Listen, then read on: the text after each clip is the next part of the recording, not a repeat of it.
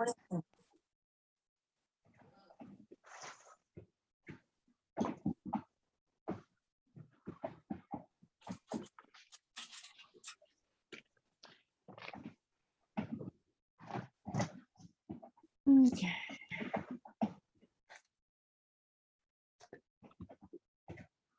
Okay.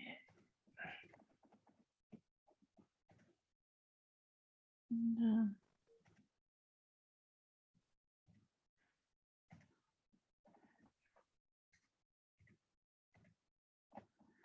we're still waiting for Megan, it looks like.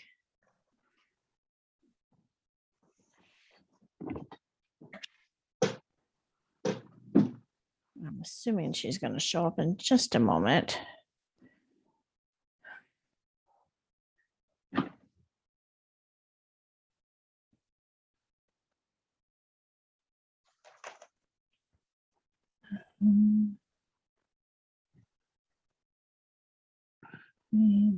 Mackenzie.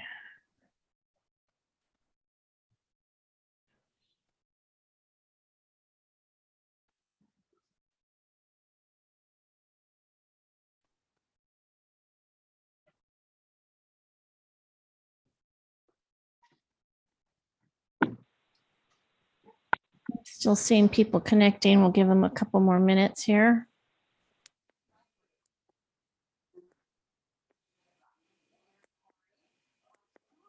Okay. So Christopher O'Toole, would you like to make a public comment or speak to an agenda item? Thank you. Was that a no? No, thank you though. Okay. Okay. Usha, would you like to make a public comment or speak to an agenda item?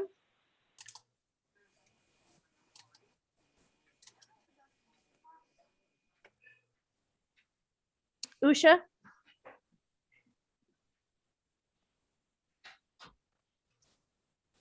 If you're saying something, we're not hearing you. Tina Flores, did you want to make a public comment or speak to an agenda item? No, thank you. Okay. And somebody who's called Diagnostics iPad, would you identify yourself, please? Yes, this is Sherry Johnson. Okay, that's fine. Did you want to make a public comment or speak to an agenda item? No, thank you. Okay.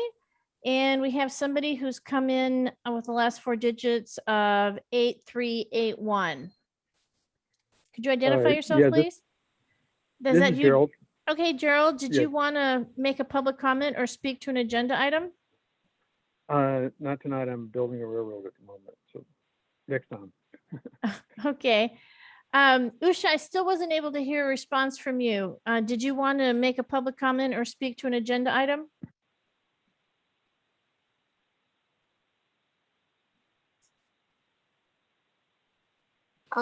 Sorry, I was saying I don't know what's happened, but no, I don't have any public comment.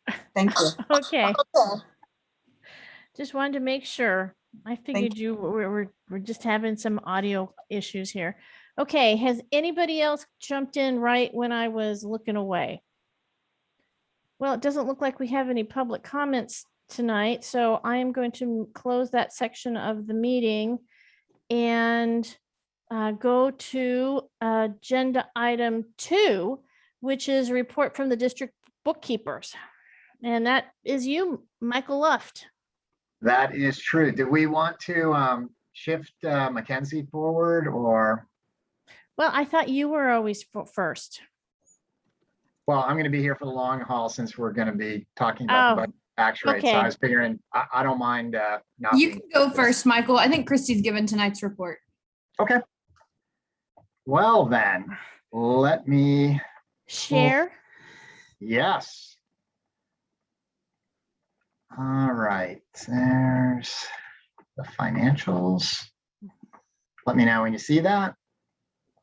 I see them. Excellent. All right, so the July financials, worth noting from the calendar that this month in August, we've got quite a bit going on.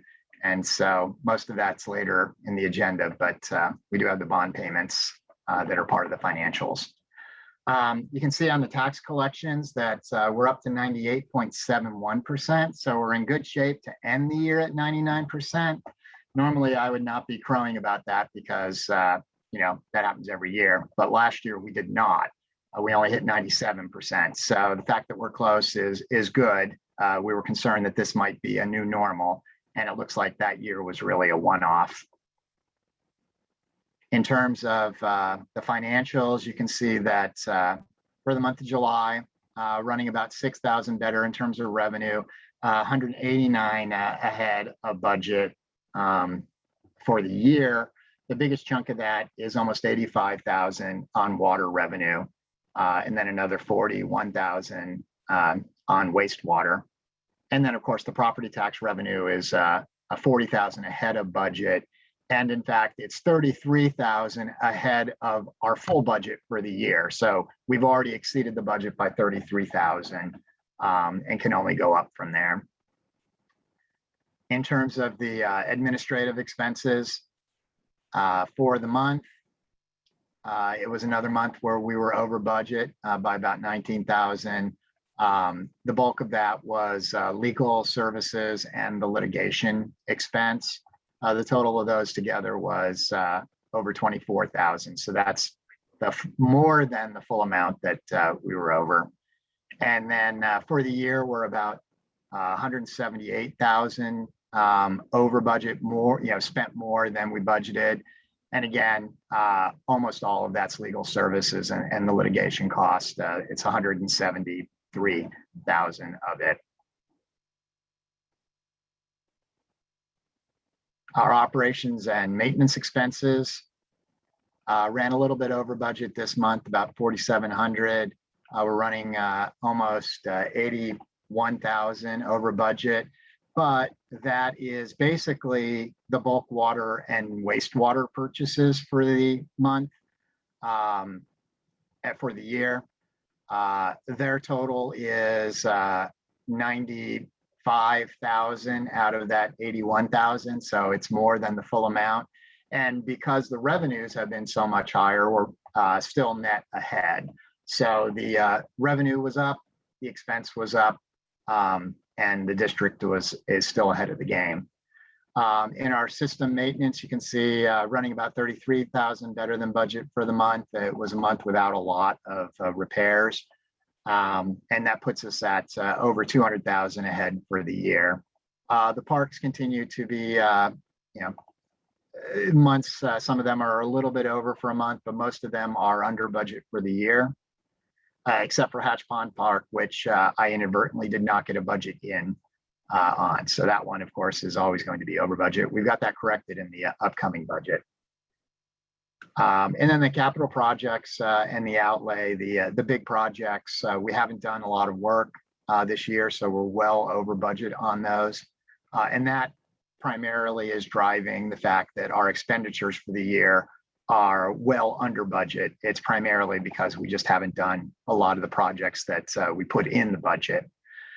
So for the month, we put 50,000 in surplus.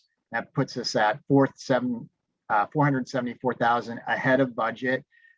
We did have a deficit budget, and we're running a surplus instead, and we'll likely end the year that way. We budgeted to have a 500,000 deficit, and on the budget, I'm projecting that it's only about a $6,000 deficit, and that's assuming that we do a lot more of these projects at the end than I expect that we actually will.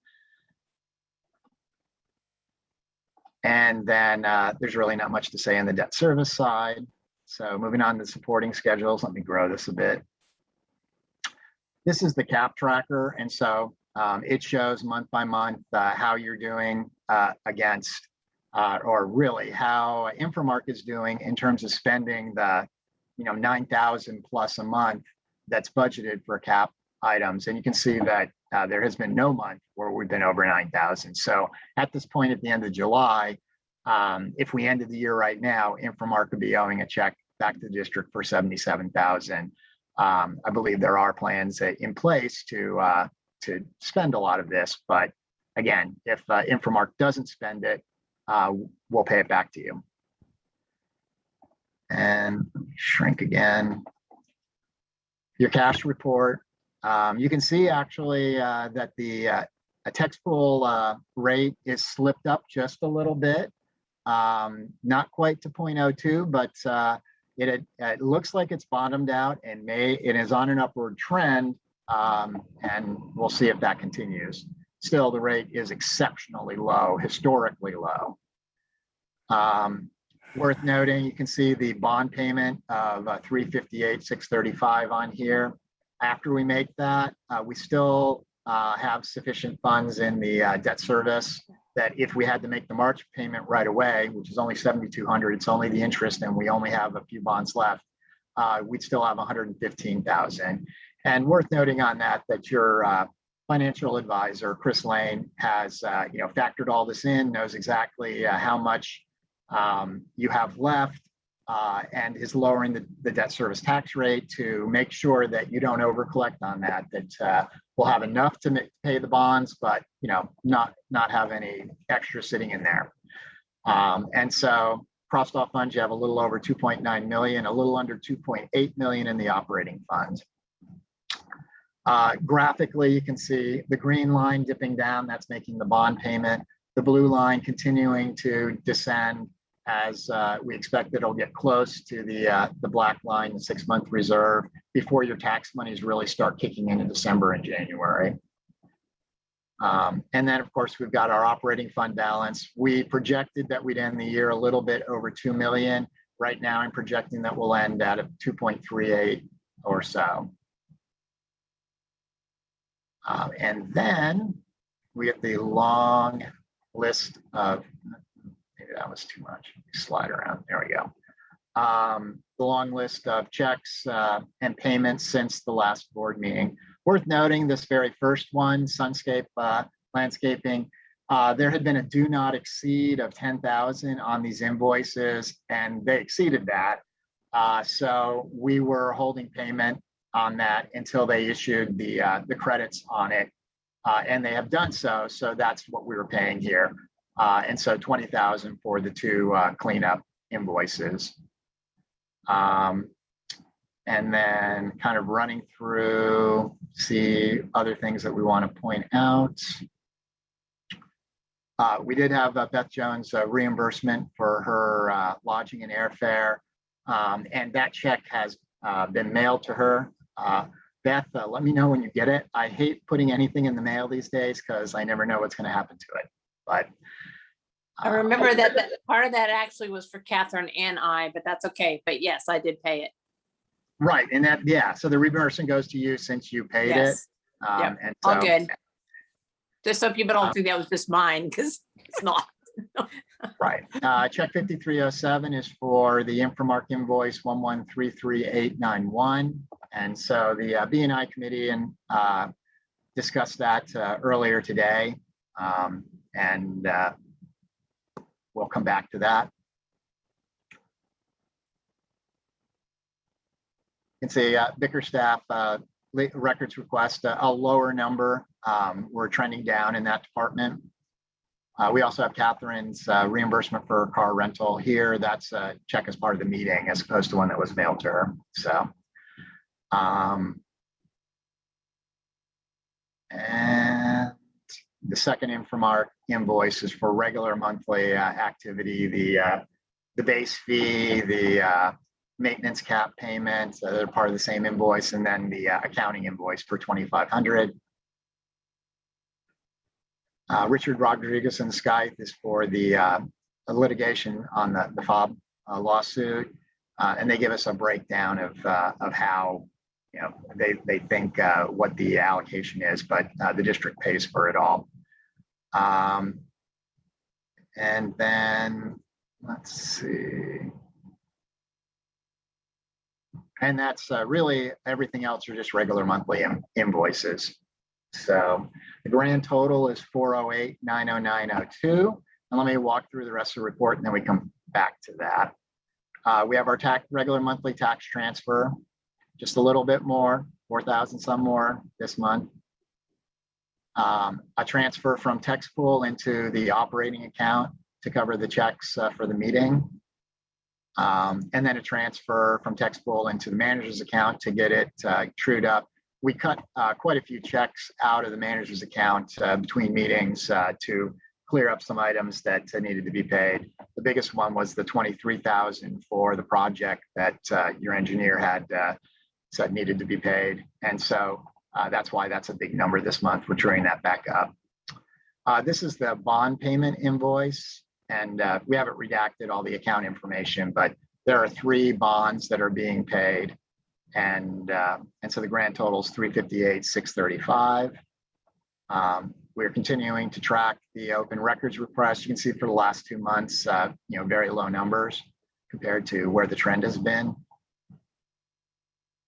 And then we have the tracking report on the do not exceeds. There was no activity on the detention ponds and a little bit of activity on the parks beautification. I went ahead and put the Sunscape Landscaping, River Rock and Shrubbery at El Solito and Spider Lily here under the 5K for shrubbery. I'm not sure necessarily that was the intention, but it was a decent enough size. And so I thought that this is where that belongs. If for some reason it does not belong here, just let me know and I can reclass that. Hey, Michael, can you scroll up a little bit? Sure. Because I think isn't engineering at the top of this? And the not to exceeds. Oh, yes. Well, this particular one is the 77.5. That's the total. Are you talking about the other project? Well, when I was going through this earlier, I was looking at, I think it was the infrastructure committee, and the information was going back to the 2016 budget year. And what I Okay. wanted, and I'm going, hey, starting with the next budget year in October, can we clean it up? There's Right. no reason. I think you're to- talking about this one. where- Yes, right. this There's one right here. Whole history here. Yes, of and I budget. think everything's done. I mean, I know there was lots of stuff where things kept shifting, but I think, can you tell if I'm on mute? Yeah, if you think this is done, The only then thing left in that one, maybe, even though there's another project for it, would be the completion of the Madeline Loop sidewalk. Right, and right, and we need can to- have that as a Right. separate one and track that by itself. Then, I'm right? Then just- I think this one's ready to close. Good. I'll be happy not to include it every month. Okay, well, Yeah, to this is me, long gone. it's just noise, when Yes. we're looking at things, that's all. Unless you have another phase of the detention ponds coming up that we don't know about. Did it Not that stop I'm at aware phase of. 3? We do not. Okay, then that one's ready to close. Good. I will make a Yeah. notation to that effect. Okay, so now I'm back to the checks. Did we have any questions or issues with anything? I have No, yeah, hold on. I was just gonna say that Megan and I went through this in real detail and reviewed the Infomark invoices in detail. So I'm comfortable that the invoices for Infomark are accurate this month. Well, I'd like to ask my questions and then we'll see if you still feel that way. Well, let's talk. Well, let's. I want to talk about Michael's report. Michael, will you go to page 3? I think we talked about this in the budget meeting, page 3 of your financial report. Hang on. Well, I'm sitting here. I don't have this. I'm in the packets. I'm not sure which is my page 3, but Oh. There you go. yeah, it's right here. Oh, yeah, I guess I am in my pack. I'm sorry. I am in my financial report. I am on this page 3 is the Yes. tax report. And we touched on this briefly in our meeting today, this afternoon on the budget, but what struck me as odd here is that in September of 2021, we will have collected a higher percentage. Is there something guaranteed coming in, or is that just your prediction? Oh, it is. Yeah, when I said that, that is probably, it's likely It's very likely, but it is possible that there would be a reversal. They had to pay somebody back out and collections didn't come in. So it's possible that this number could go down at this time of year, but again, that's rare. Okay, That's based on my experiences that, at this point, a little more dribbles in. And so that was really what I was saying there, but I mischaracterized it. There's no guarantee. of course, of And course. that's why we're not at 99%. And so that's in our conversation in the budget meeting earlier. That's why, I'm hesitant to say that we should budget for 99% because we haven't quite hit it. It's possible that we don't. Right. But I would state, it won't get back to the budget, that even if we budget at 99%, we would come in over the number that we were budgeting, even if we came in under 99%. Because last year we budgeted for 98% would have covered this 97% that we actually collected. We come in over consistently. And that's because we use a conservative number on the AV. We're taking on the people that are challenging, we're taking their number and they don't all win. So we end up getting more than we budget, but still, yes. Would you make a note, if it's possible, to find out how many of those taxpayers are homesteaders per our conversation earlier this Yeah, that has afternoon? been a good question. Yeah. So We I don't can need try it to, today. yeah, just- I can go back through the numbers I get and try to back into that. They don't, I know how many people, how many properties have a homestead exemption, and I can kind of compare that to the total number. But, I don't know, I can't really do the individual ground up piece. Right. They Yeah, don't that's actually okay. give us that information, but I can give you a rough number. Yeah, just a ballpark so that we can actually have a really good feel for how much of the neighborhood Right. is not owned by homesteaders. Right. Okay. And while we're sitting on this page, when you pay your taxes late, you have to pay a penalty. Right. Do we get that penalty, or does Williamson No, County? you or Travis- absolutely get it. Now, Okay. I will state that there's another piece of that. If they ended up, getting a lawyer to do collections, then the lawyer is going to get his collection fee.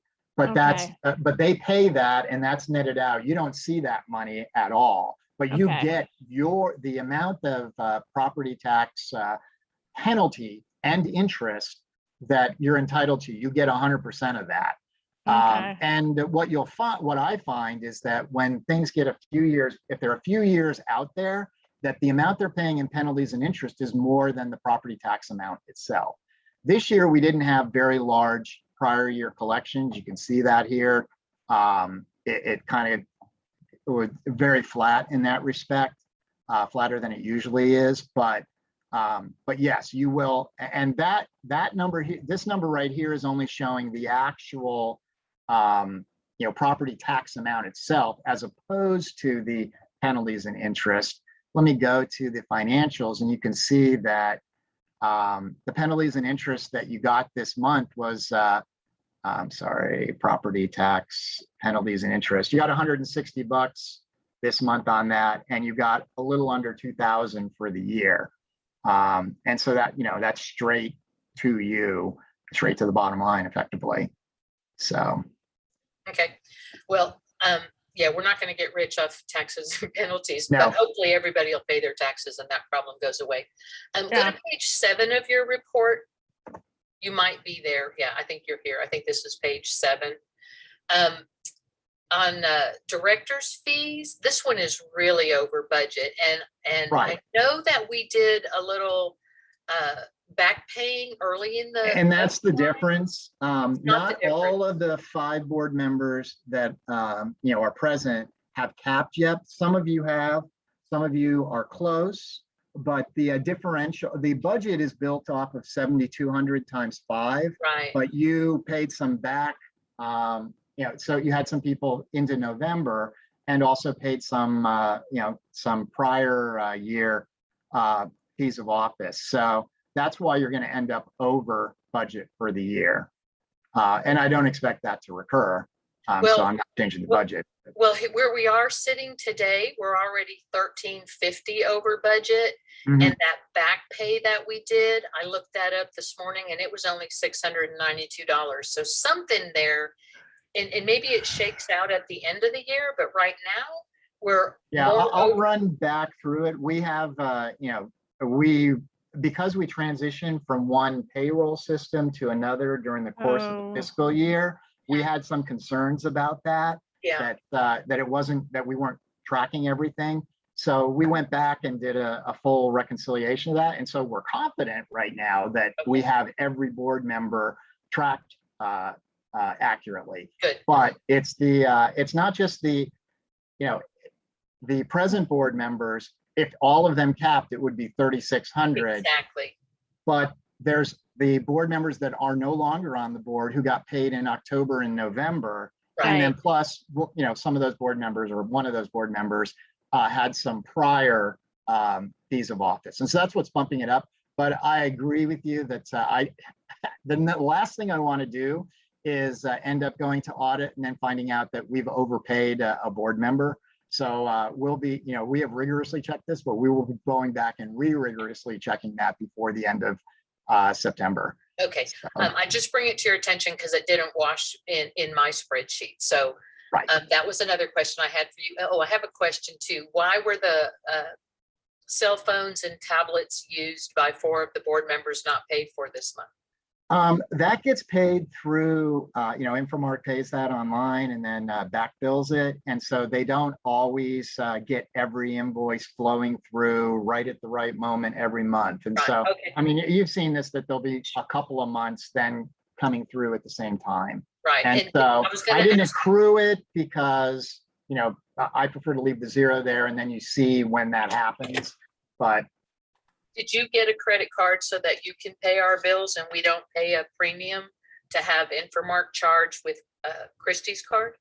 well, if an Infomark credit card is used for it, then it's going to go through that system. All right. we talked The about only this way to last avoid month. that would be to have a district credit card, which I emphatically ask you not to do. So, Okay, I appreciate that. We need to come up with a solution.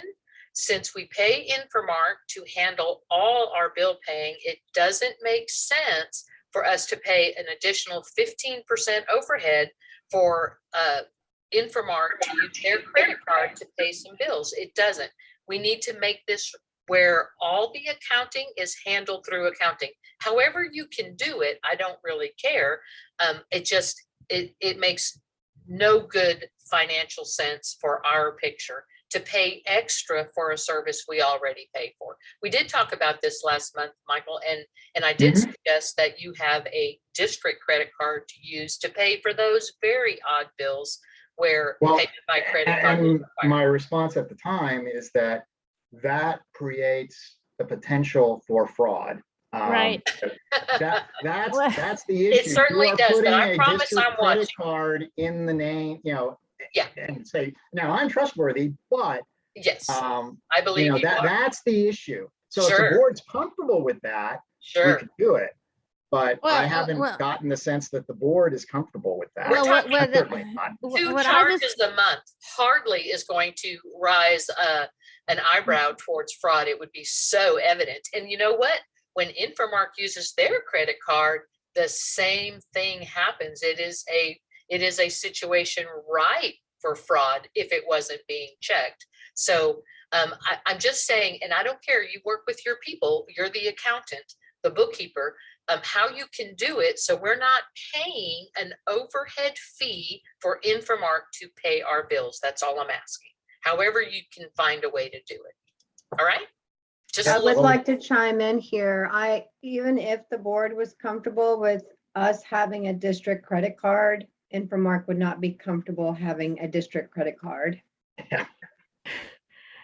Well, and I'm thinking about this, like, I don't want to have a district credit card, and that is just something, a path I don't want to go down.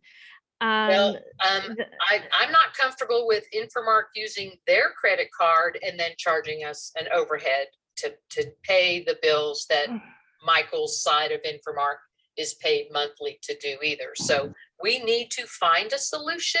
I don't know what that is. If a credit card makes you nervous, we'll find another solution. But I have asked now for 2 months in a row for that to happen. And I still want to see all the Infomark credit card receipts. So you see, you don't avoid any of that. Hey, So Christie, how do they do it in other months? Do you guys do the same process? Same thing everywhere. It's part of our contract. Even if you purchase something on an invoice or a PO, you still get the 15% markup. It's part of the processing payment. right. So is it correct to say that you guys charge us throughout the system? This is part of your accounting system? This is the way it works throughout all 100 or actually 200 MUD districts that we operate. And Christy, I don't deny that that's legitimate, but I did ask this for this budget cycle to see exactly how much this MUD district paid to Infomark this year in that 15% overhead charge, in addition to the $1 million we pay Infomark a year to handle our business. That matters to me and it matters to my constituents. 15% is a really huge overhead charge when we pay $1 million a year for your service. I But it's, understand. but it's I understand. important to realize that we're not paying 15% of, $1 million. We're not No. paying, yeah. It's And- additional. It's above the $1 million, Catherine. No, Above. I'm not saying we're paying $150,000. That's what I'm saying. It's not 15% of $1 million. It's 15% of $100 invoice, because the only way we can pay that invoice is with a credit card. It's because of the timing. 15% of every invoice they write that's not in their base fee. So on the wastewater transport, videoing the pipes, that cost us almost $25,000 in overhead fees for Infomark to call for that service. And then Herb had some expenses charged against that as well. So it's not just the little $100 ones that I'm worried about, Catherine. It's the big ones that I'm worried about. So Christy, I would like to have the grand total of overhead charges that we paid to Infomark for the year to date and for last year, grand total. So I know how much above $1 million we paid for Infomark services, because that's the true cost of your services. That's the But true. you're getting invoiced with the 15% markup. It's in the But I invoice. don't have a mechanism to run a report and just pull out the 15%. I'm not sure that we do either. Michael, is that possible? That was actually a question I was going to ask you. I know how That's the a POs Melissa go through question. the system, and then they get upcharged.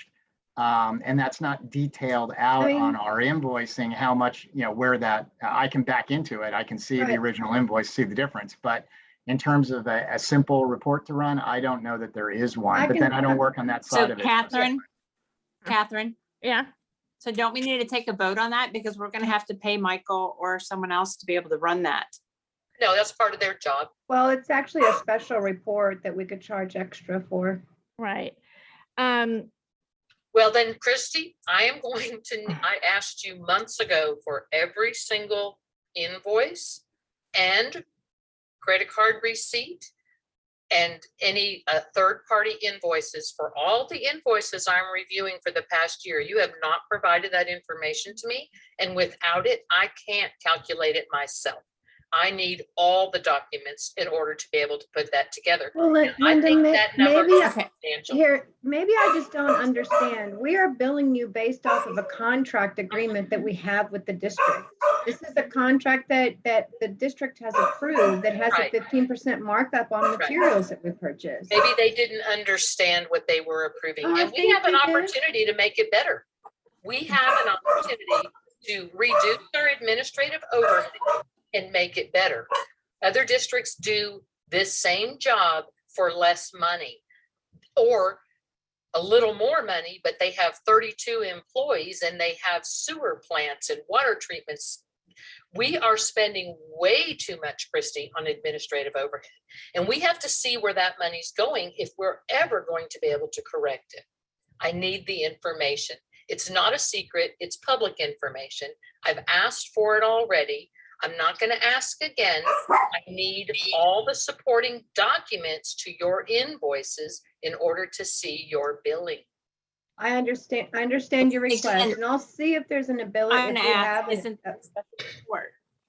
If that's a special report and we're having to pay for that, Catherine, can we please take a vote on this? I'm not Catherine, asking It's for a not, it's, report. Wait, we listen, don't we need to need take a to move, vote. we need to move on because this isn't part of, this isn't, this It is this about isn't on the this- agenda. It is about the financials, Catherine. If they're not Right. showing all the information, I disagree that they're not showing all the information. Linda, I disagree. I know Listen, you do, Catherine. You do always disagree, but I'm not just jumping into this blindly. I've been looking at these records for 4 years. I need the details to put it together so that when it works, I say nothing. When it doesn't work, I speak. Let's move on. Mr. Yes. Bickerstaff's invoice is not for open records. He did not spend that money on open records. Look at his invoice. He did open government. He had a phone conversation with Bill Flickinger that's not recorded on Bill Flickinger's invoice. So why we're paying him for what? I don't okay, know. okay, hold on. I had a blip here. You're talking to who? What are you talking about? On page 7, open records request for this month is $81, not $624. Okay, so what we're talking about is We you have a have, problem with an invoice. no, we have a categorization issue. No, actually, Catherine, we cannot match Bob Heath's invoice to Bill Flickinger's invoice. He says he had a conversation with Bill Flickinger that Bill Flickinger is not recording, and they have to record all of that stuff. It's not just if I choose to put it on my timesheet, I will. I'm not going to get into an argument about that, about what Bill does and does not decide. Bill knows To what his put, obligation is. in No, his billing. listen, I'm willing to bet there's lots of things where Bill doesn't record it and doesn't bill us. That's the point I'm trying to He say. may not bill us, but that doesn't mean he doesn't record it. If Bob Heath wants to charge us for an open government conversation with Bill Flickinger, that's between him and Bill and whoever authorized that expense. I'm telling you, it's not an open records request expense. It doesn't belong there. Well, The then amount we spent can, for open records this month was $81 spent out of Bill's office. And okay, that's the kind of stuff that you bill an invoice is supposed to be looking at. It's not just a rubber stamp of everything that comes across. These mistakes need to be corrected. The records need to listen, reflect. I am not gonna sit here and let you say that our attorneys are billing us improperly. What I'm hearing you say, and we need to move on because this doesn't need to be done in this meeting. It needs to be done in subcommittee meetings, is that we have a categorization problem. That's what For I'm this hearing you particular say. one, yes, It's a this particular one is a It's a category. categorization problem. And categorization issues do not need to be handled at this, in this forum. They need to be handled in a subcommittee. And because we're not talking about changing how we're paying the money, we're just talking about how it's being accounted for in the accounting system. No, That's- actually, that is not. And actually, Catherine, you are mistaken. This is the public's information and it absolutely needs discussion. No, I public just, forum. listen, we're gonna move on, okay? What No, other? you're not going to move on until I get all my questions I answered, Catherine. want to understand what your questions are, Question. because if your questions don't need to be handled by a subcommittee, then we're going to push it. I'm going to ask you to push your questions to the subcommittee so the subcommittee can take it up. That's what I'm trying to say. We did this last month. I made a mistake by not reminding everybody, or specifically you, Linda, that if you had issues with the billing and invoices, that they needed to be routed back to the billing and invoices subcommittee. No, I'm not going to do that, Catherine. And let me tell you why I'm not going to do that. Because everything I route to you, you discount. You do not address it. That's not And true. I'm not going to let the finances of this district go because it's Let's easy move for on, you not to Linda. address it. Let's move on. All right, let's move on. The Infomark invoices, they are not correct, Catherine. I disagree. Megan and I went over every single invoice and Well, let me every tell single you- work order. Let me give you one example, and then the rest of it, I'll do it in writing to TCEQ. But here's one example. On work order 2579930, general repair or of an asset at a sewer treatment plant. Well, guess what, Catherine? We don't have a sewer treatment plant. We don't have that.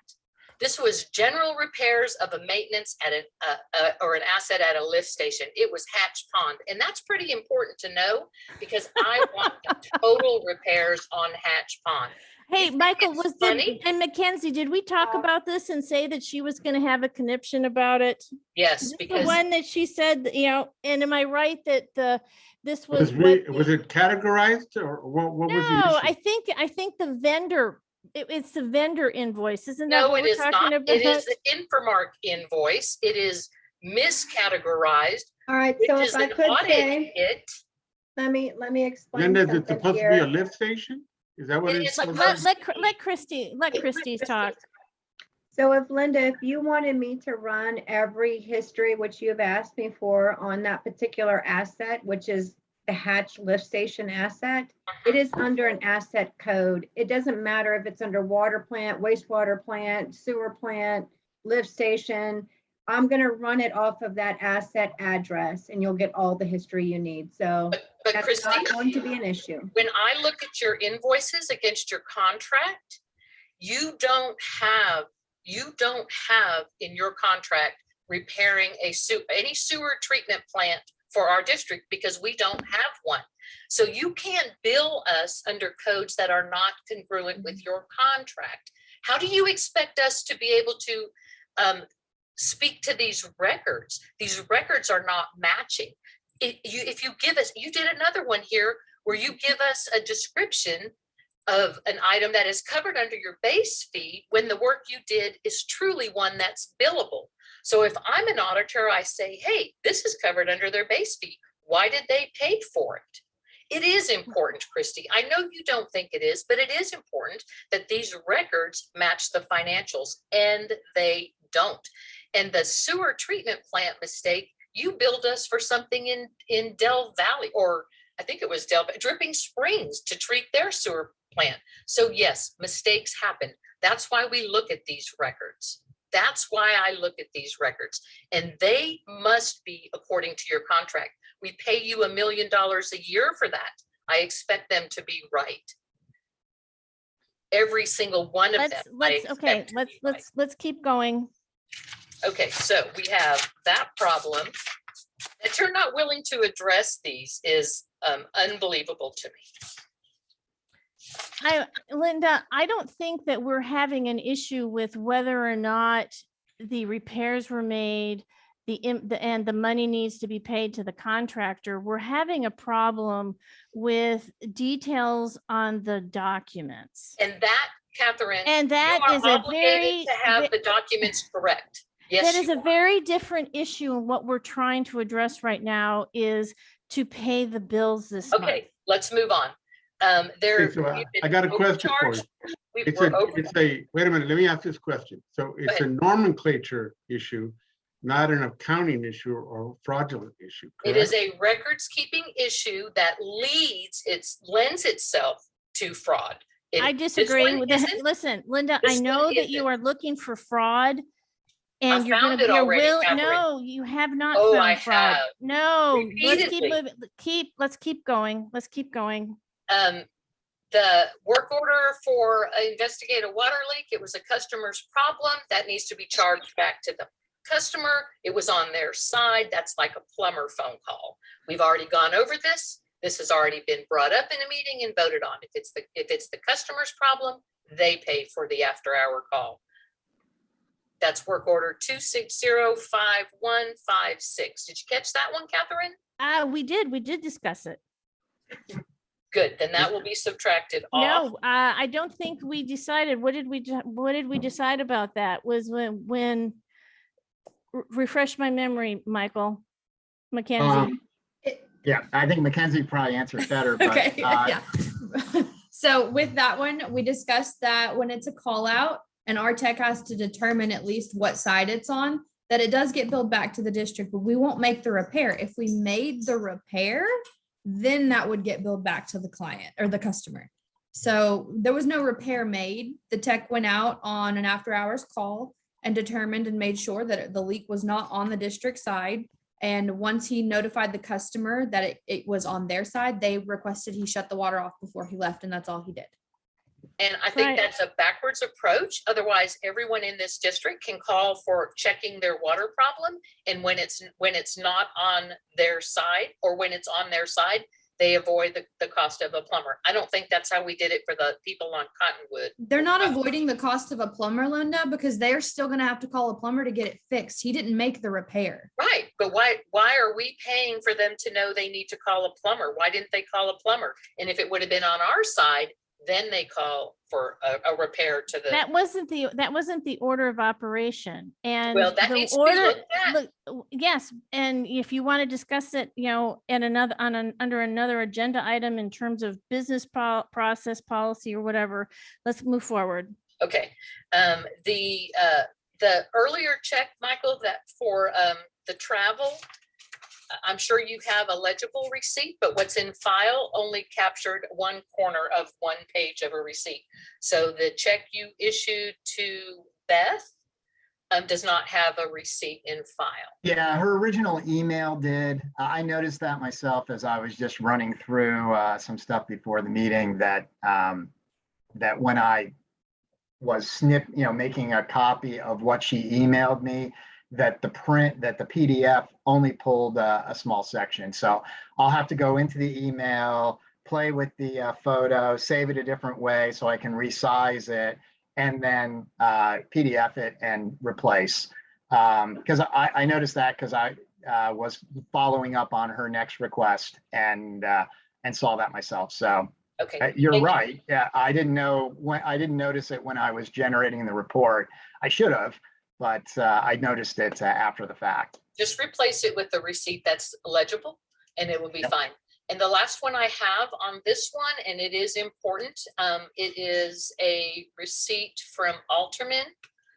It's page 89 and 90 in your bills and invoices. Describes the service to the Blue Hole lift station, which we don't have. Yeah, we And talked about that one too. what was your findings?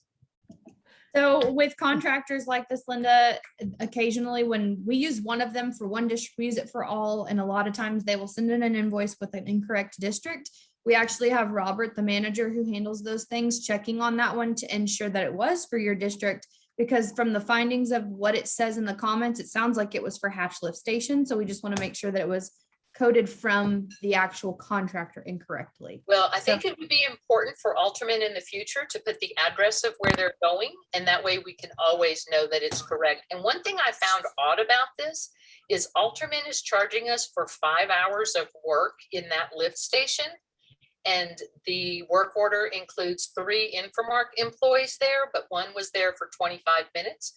Philip, our full-time tech, was there for 75 minutes. And another Infomark employee for 50 minutes. So if it took Alterman 5 hours to do the work, what was the point of the 3 briefly visiting Infomark employees? And we don't pay for our tech to go there. Correct. We spoke about this one as well. And I already told Michael as we were going through this to notate to credit memo, both Phil and Scott. And what typically happens is when we get a high wet well call out, which I'm pretty positive that that's what that work order is titled as, we send whoever's in the district there immediately to make sure that there's nothing going on that requires immediate services. And so that's why when it happens during hours, your tech is already in the district, they're going to go there. And it was just missed on the trial of pulling the time off. Carlos Perez is someone that we use in our side of things that specializes in work for those things. He's likely the one that went out there, called Alterman and had them come out there. And I guarantee you both Scott and Phil were likely in the district and reported to the call, just because for an emergency sake, we make sure that it's not overflowing and we need more than just Alterman or whoever other contractors we might need. So What is the refund on this work order? I don't have a total amount for you. And I'm not gonna have one, so it'll just come out whenever we credit memo It's it. gonna It'll be for- Phil and Carlos. No, Phil and Scott and And both Scott. utility trucks. Yeah, so their time amounts are 43.65 and 28.10. And then we also, Mackenzie was saying the 2 trucks. So we'll back into, work out what the full total is, but we don't have it right now. But that is one, a credit memo that we have in process. All right. And just to clarify too, for the sake of going through this one, like we did with Catherine and Megan, what happens here is your tech is in the district, and regardless of what the tech is doing, whether it's billable or not billable, they get on their iPad, they get a work order, they go straight to that lift station, and they log their time, because they have to log their time regardless if it's billable or not. So that's why it will always and forever show any base tech on those work orders. The thing is it just comes to us on a trial and it got missed. So it's not that Phil's time shouldn't be on it. It's that Right. it shouldn't be on it for a billing purpose. And I don't want y'all to think that. And I've seen him on there with a 0 charge. And of course, I've given you Yes. many corrections where he was accidentally charging. Correct. That's a perfectly fine enough explanation. We should move on. Okay. Keep So that going. was the Infomarks invoices. They are repeated mistakes month after month. But I am actually capturing all of them into one spreadsheet to show the magnitude of these mistakes. Moving through this, I only have another question here. It's one of Herb's invoices in the amount of $4,061.23. Where he is doing Infomark's job in the ponds. And I want to know who authorized Gray Engineering to do the pond work that is in Infomark's contract. That is over any additional services amount authorized by the committee. You have the invoice number on that? I do. It is 58689. That's Herb's invoice number. All right, so 4,061.23. Yes. Okay. And last month, Catherine, I didn't get the additional service forms for the 3 additional services done last year by committee or last month by committee. And this month, they're not attached either. So that is a serious part of the record. And it needs to be here, and it's not. What did the Bills and Invoice Committee find about that, Catherine? We're not looking at that. That's part of the record. It's required. It's in the contract. It's required. Okay, so what did we come up with? Who authorized Gray Engineering to do the? I don't know what it is. That's what I'm asking. That's the IFC small project one.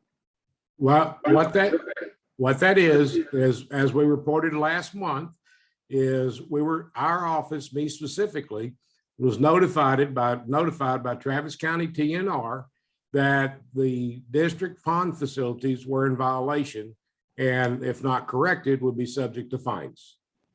And that's, as we discussed last month, that's what all of that work was related to. I remember it so well, and it was a Sunscape problem. They hadn't been doing the ponds, they hadn't been mowing and keeping the grass out and such, and all of that, Sunscape's contract, managing that contract, and the maintenance of those ponds is part of Infomark's base fee. It's in their contract. So Herb, if you were called upon to get involved in this, who authorized that project? I mean, as far as I knew the board was involved and the committee was involved. I don't know that anybody specific, I haven't seen a written form, if that's what you're asking for. Well, it's an And I didn't additional provide one. service beyond the scope of your contract. So of course it needs to be approved in advance. And I don't begrudge you answering questions or doing those things so long as the board has approved it in advance. Okay. And So, this okay, one was not. Did anybody was there any other expectation from Herb that Herb was going to take care of this for the board? I mean, I I will admit that I went out and talked to him when he was out there because I needed to understand on the park side of it. So, I mean, I then went out there and visited on that. No, but the point I'm trying to make is we talked about this last month when we understood that we had a problem. And it was my expectation that Herb and Gray Engineering was going to be handling this communication with the TCEQ. And that's exactly what happened. Well, it's Because they got TNR. reported, that the report Well, went to whoever. Herb from TCQ. Yeah. And that's why Herb was in. the And Herb can inspection. respond to the report. That's not my issue. Herb contacted Sunscape. He went out and examined the ponds. He got heavily involved in the maintenance of the pond, and that is a maintenance function that Infomark is paid for. That's my point. This is an additional $4,000 that we're paying to Herb for work he did, and I'm not suggesting you don't pay him. He did the work. Why are we paying two contractors to do the same work? That's my question. Okay, so Herb's expertise was to do the inspection on the pond. Is that correct, Herb? Yes, once notified by Travis County TNR, that is correct. Okay, so the report came in. I have no expertise on that. Herb is the expert for that. So Herb was tasked to go and do this, make sure that they fulfill their obligation. Sunscape, that's what I'm talking about, to make these repairs. So when the inspection on August 8th came, we would pass it. Is that correct, Herb? Is that a correct statement? That is correct. So you authorized it, Art. You No, authorized I don't think, I think the expectation at the July board meeting was it was an all hands on deck, and that Herb was going to be interacting, Infomark was going to be interacting whenever we're moving And forward. Infomark, in fact, came back and said, we're going to have a checklist and we're going to check everything off to make sure they hit all the elements. Is that correct? because it's Infomark's job. That's why they should have been the ones doing it. You're missing my point here. My point is, why are you so eager to pay contractors, multiple contractors, for the same service? This happens month after month. This is an additional service for Herb. And I if can't the talk to month infrastructure- after month, Linda, but what I can talk to is that we had to solve a problem because we were going to get a fine imposed on us because Sunscape wasn't doing their function. And What they who's were supposed to do responsible for the contractually. Sunscape And contract? well, then let me finish and then you can. Herb noted in the contract that that is what Sunscape is tasked to do per their contract. So yes, with all that being said, Herb was the one that we wanted to inspect to make sure they complied with everything that was required. So TCEQ could come in and make the inspection and we could pass. Then if Infomark is not, the premier water company is not capable of managing that Sunscape contract, why is it under their contract and not Herb's? I understand your point, but with her being our project, our engineer in the district, and this is being an isolated incident, something that required compliance with the Travis County or TCEQ? It's Travis County and it's TNR, it's Transportation Right. Natural Resources. And that was determined why Herb went out there and did what he did. I'm not suggesting that he shouldn't have been involved, Art. No, I'm I understand suggesting, what you are, but you're asking why we use two contractors for this. yes.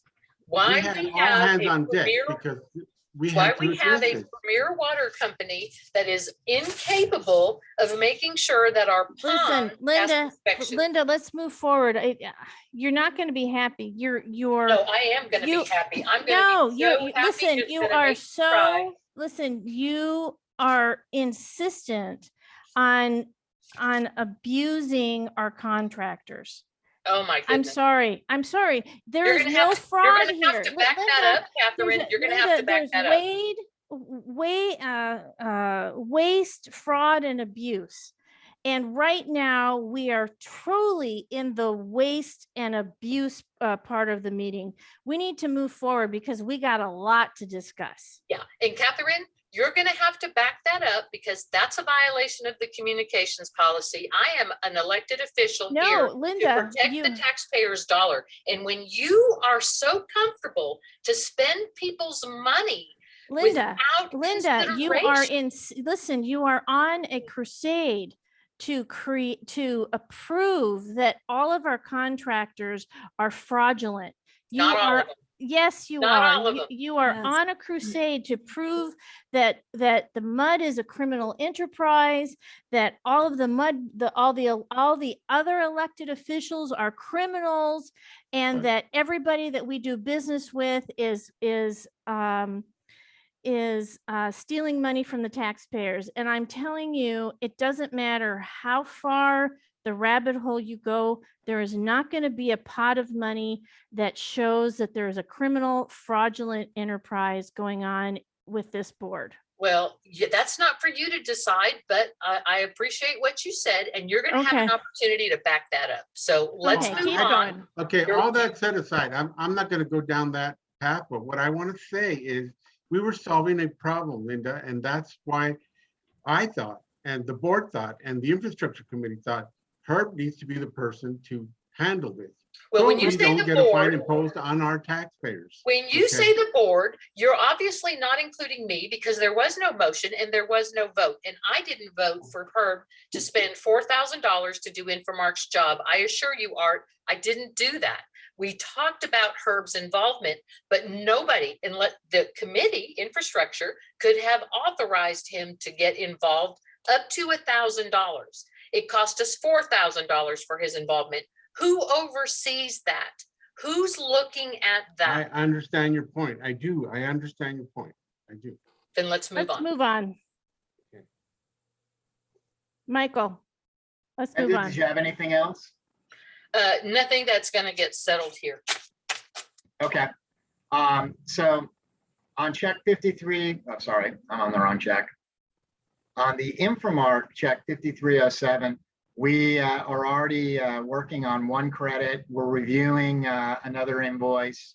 So I'm assuming that the board would want us to hold that and, you know, if actually probably void it because we know we're going to do at least one credit and then reissue once the credits are all done. That's what we've been doing. So I assume that's what you want here. Is Right. that And correct? so what we'll do is we'll take care of that at the meeting next Wednesday. Okay. So that then brings us back to the bottom line. And I get to do my little magic numbers. So the total amount paid is $408,909.02. We're going to hold or void check 5307 for the amount of $9,992.65. So that leaves a net of $398,916.37. Hang on, I have a typo somewhere, I think. No, that's right. Say that number again. $398,916.37. Okay. Okay, does somebody want to make a motion? The billing and invoice. I'll do it. I move that we approve the amount of $398,916.37. I'll second. Okay. Do we have any more discussion? No. Okay. Let's go ahead and call the vote. Linda, No, and for the record, so long as the remainder of this board is determined to pay multiple contractors for the same work, I must vote no. okay. Beth, Yes. Art, Yes. Megan, Yes. and I vote yes. And I vote, and for the record, I just want to say that I think it is really disingenuous of you, Linda, to every month or for the majority of the months that you have been on this board to vote not to pay every single vendor that we owe money to because you have minor problems with specific invoices. You do that knowing that the rest of the board is going to make sure that we fulfill our obligations and pay our bills on time. Well, thank you for Okay. that comment, Catherine, but Yeah. how disingenuous that you don't want to correct billing problems that it's okay for you to not follow the contract terms that have your signature on almost every one of these contracts. including the requirement for additional services, which you are Okay. not fulfilling. So let's, what's next?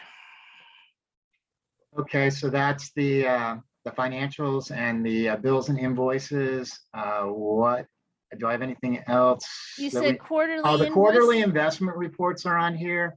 They were presented last month, but the investment committee hadn't had a chance to really review them. So has there been a chance to do that? Yes. Didn't they get signed last month? No. I thought I saw them at 1000 Old Mill. No, they haven't been approved and they do require a motion and a vote by the board. I Okay, make a motion that the district continue with the current investment policy adopted in September of 2020 without changes on the advice of our investment broker, Linda Patterson. Linda, can I interject, please?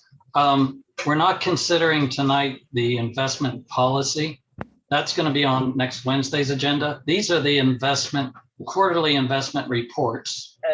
The it's 1 page per quarter that the board has to consider and approve so that the auditor sees that we've approved these quarterly investment reports. And I think this is probably the third meeting they've been available, but if the committee is not ready to review and make a motion on those, we can put them on next Wednesday's agenda if you're not ready. Well, I thought we were looking at the policy since I had seen some back and forth. Oh, with no, Linda that's Patterson. next week. Okay, then I'm not ready. are you for that. sure, are you sure that these were not at 1000 Old Mill last month? Because I could have swore, I suspect that they were sitting there, that I put them in the packet with the checks. So yes, but they still need to So- be approved. That's right, not. okay, so Beth, you signed it, right? Correct. Okay. Okay, so right now what we've got is we have an investment report that has been signed by one board member. Linda, have you had a chance to look at the investment reports? Is it attached to this meeting? Yeah, it's 2B. So Can you pull it up? yeah. Yeah, I did look at everything that was attached to the meeting. I thought we were approving the policy, not the report. Okay, let me see I if I didn't can. find it. I'm not a financial advisor, so I cannot speak to its accuracy.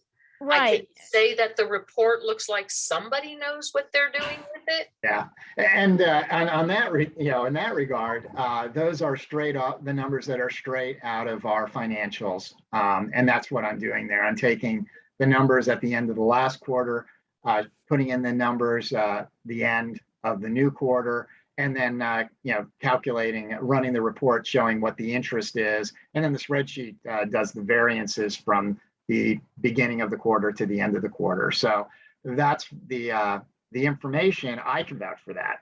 But in the end, my vouching doesn't matter. The board has to approve them, and the two members of the board that have been appointed to that are the ones that need to sign it. So in the end, you're the ones that have to feel comfortable with it. Well, So- Beth, if you've reviewed it and it looks good to you, why don't you go ahead and make the motion?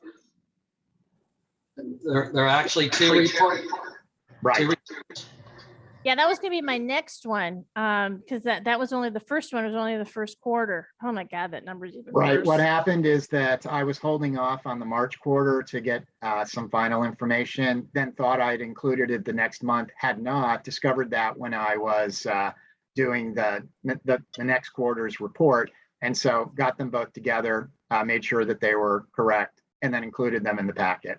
And So- I apologize for the. And I did see it in the packet, Michael, and I noticed that the first quarter we earned, and this number's real hard for me to read because it's small, 575 in interest. Right. And this most recent quarter, we earned $400 less.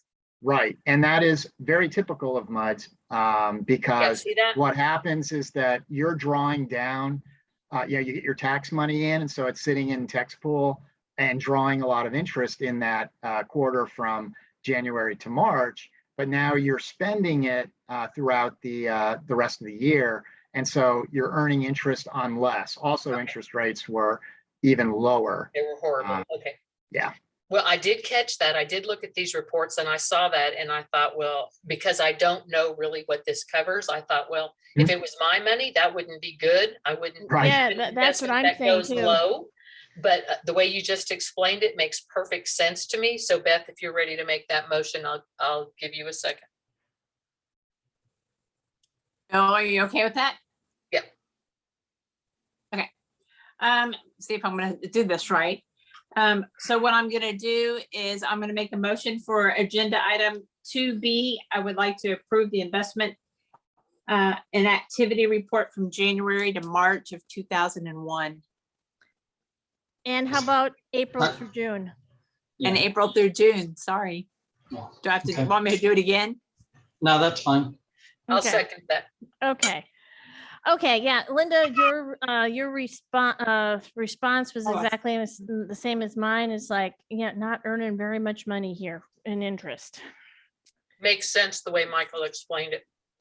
Well, to me, I just look at it as like, there's an awful lot of money there and not earning any money, period. That's, it's like, Well, that too, but that's the market. yeah. Okay, I'll go ahead and call the vote. Linda, Yes. Beth, Yes. Art, Yes. Megan, Yes. and I vote yes too. Okay, so. And one quick thing to add on to my explanation about the difference between the two quarters. The March quarter, you had your CD the entire period, and that had a much higher interest rate. You only had it for a few days of the second quarter. And so that's a big chunk of that differential as well. So that's another piece of why there's such a big divergence between the interest in one quarter to the next. Okay. Okay, so agenda item 3, report from the district engineer. Herb, you're up. All righty. I assume everybody's got the engineering report on from the attachments. This report's based on the infrastructure meeting held last week. The first item was under some of the Infomark items that we covered generally first is the water accountability.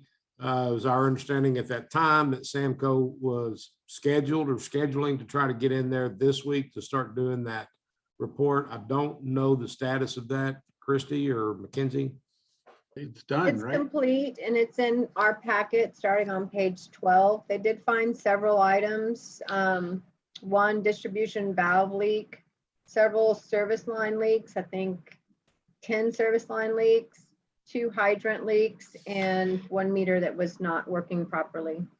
So that is the final report and we're doing work orders to correct those items.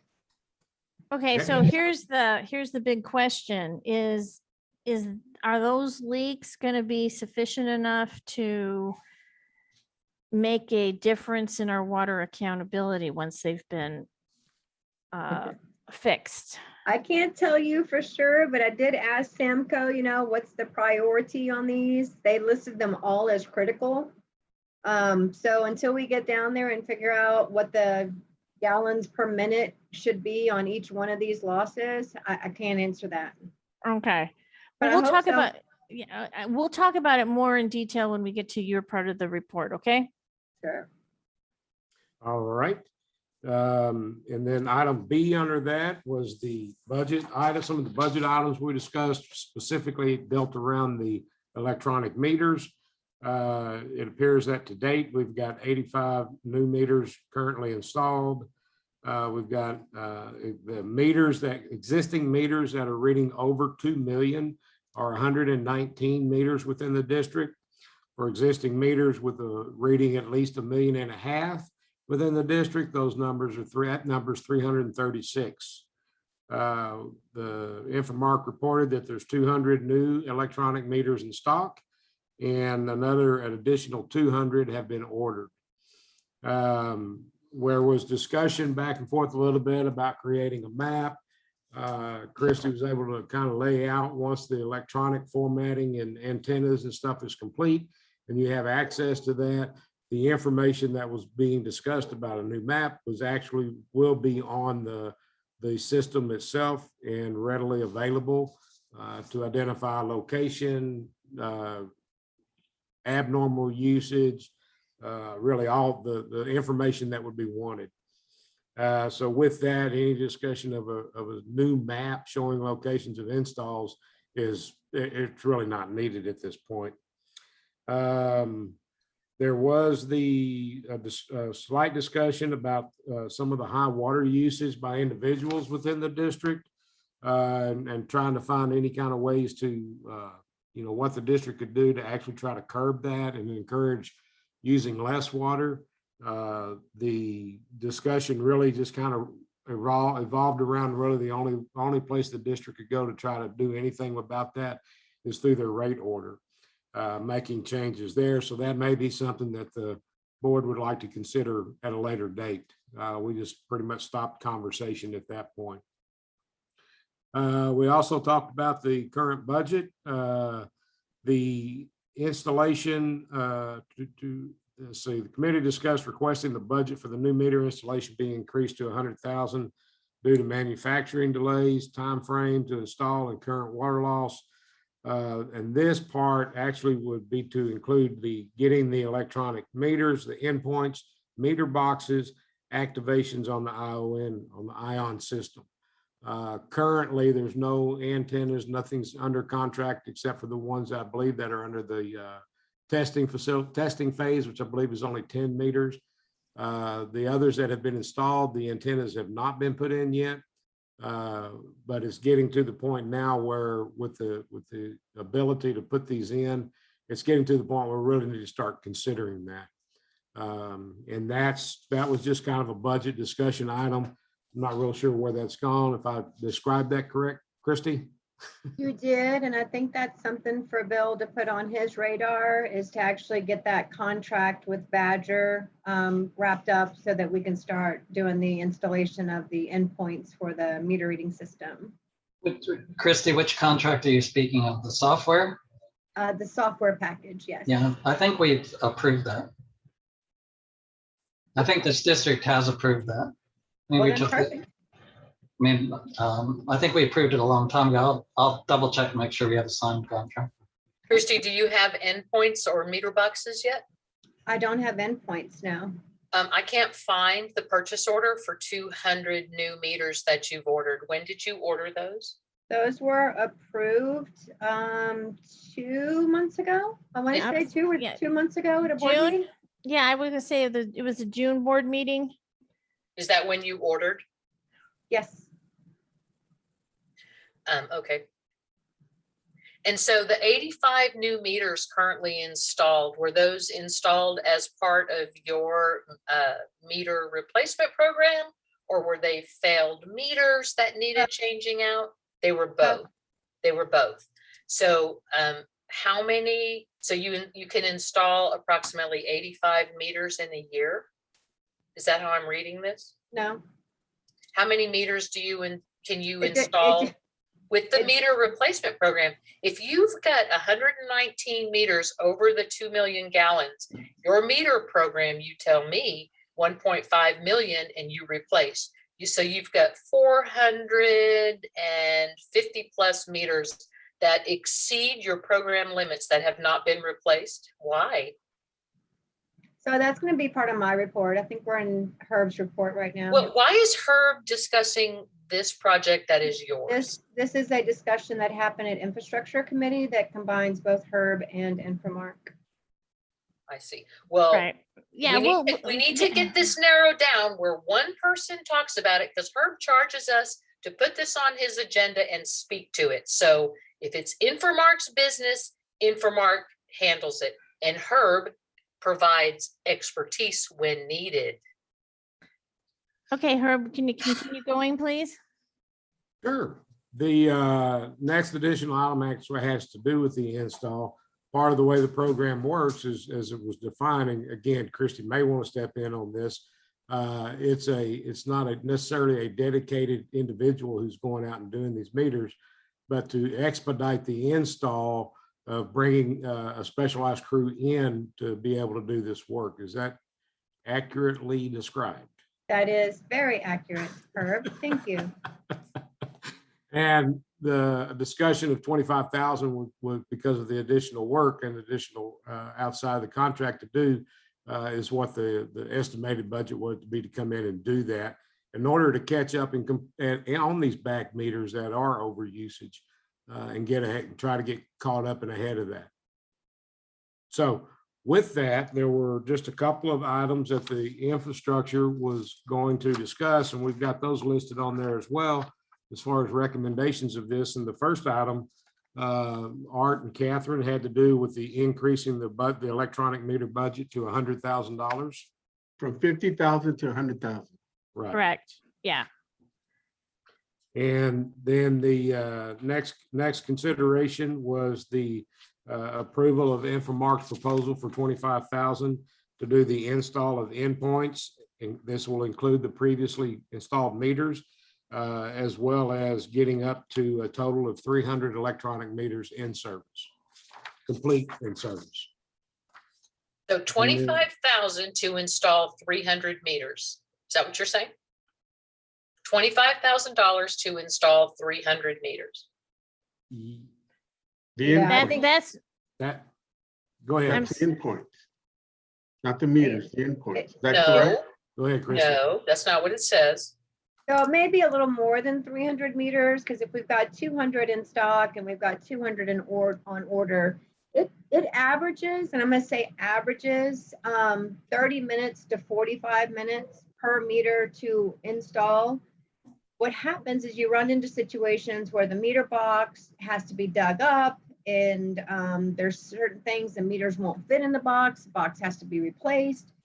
So we're looking at about $50 per meter to install, and bringing a crew in that this is all they do. They basically go in and install AMI meters.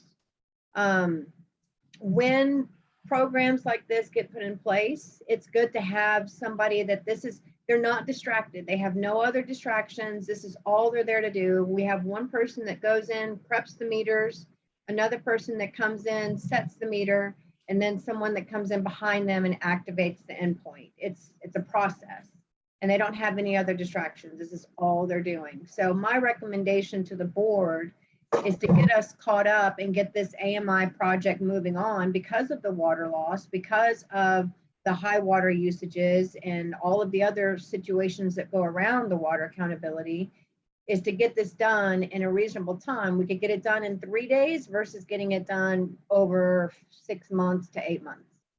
well, I think it's going to be more than 8 months to Yeah, to I do get too. yeah. Because you only did 87 so far, and Yeah. therefore, and that was with your current staff. Of course, you're distracted, one person doing it. Right. I don't disagree that rather than have 400 meters sitting on a shelf, that the district needs to absorb an additional $25,000 to get them placed. But I think it's pretty irresponsible to order so many meters that you cannot possibly install and use our money in advance. Because part of the meter replacement program includes replacing meters that exceed that 1.5 million gallons. And that's a failure. That didn't happen.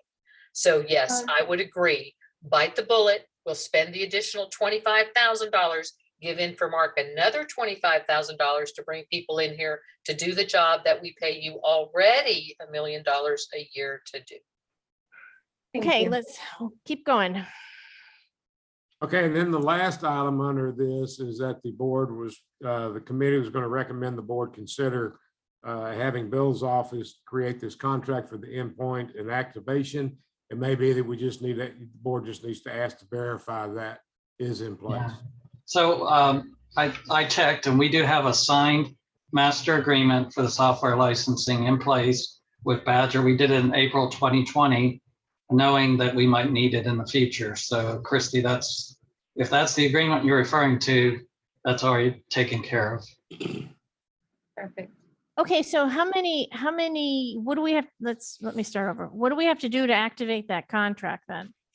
It's already in place, and you get billed by the number of connections that are per month that are on the system. Got it. Okay, so we And just what's need, it gonna cost us per connection? I think it was 89. It was 89 cents a month. I think that's the number in the contract. So where in our budget, Michael, I hope you're still with us. Where in our budget did we increase by 400 meters times 89 cents? I didn't put that in there. Did you, Catherine? Nope.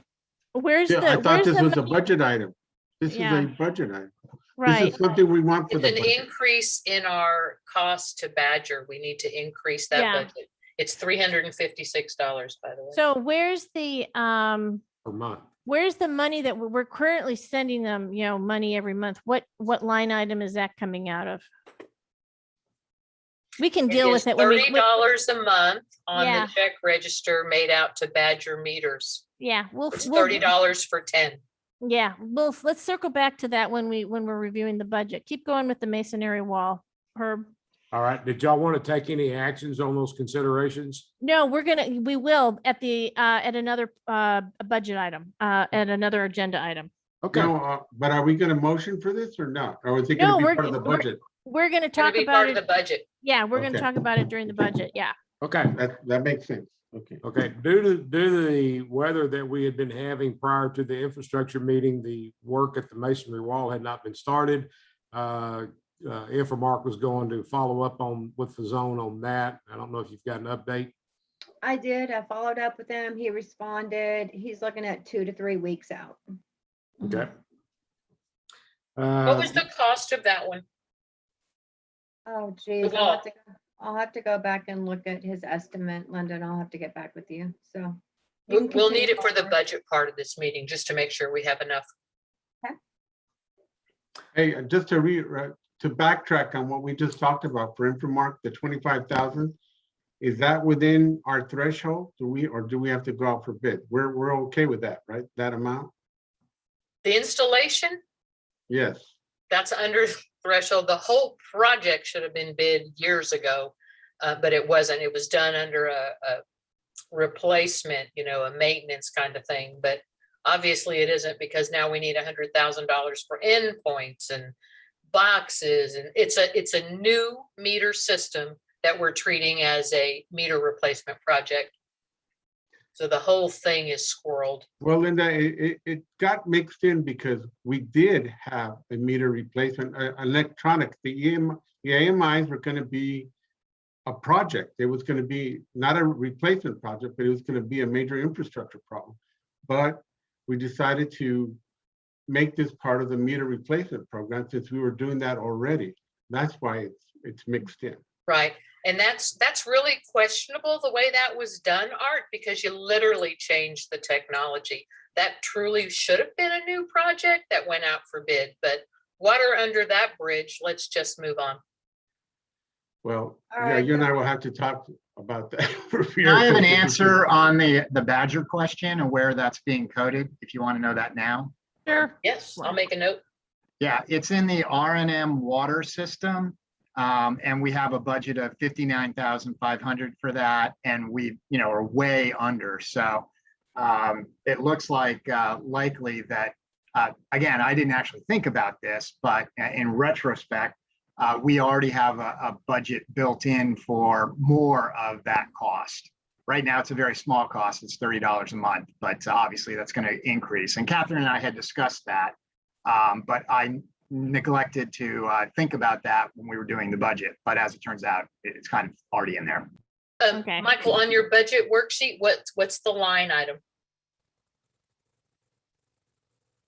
Sorry, I muted. On my budget spreadsheet, it's 178. Okay. That I can get to it quicker with that number. Thanks. Yep. Yeah, I was going to mention it, but then I wasn't sure if your spreadsheet had exactly the same numbers. Yeah, I as mine. just did a copy of yours. And the wall is 9,500, Linda.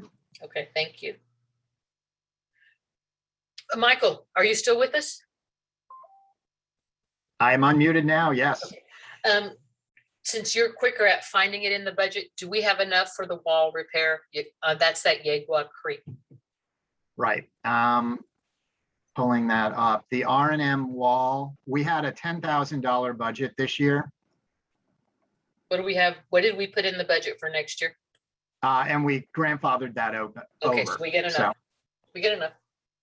Thank you for checking. yep. Y'all ready? Did you give us a start date on that, Herb? 2 to 3 weeks on the wall repair. from now. They won't start for another 2 to 3 weeks. Yes, ma'am. Okay, thank you. All right, next on the item was the MS4 permit, which is where the notification from Travis County TNR came in. We were following up with that. We did schedule a meeting 3 or 4 days prior to when the inspector was to return. We met out there. Of course, it was decided to pour down rain that morning. So there was some rain delays within this. They had made some pretty substantial progress at that time. I can tell you, one, I did get a report back from the TNR after this meeting here and noted that the work was not complete, specifically at Castlewood. This was at the end of last week. So we've gone back through the projects, all the ponds actually ourselves yesterday and today.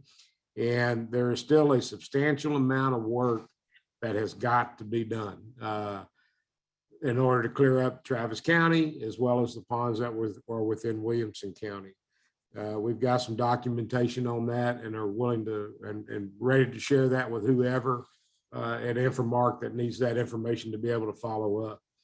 No, we did not cure the problem that they cited us for.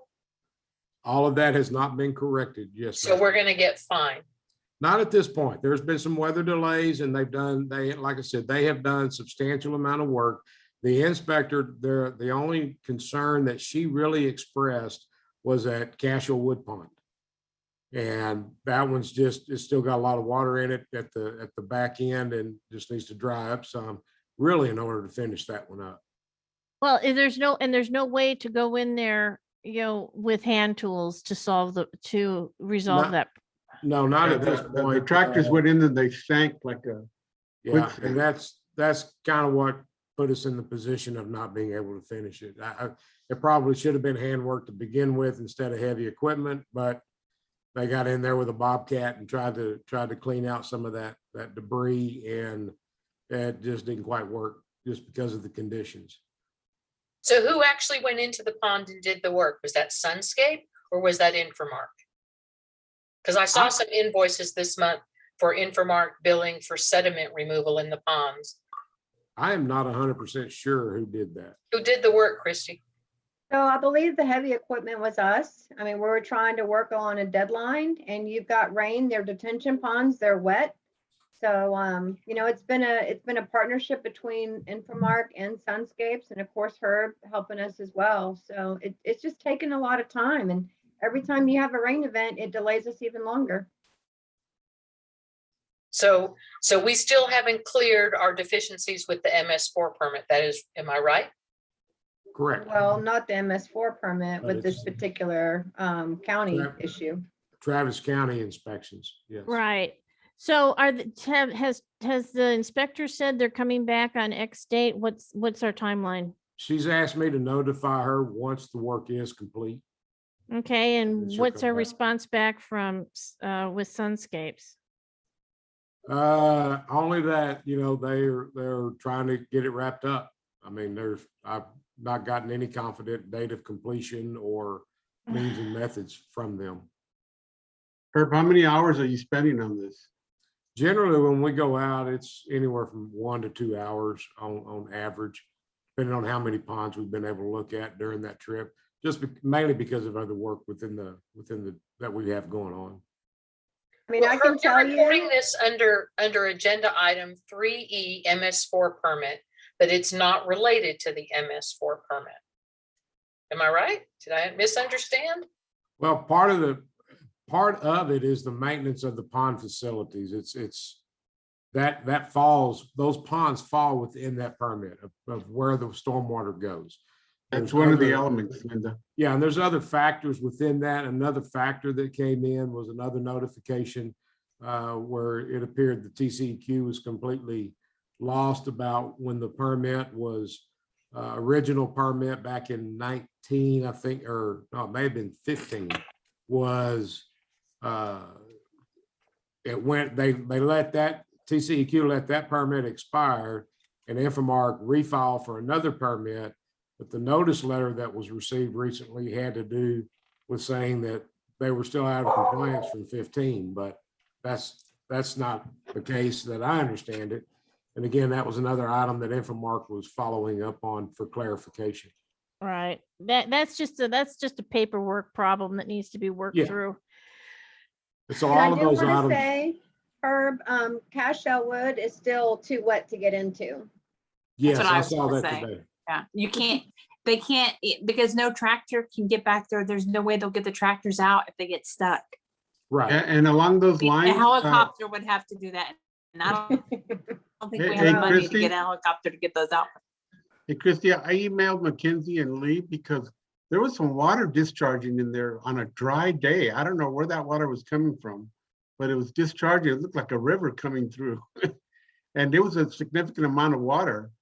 I could not find where that water was discharging into that basin, into the pond. So I called Lee. They were going to investigate it. She had me go drive around, but I could not find anybody who had a hose on into the. It's feeding in there from the drains in the neighborhood. So I don't know where that water's coming from. I remember during construction years ago, you do have some groundwater in that area over there in Valente Hills. That much, really? Wow. Well, that's one of the ponds. You actually have a sump pump to help maintain the inflow of groundwater. Maybe that's what it was. Maybe there was a pump. Is it right there in the middle of the basin or something? No, Yeah, the pump is over on the other one. Yeah, we'll get inflow into those ponds sometimes 2 weeks after a rain event. It's still coming in and it's just seeping through the ground and getting into the pond. Yeah, okay. So that's why we covered all of this under the MS4s, because that has to do with your storm system. It has to do with your stormwater permitting. And so that's why it's titled like it is, just to cover everything under that one topic. I don't know if there's any other questions or comments on that section. Okay, let's keep moving. I'm thinking we're right. gonna have to add something to the agenda for next week about this. Keep going. Okay, the next item is the risk assessment. The information, we're still needing to get some information gathered from Infomark. That information is not required. We're not required to final this thing out until November. But our office and Infomark is working together to beat that deadline readily. That's a jab at Christie. I'm sorry. All right, the wastewater main line and service maintenance, all the repairs have been completed. We got the final videos on Monday from Venco, which was the contractor for that. We got a review of those. All the repairs have been completed and are now documented as completed. So today we actually turned in the certification letter to the TCEQ, noting that the system has been reviewed, and the next time to do this review will be in 2014. 24. I can't keep my years anymore. 2024? 2024. So Okay. So that takes care of item C. Item B, next month, we'll see the invoice come in from Venco. We'll have that processed for payment as well as completion of that project. So that one will wrap up next month with the invoice. Item C is now complete. We got the letter out today, so that one will go off the list. The district handrails, our office has met with the contractor from Discount Fence. There's been some back and forth with some paperwork between all the parties that needed to be, from Bill's office to Infomark. I think everything's finally in place. They have ordered the material. They're just waiting on a confirmation of the material in order to give us a start date on that. Once started, it shouldn't take more than probably 4 days to get everything put in and wrapped up. But it's another materials issue right now. Supply chain issues. It is. It's just crazy how much across the board this is. Hey, Yeah, they're having runs on TP at Costco again, so yeah. Well, it's like I think it might have even been the infrastructure. I mean, I've got a brick project that the bricks are delayed. Wow. I mean, that makes no sense to me. But unfortunately, everybody's hands are tied onto that. Yeah. The park issues, we did meet with the park committee and discussion also within the budget portion of their meeting this past month. But one of the things that has come up has been the condition of the DG trails around the detention ponds and a couple of other places within the district needing to be upsized and repaired and brought back into better shape than where they're at. I believe the Parks Committee, talking of that, I've mentioned it to the infrastructure. We haven't had a discussion because it came up after this meeting. But one of the budget items will be a recommendation for, I think it was $80,000 in the budget to maintain the district's DG trails. Now the DG trail, The decomposed granite. right, I know, but is that to fill, to add more DG in there or to cut back the It'll grass? be all the above. It'll be going in there, and depending upon the thickness, if the thickness is there, then you've got material to work with where you can just add DG, Okay. I'm going to say DG in there. Now, is Sunscape's contract, does that include cleaning up the DG trail? Their contract includes maintaining it, not bringing in material, but Okay. they're supposed to be raking out any low spots, moving the material around. How about when grass grows over the DG? Cutting back the grass, or is that Yeah, something? they're supposed to also be spraying a herbicide on the DG trails. Right. So that the grass doesn't infiltrate into the trail itself. The district's got a lot of work related just to the grass that's in the DG trails. How many ponds does $80,000 cover? That will be 9 ponds. Yeah, we may need to break that down and not do it all at once. Okay. I mean, That's we just- I think we gotta phase that in. Yeah, we just- need to triage is what we're saying, is what we're gonna say, is we need to triage that. Yeah, and I The mean, 80 it's just the a 80 was discussion for for- your budget. Yeah, and the 80 was for all the parks and ponds. So it's anywhere there's a trail. Right. So Right. Yes. all, The- everything. And the focus was to start in on the ponds because those are obviously in the worst shape. And then from there, roll into the parks. And that Okay, would so we'll include prioritize our the parks ponds as well. first. Okay. So What again, did you say, Art? Art, Art, Yes, ma'am. what did you say, Art? What did you say? I said, what it is, about the DG trails? Oh, prioritize what needs the most work first, and then make that phase 1. Yeah, that's what Megan and I have been working on. Yes. Okay. okay.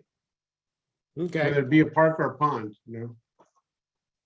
And then outside of that, I know we're still carrying the proposal for our office to provide the specs and electrical drawings for the hatch lift station.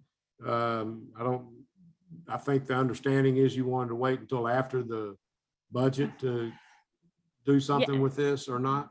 Right, we were gonna, fold that into the budget process. Okay, is this something you'll be looking to take action on next month? And the reason I'm asking is the longer this drags out, we may have to revisit the proposal and the costs as things continue. Okay, Well, actually, Herb, we didn't put a spot in the budget for this. It wasn't included. It wasn't given to me. And what we were hoping to do, unless we have another catastrophic failure at Hatch Pond, was to bank some money so that we could afford to do the work when your plan was done. If you do the design plan now, we don't know when we'll have the money to actually do the work. Okay.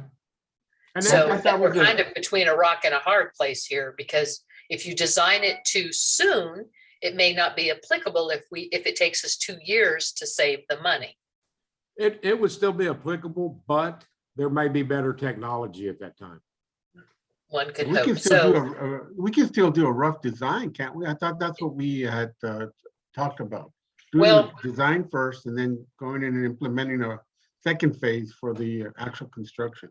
like he just said, we missed the opportunity of newer technology, and also We might do better. We don't know this, but we might do better to buy a package deal where we have somebody who's going to do the work with the systems that they're going to put in place. They provide the design as well. That's an option. I don't know that it would be cheaper than Herb doing the design and because he's not going to do the work. But we don't have enough money to do the work. So we shouldn't do the design so far out until we know we can pay for the work. Otherwise, the design gets stale. Agreed. New technology comes out, new needs surface. What if we have another major failure at Hatch Pond and then we can't use the design for 2 years out or 3 years out? So we're better off to do work in stages as we can afford to do them. Out of curiosity, how much technology goes into a lift station? Well, I'm this just is the asking, I'm not electric. being facetious because, you know, Well, what we're talking about here, though, is we're talking about moving the electrical panels, and so right. and- Even the electrical panel, is it that sophisticated that it would change that much? I mean, Yeah. it's already digital now, probably, I'm sure. Well, it takes an electrical engineer to design it, to move it above the ground. I mean, it is a very complicated thing. And Herb's proposal had 2 huge unknowns in there for pricing. So, you know, his proposal came in at around 50,000, but there were unknowns. So if he goes over that, where are we getting the money? Wait until you see the budget. It's squeaky tight. Squeaky. Oh, I know. Okay, well, we'll talk about it on the other side when we But get into the Herb, budget. where I'm thinking we might be better served right now is to figure out, there is obviously a major electrical problem at the Hatch lift station, despite the fact that it is underground electrical, because the breakers keep flipping and they have to keep going out there and resetting them. And that second pump, the over-designed redundant pump, is not kicking on. So there is a problem out there, a huge problem that's costing us a fortune. So that, I think, needs to be the priority. We need to get a grip on what's going on with that lift station and why Alterman and wastewater transport and Infomart and all those heads together cannot repair the problem at that lift station, so that every single month we are not sending contractors out there to reset pumps, because that's what's happening. Month after month after month, they're not repairing, they're resetting. So yeah, we need to get a grip on that. And Linda, what the solution may be to, solve the problem with the circuits, the circuits being blown,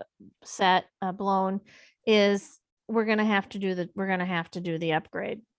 I don't know that there is a correlation between that circuit breaker tripping and the location of the electronics, but I think we need to know that before we waste money moving electronics above ground, if in fact there is a major problem with the electronics.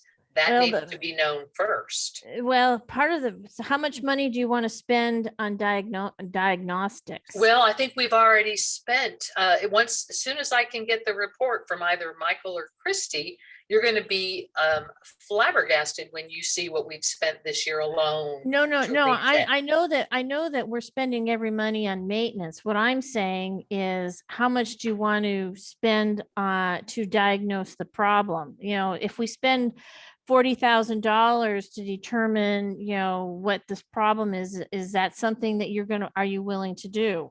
Well, I don't think it costs $40,000 to determine the problem. That they already know what the problem is. Catherine, read the Alterman invoices. They know what the problem is. It's electrical. What we're not doing is fixing it. What's not happening is they're not fixing it. No, yeah, we know it's an electrical problem.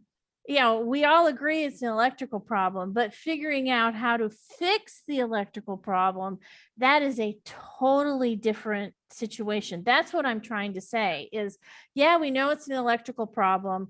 How much time and materials are we going to be willing to spend in order to diagnose what the cause and what the solution to fix the electrical problem is. Well, That's Herb, what I'm trying to say. Correct me if I'm wrong, Herb, but are you planning to reuse the electrical that you're gonna lift above ground or replace it all? No. No, it would be a The new full system. replacement. The original design and components and installation is in the neighborhood of 25 to 30 years old.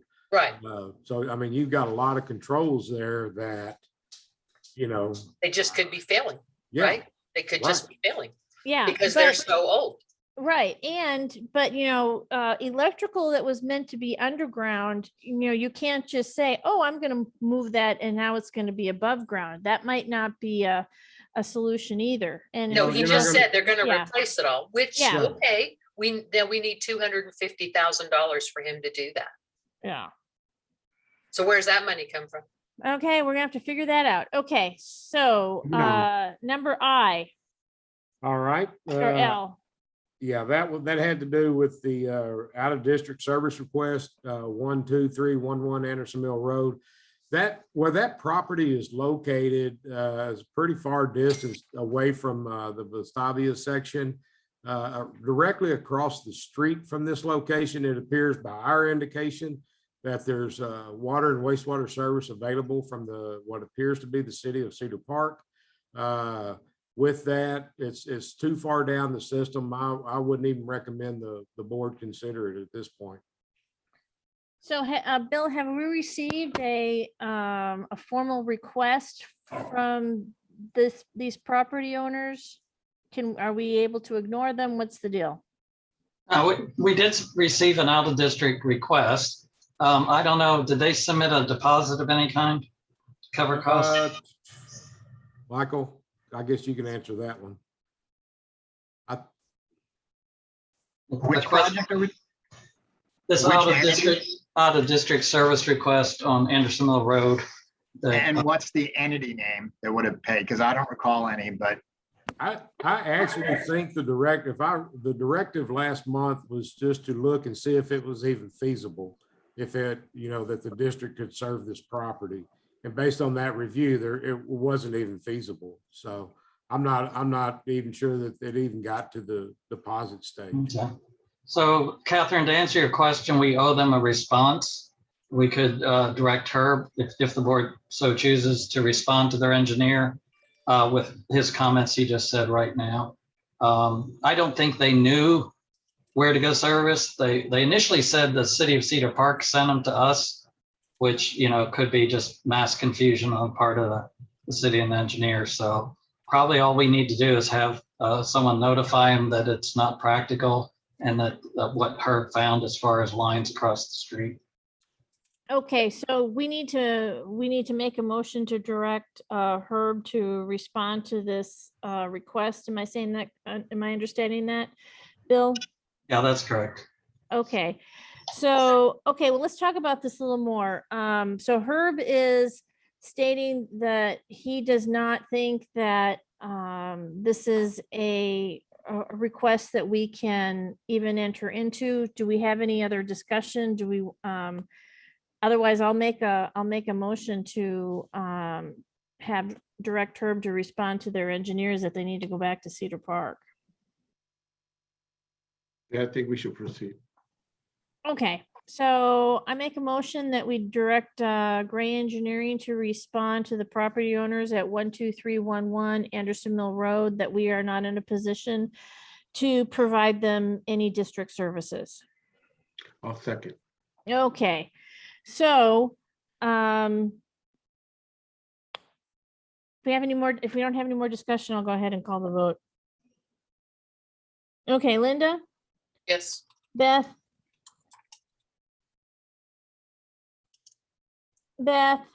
You're muted.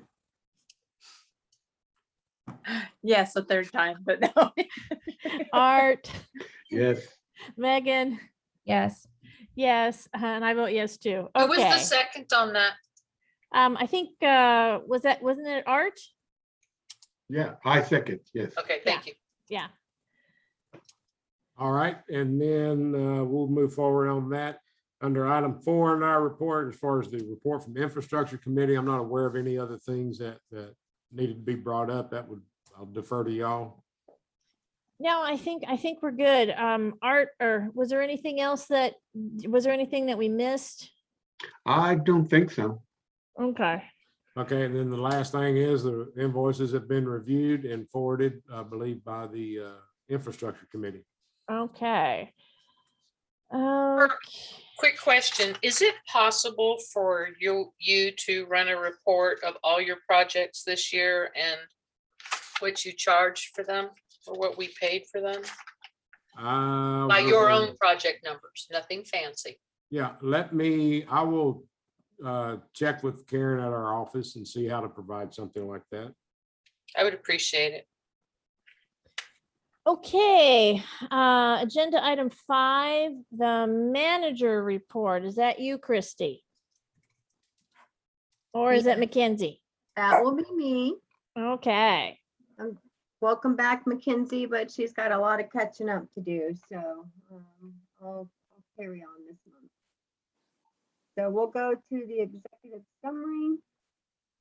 Water accountability for the month was 86%. And as I mentioned before with Herb, Samco leak detection, their final report is in your packet, starting on page 12. Can you bring that up on the screen, Christy? Your report, so that the people signing in can see it.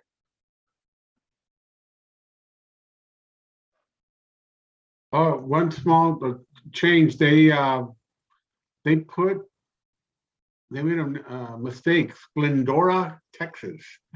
Is that where they're located, or is that what the purpose of the survey was to perform an acoustic leak detection in order to identify water leaks systems in Splendora, Texas. So where the heck is Splendora, Texas? Dang. Yeah, they're searching I can actually tell you Splendora is north of Houston. Oh, okay. Okay. That's a name. Okay, so this is Look, okay. none So of these streets are ours. Oh, sure they are. Sycamore's All of these ours. streets are yours. Yes, those are all ours. So this is my question. So a distribution valve leak. So what is that? A distribution valve. What is that? Yeah, that's a valve. So you have all types of, I don't know how many valves. I want to say over 250 valves in your water system. And it's to isolate certain sections. If we have a water leak that we need to repair, we can close the valve. And so we have one valve that's leaking. Okay, and so that's sort of like a circuit breaker is what you're talking about, you know. Okay, so all these service line leaks, so 2105 Windy Oaks, Hunters Creek, Clover Ridge, are these before it's on our side of the meter? Is that what we're saying? Or is it on the customer side of the meter? I sent an email to them. This just came out today. So I sent an email to them to confirm if that was on the district side or the customer side. I'm pretty sure that it's going to be on the district side, because if it's on the customer side, it's being metered. Well, see, that was what I was thinking too. And I was confused by the verbiage, leaking near meter box on service side. Well, is that us or is that them? Yeah, so Okay. I'm waiting on confirmation on that, but this is a leak detection report and on the district. So if it's a leak on the service line, it's got to be on our side. If not, I mean, it does us no good. So are we saying though that it's literally between, it could literally be 3 feet from the meter or something like that?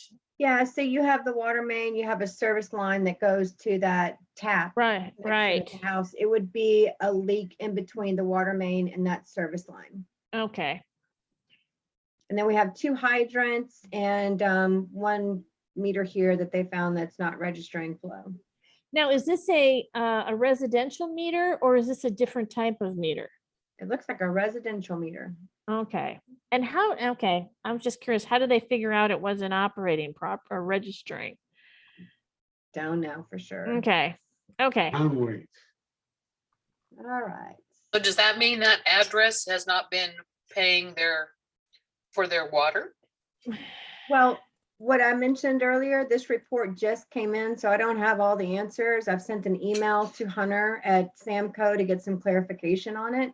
But we can definitely look up this address in our system and see if they've been billed or not billed. Well, you're registering low flow, which tells me that, it might be registering high flow, but it's having trouble with low flow. So anyway, Possibly. okay. All right, So then what is your process then for attacking this list? So we created work orders for the field staff to go out and check each one of these addresses to determine if repairs need to be made, how significant they are. And I also asked Samco to send me a priority list too, like which ones are high priority. Because as you can see here, they listed them all as critical. I want to see a ranking. Critical, this is a critical number 5. This one is a 2. Okay. So we're working through that, but I did want to go ahead and share with you since we did receive it today. Okay. All right, so going back to a summary report. Sorry.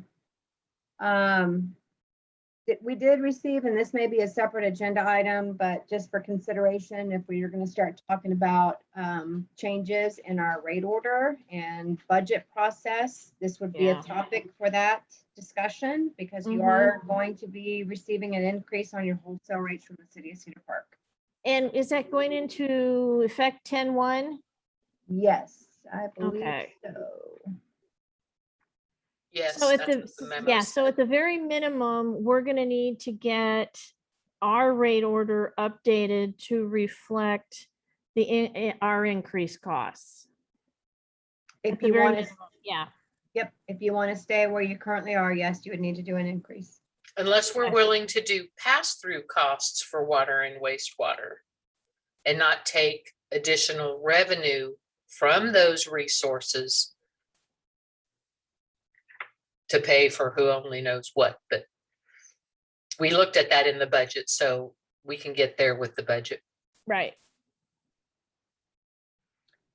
All right, so we did talk about this through the infrastructure committee meeting about the inventory that we have in meters and also about the idea of bringing in a special crew to install them. We submitted our Q2 drinking water report to the state, and all monthly installment payments have been made except for 2 residents. We have 2 accounts that were on a payment plan that have failed on their payment plan obligation. So I believe at this point, we are looking for direction to disconnect those customers. Okay. So I guess we need to, do we need to take a vote? What's the deal here, Bill? We need to know the story. And I know you cannot say their names, so you might send us an email. What customers agreed to a payment plan and have not followed through, and what's the balance on their accounts? So you want to talk about it next week then? I think we should, that way, because they have a medical condition or Or if something they're in legal crosshairs already. I mean, what's going on? Who are we talking about? I will tell you that if there's any medical condition, we will not disconnect them. And we normally have notes on our account with that. So if there's something medical where we can't disconnect, that's our obligation to put notes on the account. But we can dig into it further and bring it to the committee or the board next week. Yeah, I'd like to know the families that are struggling to fulfill the plan that they agreed to, and any communication that you've had with them about that, what happened, why they stopped paying, and then we can make a decision on what to do. And it's reassuring it's only 2. Yeah, that's what I was going to say too. We also have 2 accounts that are disconnected, but have not used any water. They have not made their payments, but no water's been used. So for how long? How long has the water been disconnected? Lee, is that 2 weeks? 2 weeks, somewhere around there. It was last Wednesday, I believe Tuesday or Wednesday. Are the properties vacant? I believe that one is, or the owner does not reside there, but I'm not positive on that. Because Catherine, that makes us short on the firefighting costs and the wastewater management, waste management. Well, yeah, because I agree. It becomes problematic when we have for too long, when 2 weeks, a month isn't going to hurt, but if they go forever without connecting their water well, then we have a problem. Well, wait a minute. We're talking about they still have an account but the water's been disconnected. So are they paying the two accounts that we're talking about? Are they paying their service fees? Well, no, they're not paying anything. Okay. They don't get a bill, I guess. I'm going to guess they don't get a bill if they still they get a don't bill. have water service turned on. They still get a bill and they're still being charged for their base fee. Right, because Or are they paying? No, They're And not paying it.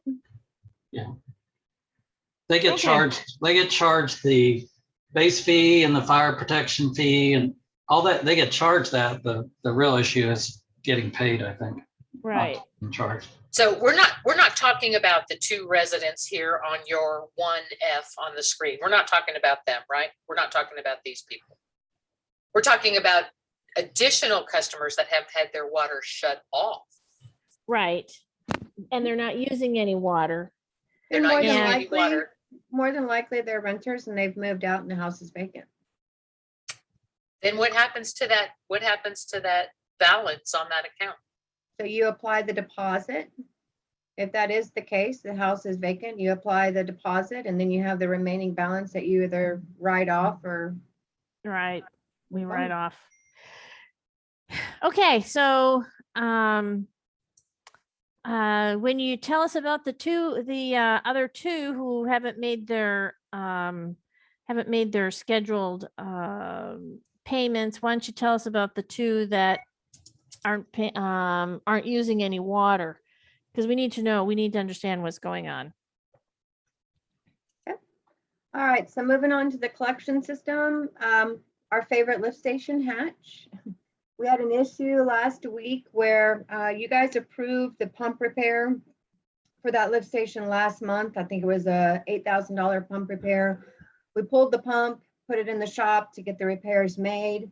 While that pump was in the shop getting the repairs made, the second pump, it has 2 pumps in that lift station. The second pump failed as well.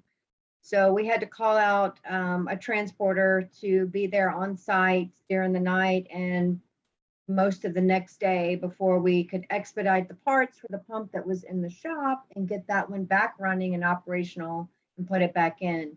Luckily, we were able to pull the second pump that was there and clean it out. Had a lot of debris, actually had a mop head in the impeller, which has now caused damage to it as well. So we've got parts on order for the second pump that's in that lift station. And I don't know right now what the cost is for all of this. Don't know yet. Okay. So you had a, I imagine you used wastewater transport again? Yes.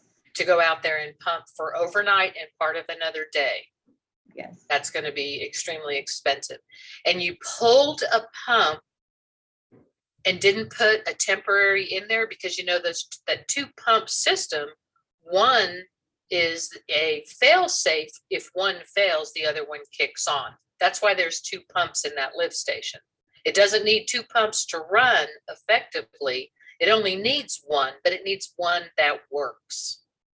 And that's what was going on. And then So yes, the backup last month failed. we approved $7,000 to repair, and I don't remember if it was pump 1 or 2, but the one that Alterman had determined needed a repair, we approved $7,000 to fix that pump. Is that pump still in the shop? No, that's the one we expedited the repairs to and we're able to get it back and put it back in the hole. So that one is installed and working properly. Is that pump 1 or pump 2? I don't know which pump it is. But the other pump now has been pulled and we're going to be repairing that one, correct? We have parts on order for that one. Okay. Is it still in the ground? It is. It is. Okay, Okay, so you were able to determine what the problem was without having to pull it. We pulled it and on site and we're able to put it back in. Oh, okay, once you determined what the repairs needed were. well, Okay. you cleared obstructions and you ordered parts. Yes. You ordered parts. So, so you know what its problem is? What is its problem? I believe the impellers were damaged due to the obstruction, the debris that was in the pump, but I'm not for certain which parts are on order. And that happened right before our August 11th meeting. So on August 10th, is that right? So does that sound right to you? Sounds right. Okay. So we don't have those Yeah. invoices yet. No, we won't. Yeah, we don't know. That's Get gonna be those next month. That'll be next month. Yeah. All right, so Dagama lift station, we inspected and tested, did the PM on that lift station and exercise the generator, everything's working fine. Parks and trails, we installed some doggy stations at Sun Chase and Anderson Mill. And Infomark is meeting with Sunscapes regarding their contract and their scope and their scorecard. It's ongoing meeting, so we'll be meeting once a week and reviewing that. So are we going to get a new account manager from Sunscapes? Possibly. Okay. I'm speaking with the owner. So yeah, there's gonna be some changes made. Okay. So Catherine, when several years ago you decided to replace ecosystems with Sunscapes, was there a reason? Yeah, because we were just as unhappy with Eco. Oh. Maybe it's time to pursue another one. Well, I understand your comment, and my I feel an obligation to, work through with Sunscapes the same way we work through with waste management, because I honestly felt that we should have gotten rid of waste management and replaced them with another company. So one of the things that I suggested that we discuss with Sunscapes is we need a different account manager. There's something's not quite right now, and sometimes this is a shakeup that we might need. And if this doesn't solve the problem, then I agree. I agree with going out for bid again if we don't get this resolved. Okay. all right, so infrastructure met, we talked about all of that. Infomark exercised the hydrants and the main lines during Samco's inspection. So we were out there with Samco during the leak detection, working alongside them with the hydrants and the valves. What is this? Infomark met with Beth Jones and her reference hatch lift station and detention ponds. Yeah, I was looking at that too. I didn't quite understand that. No, that should have been the infrastructure committee. That's a typo on my part. All right, so we're also working to secure that new agreement with the constables. I know Kay's working on that right now. Yeah, I got an email from was it Kevin? And he said that he had it and he wanted to know what to do with it. So, and he says, do I send it to Bill? And I responded, yes. That was right before the meeting. So he sent it sometime this afternoon. And Christy, on that agreement, several months ago, the board set their hours yet again for the constables to work 6:30 in the morning until 9:30, school zone patrols primarily. On the billing and invoice this month, one of them is working the hours that he wants to, which is late in the afternoon. We don't have a budget to afford anyone an opportunity to work when they need additional money. They must work within our approved hours. And I don't know, I thought that was already conveyed to the constables, that this is the second month in a row they have billed us for hours working outside of the approved time slot. But did they work a school zone in the afternoon? Is that No, what it they- was? No, they just patrolled. And it wouldn't matter if they did. They are allowed to work from 6:30 to 9:30 in the mornings. That's what we agreed on. That's when we need them the most. They don't want to take off during the day. If I'm not mistaken, this one was from like 4:30 to 6:30. It was the guy who sent you the form today. I don't know his name. Okay, That constable. okay. And he did it like 3 or 4 times this month, but we don't need him here then. We need him in the mornings. And the other one did it too, one time in all of his timesheet, but yeah, that needs to be actually managed so that they only work within their approved limits, or we won't have enough money to pay them. I think the issue is they don't have anyone available for those times, and that way you would get nobody, but. Well, actually they do. We do have a constable that's here every single morning, 5 days a week from 6:30. And he usually leaves between 8:30 and 9. Mhm. So we do have those school zones covered, which was an important thing several months ago. And that is the only times that we need a constable here. If they were willing to come when schools let out, but like you said, they don't have the resources and they don't want to take off from their day job to do it. So we set the hours as best we could to accommodate the needs of the district first and the constable's needs second. So the hours are set. We need to ensure that they work those hours. We will follow up with them. All right, other than that, I already reported on the fence repair. There's also a couple of dead trees on the backside of Stoneview Trail. Is that Sunchase Park, I believe? Yes, that back fence, the whole maintenance of that back fence area. Okay. So we're working with Sunscapes on that. And then we have this Friday scheduled a dumpster to be delivered to the Lakeline Oaks building and to get that cleaned out. Where is Stoneview Trail? I know, I was thinking the same thing. It's like, that does not sound. That's not a This street is- in our neighborhood. This is Sunchase Park. It's Sunchase Park. So a dead tree removed There's behind dead Sunchase? trees and the landscaping that's all behind in the very back part of Sunchase Park. The landscaping needs to be addressed. We have an invoice from Sunscapes for removing a dead tree out of Sunchase already. Not the same Same one or the one? same spot. Nope. There's That a one- lot of trees over there. That's not, this is something That one different. was up at the front of the park and fell over randomly. I'm sure it wasn't random from the tree's perspective, but it was random to us. There's a lot, you guys. We had a lot, I mean, with the ice storm and all the water, we've had a lot this year. I mean, there's a lot going on. And we did accommodate the budget for more cleaning up or arborist care of these trees, but this one is a new one. So Right, yes. all right. All right, moving on through the report. Here's your regular accounts bill, total gallons consumed. The average resident was billed for about 7,300 gallons of water.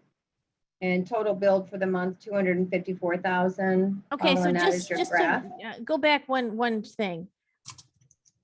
The no bill, is that our water loss? The no bill. Yeah, it's right after tracking.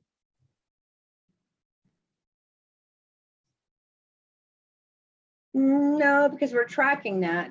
So I mean, we've got the usage on here, so that's not your Okay. your water. What loss. is it? Yeah, okay, it must be what we're using. That's the only thing I'm thinking, what the district is using. Let me look into that, but I think it's actually accounts that are in transition when we're closing out and going into the billing cycle. that need to be transferred over possibly, but let me look into it. I'm not real Okay. sure what the no bill is, but I'll get an answer for you for next week's meeting. Okay, That's You a have lot your- of money. You have your tracking here. right. Well, and yeah, Well, yeah. that's gallons. That's total number of gallons. Oh, used. gallons. Yeah, it's not it's not Oh. dollars. It's not dollars. I'll take the dollar sign away. That's still a lot of water. That's a lot Well, of that's water. just that, yes, that's it. It's, yeah. But it is accounted for. I'll just find out what category it is and what the status is. on And it. who pays for it? That's an important question. Yeah. Well, ultimately, we pay for it. The question is, how do we get reimbursed for it? You know, Yes. so what Well, happens. if you're using it to water your parks, you got to pay for it. Right, yeah. All right, so Okay. there's your graph. And as you can see with, in the summer months, you're getting back up there, but we're still way behind because of all the rain of what we were last year at this time on water usage. Mhm. And then your collections reports. Okay, yeah, so right now, we didn't have anybody turned off for non-payment. Is that what we're saying here? Yeah, at this time, when I was putting the packet together, I didn't have all the details. Okay, So so I we've had, know that we have 2 people disconnected for non-payment and 2 more that are on schedule to be disconnected. okay, Let me make a note before you go on, because it's really hard for me to keep up when I have to make notes about errors in your report that I have to go back now and manually correct. So 2 were off.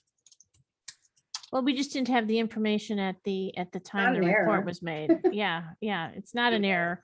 We And- just didn't have we didn't have Well, all the full details. Actually, shutoffs occur right after the bill payment cycle plus, what is it, 5 days? So yeah, that was days ago. Okay, All right, hold on, here's your- hold on. I'm just comparing what our outstanding was, well, it looks like it's cleared up. The 60 days is half, the 90 days is half, 120 come days, down. that's come down too. And do note, the people that are on a payment plan, they're paying on their payment plan. They're still gonna have 60, 90, 20, Yeah, 120. yeah, So that's not gonna go away. They're just flagged for payment plans. okay, But you do see it. You're right. It's absolutely decreasing, which is okay. a good thing. Mm-hmm. And here's your arrears reports. As far as water production, everything is in line, 3.01 in your CL2, which is good. Water accountability, not so good. This is Okay, through- yeah, okay. This is through 7/14. So 86%, 2.6 million gallons unaccounted for. So yeah, we're reading the meters. We just finished reading the meters for this month. And that correlates right when Samco finished. So if we can get out there and determine these leaks that were reported in his findings and get Mhm. those corrected in the next couple of weeks, we should be able to see a positive variance on this for the meter read cycle this month. Okay. Once we get those new meters in also, we'll be able to find the leaks faster, correct? Right. So you're going to go one more month with having, probably an 86% or so loss. It's going to be 2 months before you really see the effects of the repairs that we've made out of his report. I hope we have a correlation there, that's the Yeah. fix. Well, there Yeah. will be, there's not meters on a fire hydrant, right? There's no No. meter on a fire hydrant. No. So that list of, Samco's list of failing spots where there's leaks are not on all metered spots. So no, Beth, the meters aren't going to make much of a difference unless the leak is on a residential property where there's a meter or the master meters. So the rest of those leaks will continue to be leaks until somebody finds them. There's no meter to record loss of water there.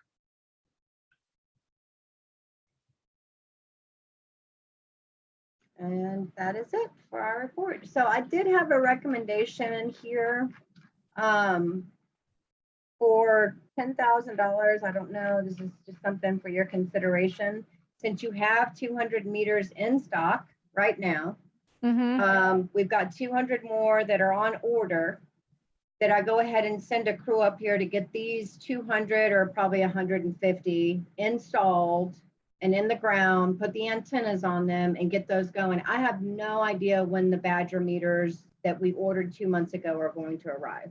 I thought you didn't have antennas.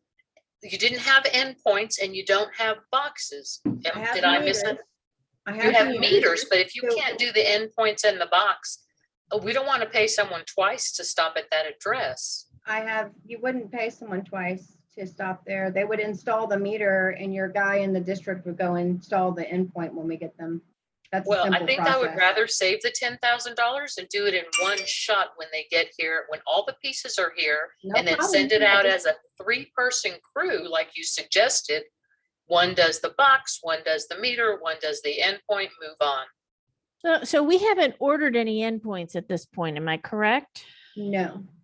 Okay, The 100,000, when you get to your budget item, includes endpoints and meter. right. But we could, right now, we've got money in the budget someplace that we could go ahead and put an order in for the, what is it, 85, I'm about to sneeze here, 85 meters that are in the ground that don't have endpoints. Am I correct? Yes, so you've got 200 meters in stock, you have 85 meters in the ground. Right. You have a contract that's already signed. So Okay. Badger does not charge you the 89 cents until you activate that endpoint. So Right. once you put the endpoint on that meter and you activate it, then you start getting charged the 89 cents per connection. Right. So we need So- 285 endpoints and maybe half that many boxes, because we don't know which one's going to need a box and which one won't until they dig out the old one. And do we have the cost of an endpoint and a box? Cost of the endpoint is $120 and the box varies whether it's a single or a double. It could Yeah. be 150, it could be 250. But a Right. lot of these boxes, we're able to use the original box and we Right. don't have to replace them. So for the purpose of this exercise, I'm going to say $175 for a box, just because I need a number to plug into my calculator. And let's say out of the 285 meters, half of them will need a box. That's conservative. So that's 142 boxes times Hey 170. man, you might want to change your your share, somebody's screen sharing their IM. Yeah, that's a Lee. So we need 24,937.50 to buy 142 Sorry about that. boxes. And we need 285 times 120. So, well, the point need- I'm trying to get, if it's $125 an endpoint, there's got to be money in a budget somewhere to get 85 endpoints. So that we Not can 85, you need 285. well, no, right now what I'm thinking is for sure we Are we need gonna- 85 for the We're gonna for- go over the budget here in just a bit though, right? okay, yeah, we will. Let's do that.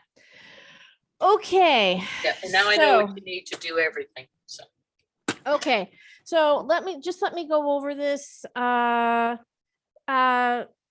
Where are we on the update on the repairs at 1000 Old Mill? So yeah, we're cleaning that out this Friday. And I Okay. don't know, McKinsey, I know McKinsey's reached out to the contractors. McKinsey, do you have an update on the contractors? I have at least one coming next Tuesday. One's waiting to get back to me on a date that they can come out next week.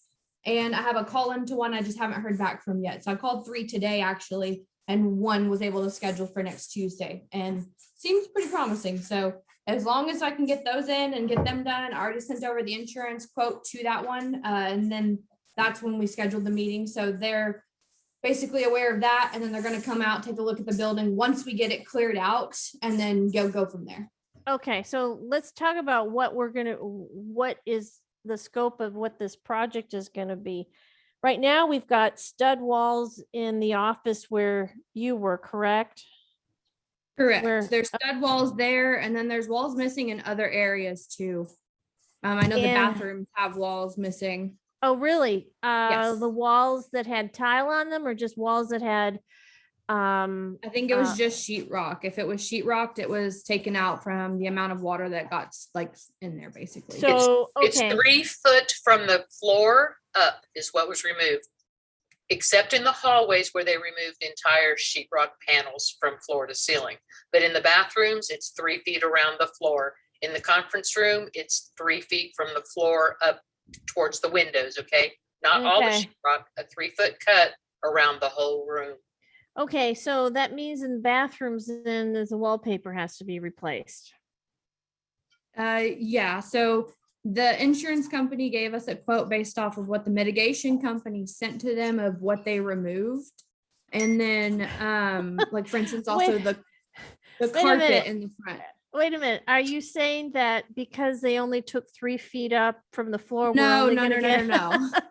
I don't think that that's the case. I was just saying like, yes, basically what you're asking is yes, it would have to be replaced. Just like the carpet that was in the office, that's on the quote as well, because that was the only carpeted room in the entire building. Mhm, okay. All of that is included in the insurance estimates. However, they lowball and they always do. So they recommended get quotes in, and if we're not seeing any quotes near what they've quoted us for the replacements and repairs, then to kick them the quotes that we get from contractors, and they'll basically decide from there where they'll come up.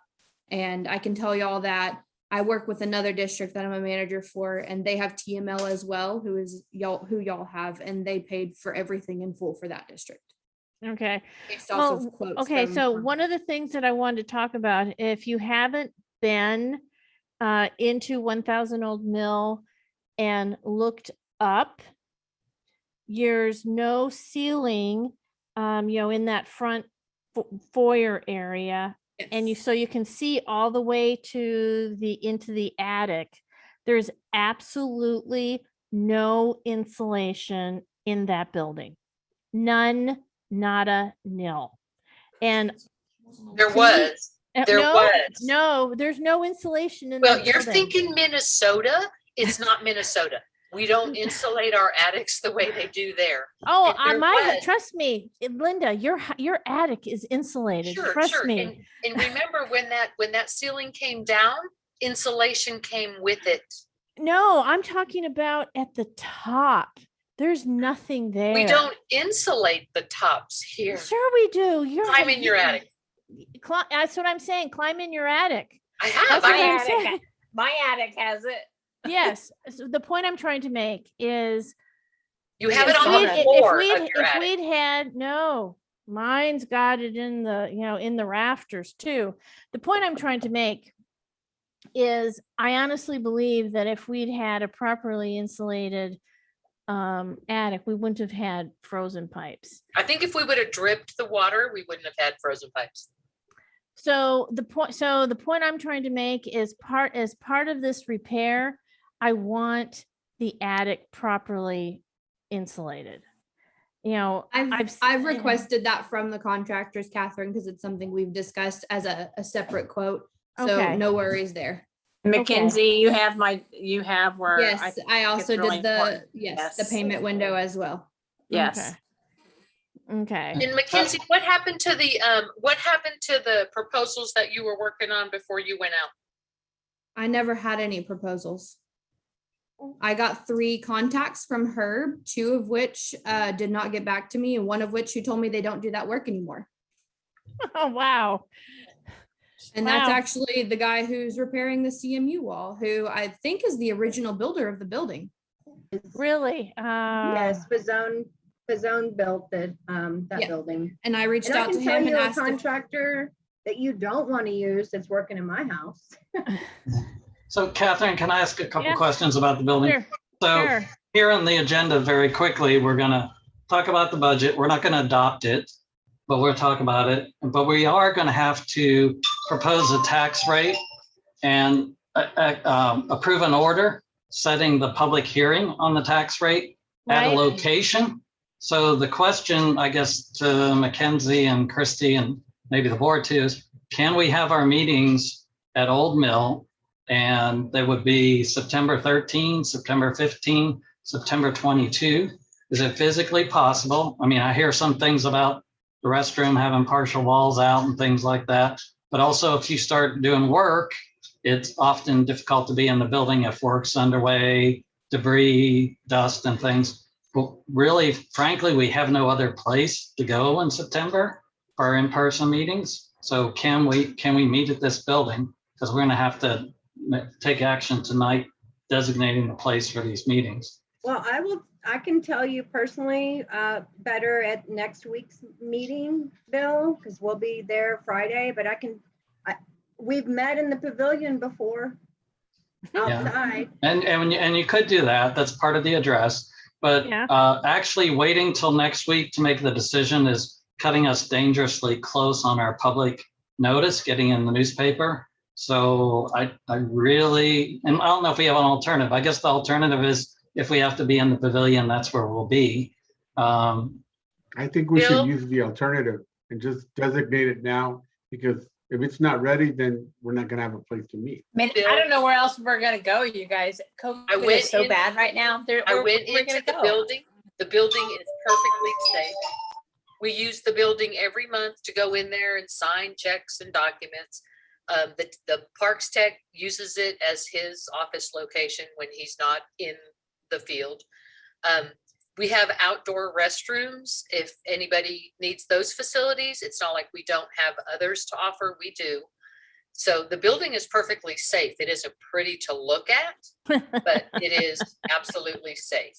Okay, then let's designate that building. And if there's work going on in there, the contract needs to stipulate that at the end of the day, they clean up their work and they move their stuff out of the way, in particular when it's in front of a meeting that's scheduled in that building. Well, I do want to say that, with water damage and the mitigation, I'm not sure how they got rid of the mold spores or things like that, the air quality inside there, how safe the air quality really is in that building. Well, right actually, we paid to have that remediated, and they brought in fans, dehumidifiers, and they did all that. So unless there's mold hiding under that stuff in the conference room, then we should be safe in there. There's no smell of mold. Did they clear it? Don't they have to have a certificate to clear that? Only if you've designated that it has a black mold problem, and it doesn't. Okay, well, It doesn't. I think we should go with that building. Yes, and so the question I have though is, does the video recording work? Have we tested that? It's not something we'll be able. That's not something we'll be able to do until the conference room is cleared out and we can pull some of the stuff from storage out right there at that little area to get to that box on that wall to see. So I know that, there was the electronics that was in the conference room itself. Was any of the other parts of that system in your office? Yes, the tablet that controlled the system was, and that succumbed to the flood. And did you replace it yet? No, we have not replaced it yet. It's been 6 months. You didn't make an effort. We didn't get reimbursement for those items until I think right after I went out on maternity leave, Linda. You had to know we were going to need another one. So let's, it's not that I didn't know we were going to need another one. It's that we needed to ensure that the district would be reimbursed for everything. So let's go ahead and reach, ooh, boy. I'm trying to think, who do we reach out to for another control thingy? Touchstone. Would Touchstone be the first people? It's their system. Of course, they're the ones that are going to supply it. You could buy it from a third party, but then you'd have to have somebody qualified to sync them together. Well, so let's reach out to Touchstone to see if they can expedite getting us the tablet. But so the tablet is actually dead. Is it's just died with the other ones? Correct. We keep them all in one centralized location. I think they're actually directly under Lee's desk or on Lee's desk because that's where the chargers were for all of them. Mackenzie, what about the microphones that Were they? That's part of what we don't know for sure. We need to be able to access the box on the wall that would transmit to the microphones. The microphones are in the storage room. So I know that the microphones themselves should be okay, but I'm not entirely sure if they will connect to the system is the thing. Will we have Okay. answers to this by next Wednesday? Yeah, they'll know Friday. They're Correct, gonna test the Nikki? equipment on Friday as well as clean out the room? Well, I'll be able to inspect the equipment on Friday and maybe be able to test it. That's when our cleanup is. I think by Wednesday, we need a definitive, does it work or does it not? Because if it doesn't work, I'll bring my tripod and my cell phone and I'll record the meeting. So I guess my question is, Bill, does the meeting need to be recorded if we're meeting in person? It's not legally required. It's not legally required, but I'm getting the impression the board wants to continue that practice. So if for some reason it wasn't functional when we meet in September, we still can have a legal meeting. And Right. like Linda said, she could bring alternative camera equipment to record it for the board if you wanted to. But no, it's required legally when we're doing Zoom meetings. It has to be recorded, but not required legally when we go to in-person meetings in September. I don't think we have a choice. I think we're gonna have to go with what we have. Right. Okay, and let me see, is there anything? I'm not seeing anything else that from the manager's report that that we've missed. Okay. Yeah, we didn't cover 5E. We didn't are no cover complaints. 5F. We didn't cover 5G. We didn't cover I, J, K, M, N. Why do we have an agenda with all these items we're not covering? So do we have anything? Sure. Let me answer that question if I can, Catherine. We've attempted to coordinate the agenda with the manager's report. We talked about this several times, but the timing was such that we couldn't do that this time. So we'll continue to try to coordinate with Infomark. It's a matter of having the report done before we post the agenda. And the report, we didn't get the report till late yesterday. Right. So we couldn't match it up to the agenda. Okay, well, if we have the items on the agenda, we should go over them. Well, Okay, that's what I so- would, okay. So E, we already talked about billing adjustments. We talked about the 2 accounts that were disconnected. We don't have anybody here outside of the policy for any adjustments or reimbursements. What about the customer complaints? There are no customer complaints that I'm aware of that need to come to before the board. We took care of everything. There is no adjustment of delinquent accounts besides what we spoke about. Solid waste collection disposal service recycle programs. I mean, I know we had a street that was missed. That was a complaint, but nothing other than that. We talked about district patrols. Delinquent taxes, termination of water for failure to pay taxes. We don't have any of those, nothing to report there. Manhole clean out and maintenance, that's something that we'll talk about in the budget. That's an annual deal for us. Stormwater management plan, we talked about that through the infrastructure and Herb's report. CMU walls, we talked about that with Fazone and the one wall repair that we did. We also did a survey of the walls that we're doing a summary report on to see if there's other areas that need to be repaired. And that'll probably be ready, not at Wednesday's meeting, but the September meeting. District insurance, there's nothing to report there. Street light maintenance, nothing to report there. We talked about tree trimming. That is also in correlation with the wall survey that we did that we'll try to get a report to you in September for. Google services, we've already agreed what plan we are. That can come off the agenda. We just did the update on Old Mill. Okay, agenda item 6. Let's talk about the budget. Okay, and Michael, you want to jump back in and do a screen share? I sure do. Let's see. I've got it open on my side, so I should be able to find it. Oh, here we go. Okay, So let me know when you can see this, and I hope it's big enough. Let me know if you want me to grow a little more. And let me kind of get up to the top. I think you might have to shrink it a little bit. Yeah, that's actually, I'm wondering, is it too big for you? Because you're not able to see a lot in it now. It's partially because I'm on my laptop at home. And so when I share, the screen size is always weird. It's perfect, Michael. We can see all the columns we need to see. That's Okay. that's where I said it, but it felt a little big to me. But okay, so Start from the top. yep. And again, just running about how it's laid out. This column AA, that's the actuals from last fiscal year from the audit. This column AE is your budget that we're operating in under this year that you adopted last year. This column AG is the actuals through June. And then this projected July through September is me taking the July actuals that we have, plus then estimating what we'll do in the other months and making my best guess, and it's that, an educated guess, how we'll end the year or how we'll do in this last quarter.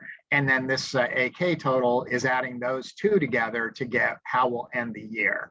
And then the final column AO is me, and now with a lot of feedback from various committee members and the like, generating a draft budget. This is obviously not the final budget. You're not adopting it tonight, but a good look at the budget so that then you can have a sense about what your tax rate should be, because that's what you need to do tonight is to approve a tax rate for publication. Again, you're not actually setting the tax rate, but you have to set a rate that you can go down from, but you can't go above. And that needs to be published. And then you have to set your tax rate hearing, which you've been discussing a little bit earlier, and then actually vote on that next month. So that's what we're doing here. And then on the right, we've got some notes as we work through the budget, and I left them there. And when you see things that are highlighted in yellow or in red, those were changes that were made at certain points or things that we want to address. These two yellows, the sewer and wastewater, my original budget numbers were being worked off of the present rate orders that you have and the present costs that you had from the city of Cedar Park, but we just received word that the city of Cedar Park wanted to increase them. So I haven't changed those numbers yet, but they're highlighted so that we know that next month when we do the budget, we definitely need to do that. And then moving down through the budget, not gonna call anything. Got some items that were added that were not in last year's budget. Those happen to be in red. We got some name changes.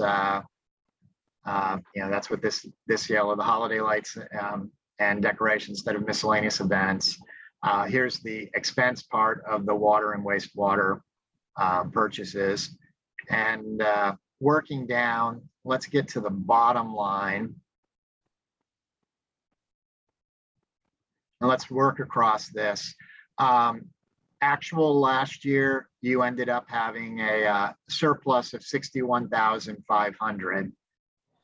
You budgeted a loss that you would spend more than you took in of a little over 500,000. Through the year thus far, we're actually positive 521 through June, but I'm projecting that we'll burn through in the final quarter 527 of that. And that's typical of MUDs because you have no tax money, or almost no tax money coming in. So you're always spending in the last quarter. And so I'm projecting at this point a slight deficit of about 6,600 compared to what we budgeted of over 500,000. And this budget that we just put together in a few hours before this meeting, this most recent draft of it, shows a deficit of 105. And we've got projects in here. So you could basically state, let me get to that section. Here we go. This physical environment, that's kind of our big ticket items and projects of 160,000. So if you didn't do any of those, the district would actually have a budget in surplus. But obviously you are doing them. But But I just want to note that kind of gives you the idea that that you're sitting in a position where you're close to being, having a sustainable budget going forward. Okay, so then that brings us to the fund balance. You ended the last fiscal year at a little over 2.5 million. Because you expected to, expend 500,000, you expected to end the year at a little over 2 million.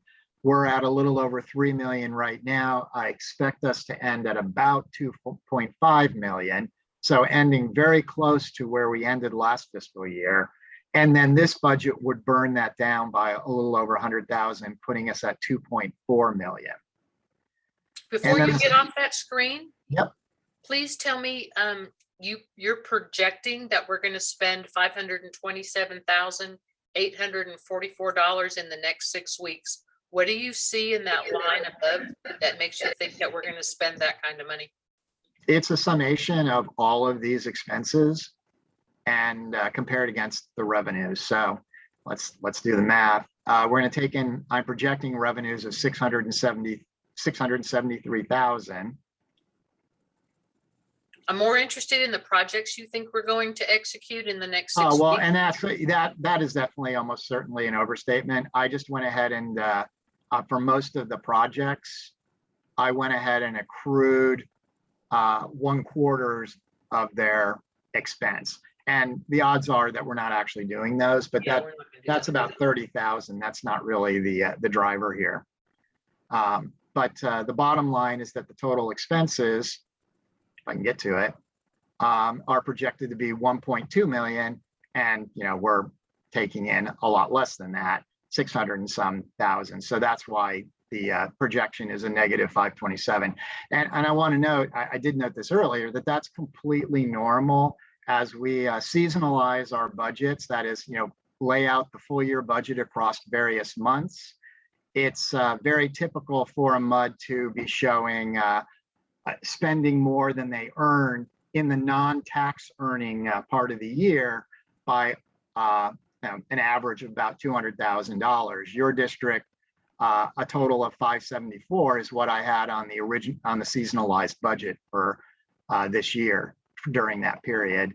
And this draft of the budget, if I get back to it, looking at stuff, says actually that we're going to, burn through, quite a bit. So I think the important pieces to see is that the budget for, don't move up anymore. The expenditures for the current budget year, we budgeted 4.6.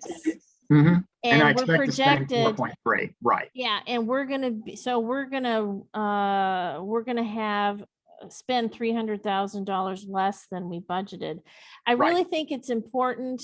Now let's go down to the bottom so we can see what the tax rate is. Then I'd like to jump up and go over the expenditures, because all the subcommittees have pieces in this budget, and I think it's really important that we talk about all of the capital improvements that we're looking to do tonight. Okay. All right, so quickly laying this out, last year at this time, the 2020 tax year, you had a total value of 612 million. The reports from the tax offices this year give us a total of 687 million, over 12% increase in AV, in assessed valuation. Your tax rate last year, the total tax rate was 34.79, M&O 29.79, and 5 cents of debt service. Your financial advisor, Chris Lane, knowing that you're drawing down, paying off your bonds at the end of the life here, only needs, just a little more than half of that debt service rate, so 0.0275. The tax rate that will be under a 3.5% increase to your homesteaders is 32.91 total, so down from 34.79. So the tax rate that we're showing here is 5.4% less than prior year, but that will net to your average homesteader an increase of slightly under 3.5%. I believe it's 3.47. And so that is the rate that would be under the automatic election call. If you went up any higher than that, then it'll automatically trigger an election, and you'd have to go ahead and do that. And so that means that the M&O rate can go up to 3016 because the debt service rate's going to 0275, and that totals to the 3291. That then collects, and we're still using the budget projection we used last year of 98%. And instead of collecting 1.789 in terms of M&O tax, we're budgeting a little over 2 million. The debt service side obviously is declining by significantly from 303 to 187. That's what Chris Lane knows that she needs to make your bond payments. And so that the grand total of tax collection goes from a little under 2.1 million to a little over 2.2 million. Now, Michael, do we have a number here that, because we're talking about 3.5%. And let's remember here that this is the maximum that we can file for. It's very possible that, when we finalize our budget next month, that we're going to adopt something that is lower, possibly. Do we understand, one of the things that we always talked about when we were going through this process is, what is the net change of the average tax, average property? Because a lot of times we talk, well, the average property is going to get a $50 increase, or the average property is going to get a $35 decrease. Right, and that's one of the things that you need to approve tonight is the notice that's going to go out to the taxpayers that goes in the paper. That's exactly what legal needs to supply. Yeah, so, actually, we don't approve the notice. We approve the order issuing the notice, but Catherine, we have drafted the notices. And so under total tax rate of 3291, which is in this current draft budget, the newspaper notice will show that the average homestead will incur $37.36 more per year. Okay, that's what I wanted to understand, is $36 basically. Got it. Okay. Boy, I sure wish my LSID taxes only went up $36. Okay. Okay, could we go up to the top? Can we go up to the top of where the expenses are and just start going down through the expenses? I am doing a thing with the tax piece, though. I just want to make sure. And then I can verify what Bill just said. And so he's got a version of this. I've got a version of it. Yeah. Okay, good. I've done what I was setting out to do. So let me go back to what you were doing. I have something, I'm ready to present if there's a question. So that was what I was doing. Okay, so back, what piece do you want to go to? Let's start at the expenditures. Okay. It's not like, the income, we can't really do a whole lot about, as it relates Other to than water your and rate sewer. order, you can, but we'll be discussing that anyway. So, Right. Okay. So I'm trying to think. So administrative. So where the let's talk about the pieces that we discussed in our meeting a couple of hours ago. Linda and I did. So where did we make adjustments and take things out? I should have color coded a little bit. I color coded mine. Yeah, I should have. I was doing it prior, and then on this version, for some reason, I did not. We changed professional legal services. Allison gave us a number of 145,000. Yep. Where you are The now. legal litigation, did we adjust that? That should be 50,000. Okay, so or maybe 55 is right, and I didn't change my number. That's possible. Okay, Leave so it at 55. Is this the line item that's paying for the lawsuit? Yes. Okay, it's paying for more than just my lawsuit. Right. There's more than one lawsuit in it. That's correct. Okay, okay. And then we took out engineering special projects because we didn't have anything from the infrastructure committee on that. Okay, so is this where we would put money in to deal with the design of the hatch lift station? Yes, or else down in the project section. But if this is specifically engineering work, this is a good spot for it. Okay, and what was his estimate in order to do the engineering? He didn't have a firm estimate because there were two unknowns. What he gave us so far is 50,000 plus. We don't know what it's Okay. gonna be. Okay, so let's talk, let's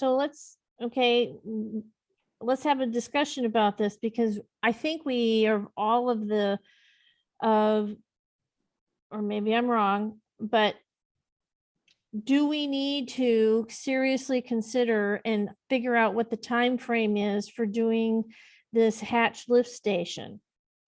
That should So- be in the infrastructure plan, Catherine. That's what we need a plan for with the infrastructure.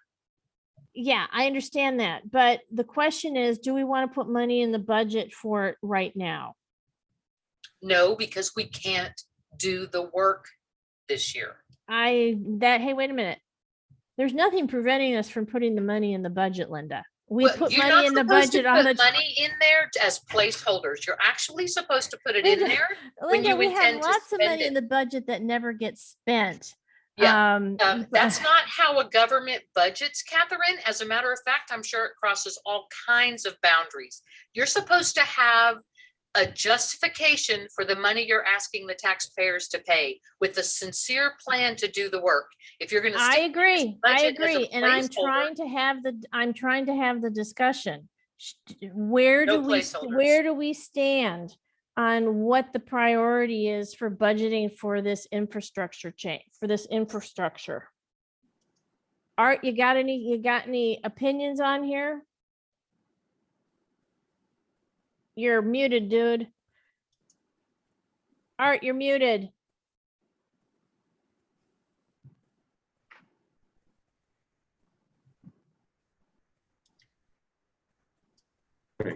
Okay. I thought we were gonna roll over the 250,000 that we had earmarked for the bond. That was one part of the budget that would pay for some of this. Is that true or not true? Well, it's the $250,000 has come out of the budget, you know, that was in last year's budget. And that's one of the reasons why because we didn't spend it, that's one of the reasons why we have such a, we're gonna end up having such a good position at the end of the year. Okay. And your financial advisor says you are 6 months shy in your reserves. You should have.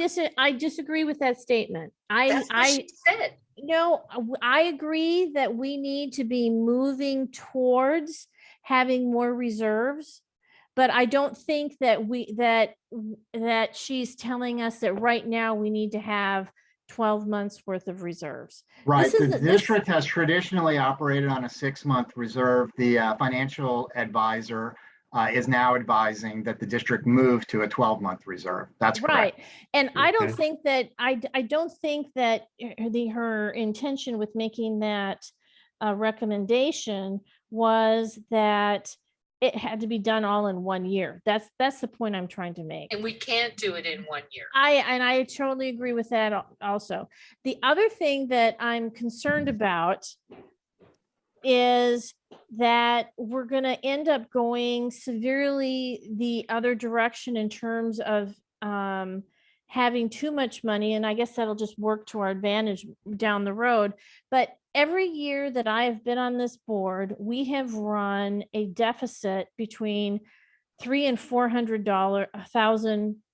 $400,000 a year. This year we ran a deficit. We budgeted a deficit of $500,000, and we're going to end up despite the unbelievable amount of money that we've spent on legal fees for lawsuits and open records requests, we're going to end up with a really Surplus. good surplus. And right now, this budget doesn't has almost no surplus in it. So we're literally, if we continue the way that we have for the last 7 years, we're going to end up with $750,000 left over.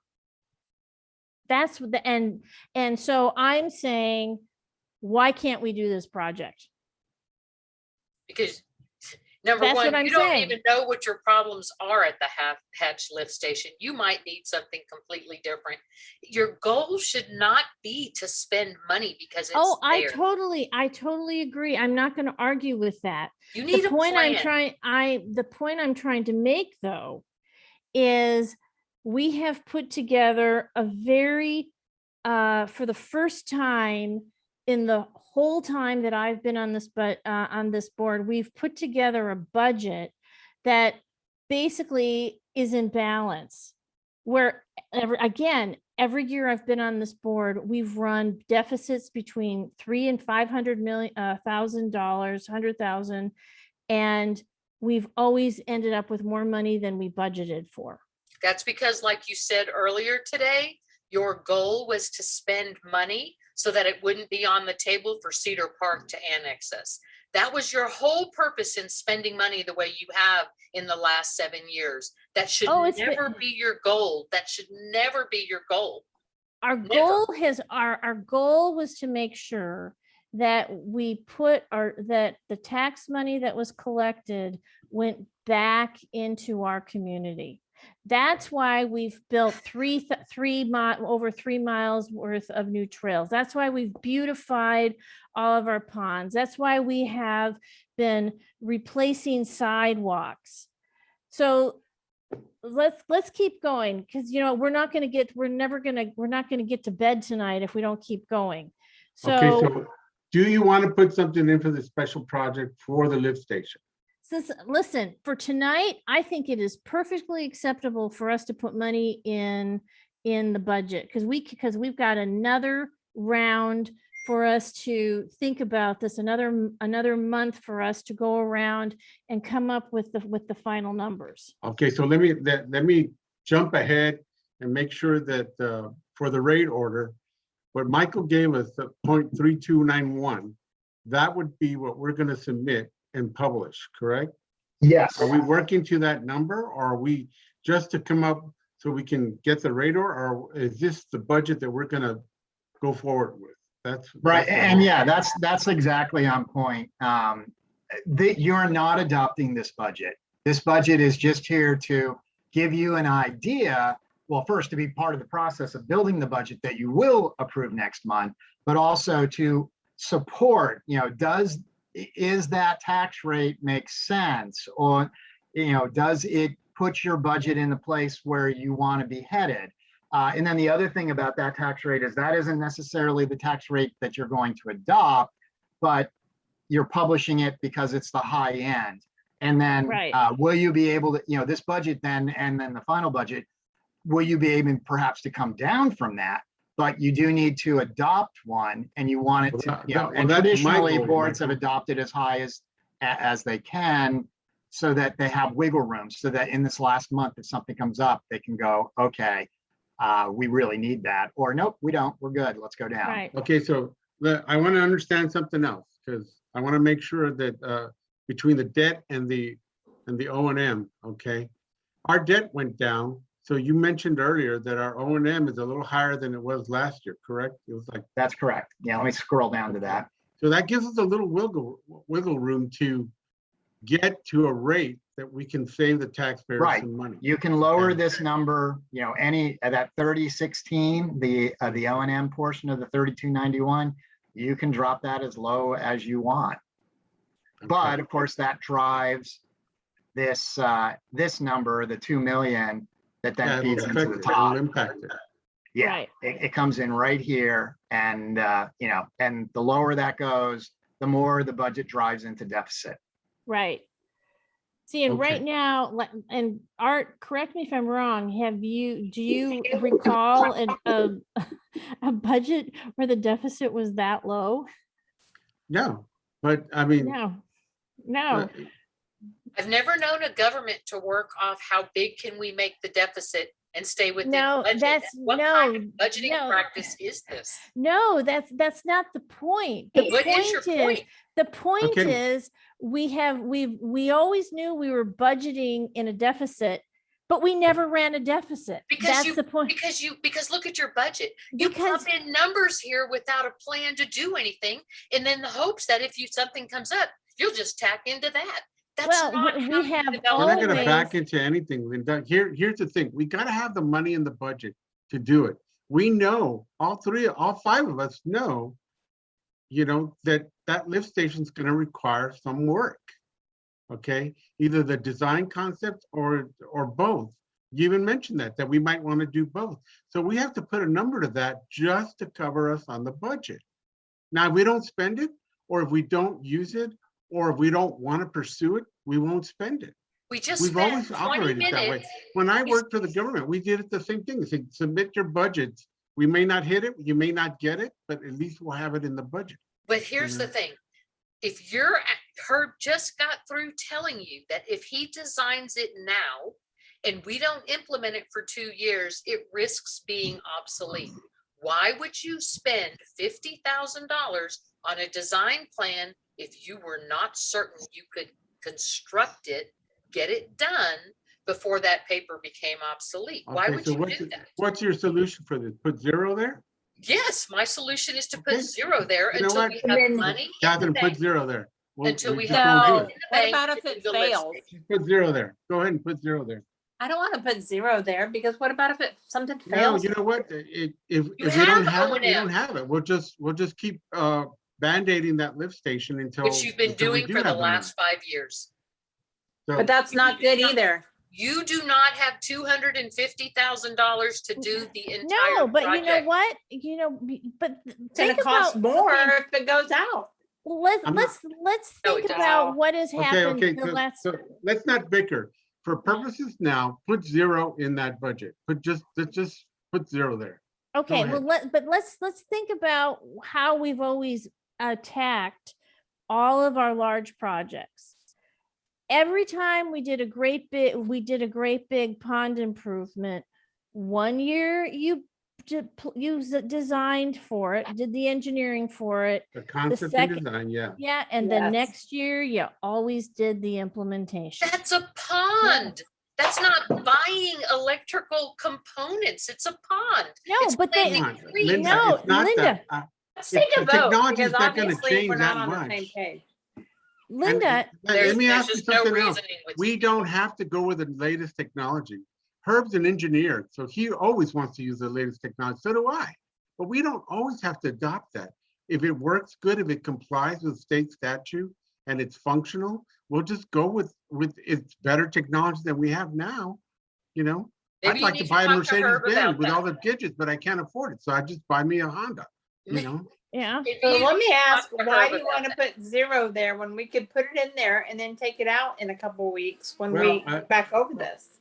Well, Slide down, let's put Michael. 0 there It's for a the waste of purpose time. of the rate order, because right now Michael's dialed in that 3291.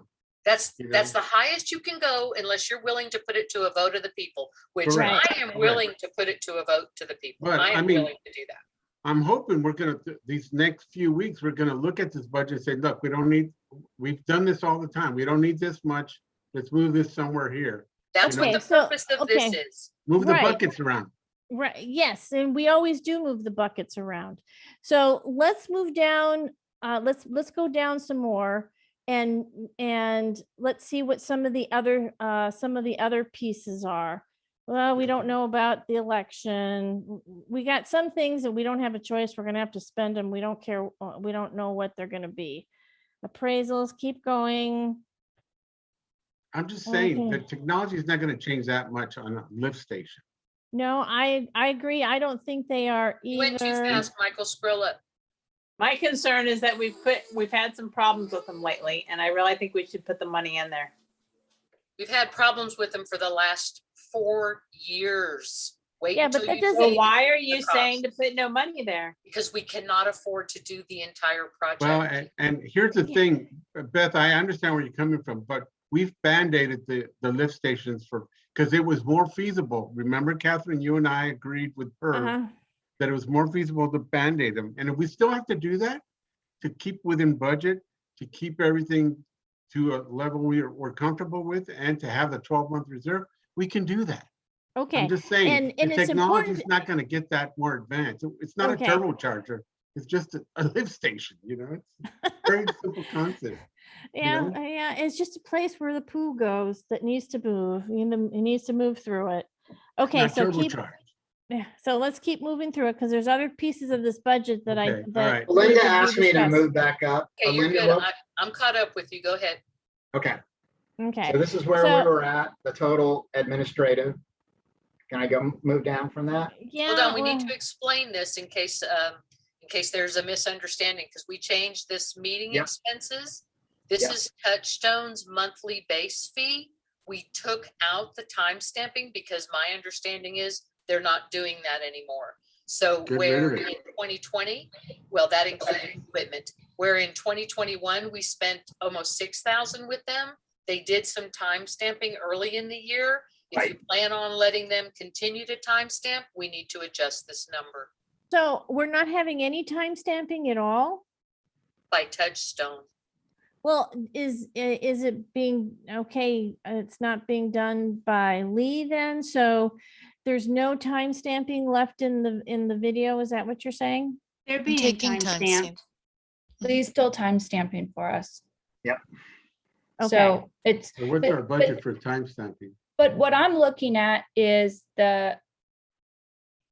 so how are we budgeting for the fact that the Information Management Committee has this monthly authorization amount of $825, which we don't use every month, but we do sometimes use parts of it for, create this new page or whatever aspect. Line of- 109, That's the website it's budget. line right? 109. So that's a oh, we're looking at meeting expense. Sorry. Yeah. I'm sorry. This is I was only looking at- supposed to be Touchstone's base fee, their monthly $200 for hosting Yes. the meeting. Now, hosting we the used to website. have in Yeah. this number, we used to include some money for Touchstone to timestamp. They're not doing that anymore, are they, Megan? No, they Okay. don't. So No. 2,400 should cover their base fee, and this 6,000 here on 109 should cover, we don't know how much you need, but we figured that any website changes, Yeah. if that covers it. If it's not enough, this is where you tell us it's not enough. Yeah. Okay, so go back up to the top of this section so I can look at it again. Administrative. Okay, yeah, that's good. That's good. Now we can just go down. And where were we? Right around here. Yeah. Okay, keep going. Wait, you went too fast, slide up. We changed. Oh, here we go. Professional service records request expense. This needs to have the word legal in it. This is, Allison had us drop this to $10,000 next year for open records requests. Wait a minute. Oh, From 100,000 to 10,000. and you want legal in this as well, right? That's what I'm- Professional services, legal records requests, because that's what this. Got web- it. Name change. Got it. Whoops. Okay. Except I And typoed. we have website expenses. Okay, now keep going. Let me just highlight that since I changed it. Okay. And then the website expense, we're coming close to about 6,000 this year. We thought. If we that- need to do 825 times 12, is that what you want us to do, Megan? Well, that would be almost $10,000. I don't think. we need that much. 9,900, yes. Yeah, so I don't think we need that much. Okay. But Think about it until. Basically, Yeah. the 6,000 I got to was based on what got Actual. expensed this year, what I'm projecting we'll end the year at. And so if you think next year is 6,000 is a going to be good number. dramatically higher, then this is where you should state that, oh no, we expect to do a lot more. But if you think that it's going to be roughly like this year, then this is a good guess. Yeah. I think it'll probably be roughly like this year. Did we identify what the miscellaneous was, or that's just another placeholder here for We didn't, $1,000? yeah, I mean, there are little things that come through. There are some expenses that aren't anything else. And so that's what that is. I could pull it up, but you can see it's really small. No, 54 don't bucks. even bother. Don't even bother. I just, the 1,000, we could even take it out, but I just like to have at least some budget for, No, leave it there. It's Leave not it there. hurting anything. And I No. did have a question about the permits, memberships and That's conferences. too high. Well, I it was think- so much. high. That's the number. Because we were under COVID, the board hasn't been attending CASE and AWBD at the same levels that they did. Yeah, yeah. And so this is the cost for those things. And so I kept the same budget because I want to believe that COVID will end at some point. But Not next if year. you think that we want to lower that budget, I'm No. fine with it. Well, we have a different spot for it. We have director's fees, I That's the believe. expenses. This is for the membership for attending the conference, as Oh, opposed, the seminar cost itself, as opposed to their reimbursements for attending the conference. That's what the two different I things see. are. So so far, we've spent $5,931 this year for membership and conference attendance. What conference? Yes, and I could pull up Nope, the don't go details look on because it. I want to go to bed. So please just. Okay. I'm sorry, I could pull up faster if I weren't remote, but. Yeah, let's keep going. Let's keep going. Okay, so moving on to the physical environment, and this is where my projections are obviously skewed.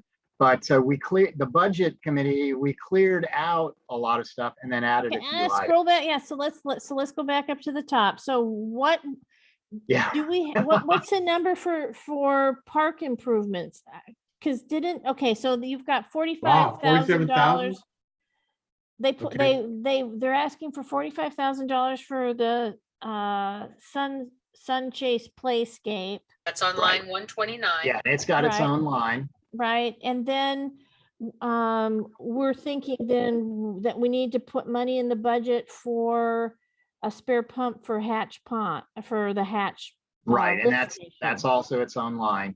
We did Right. zero out the park improvements budget. Last year it was basically 75,000 plus 10% contingency. And we've spent 28,000 through June. I projected that we would spend a quarter of the budget in the final quarter, but that is unlikely. But the budget committee put this to zero because and that's why we had the park committee question mark here. We want to get back with the park committee. What kind of projects besides like the Sun Chase Playscape, that you wanted to do? So if we don't, this is just an improvement. All maintenance is being handled someplace else. Right. Right. Okay.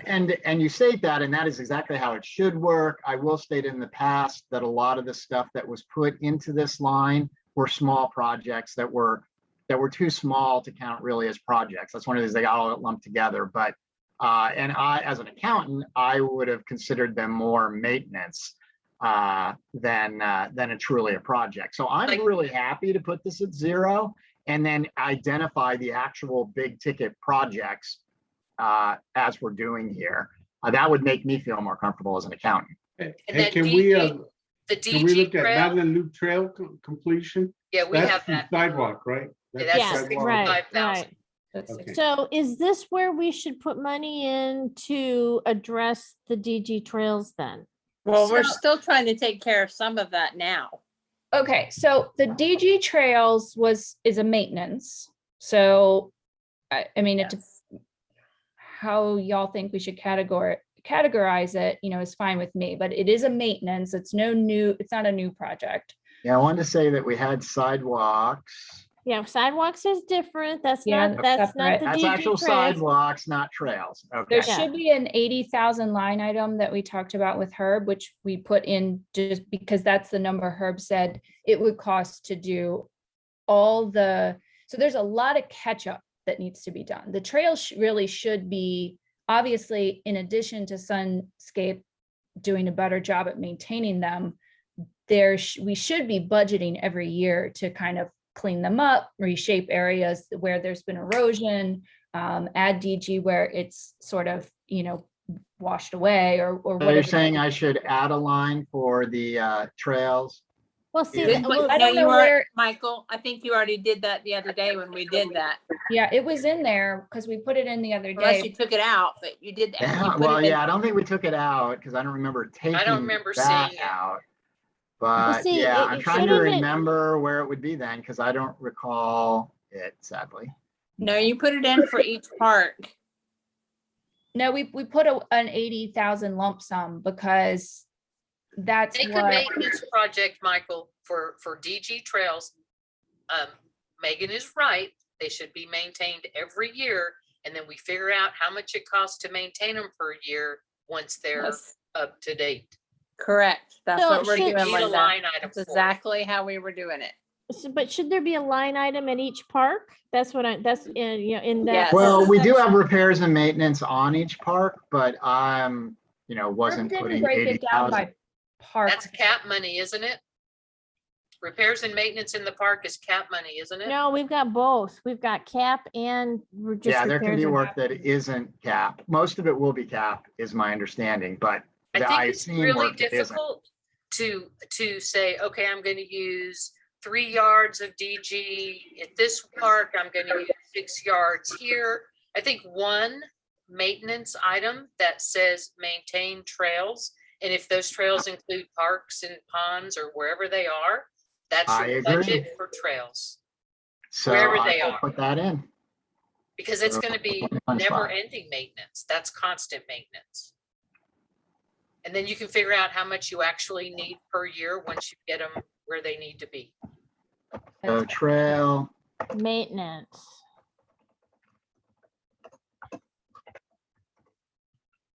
So we'll have to pull it out from the other. It's not anywhere else, so there's nowhere to pull it out of. I thought we had it at another location. Yeah, we No, had it didn't there. make it to this budget sheet. If it yeah, was added if you somewhere else. did, it's fine. somehow I lost it along the way. Let's put it that way. Highlight that yellow.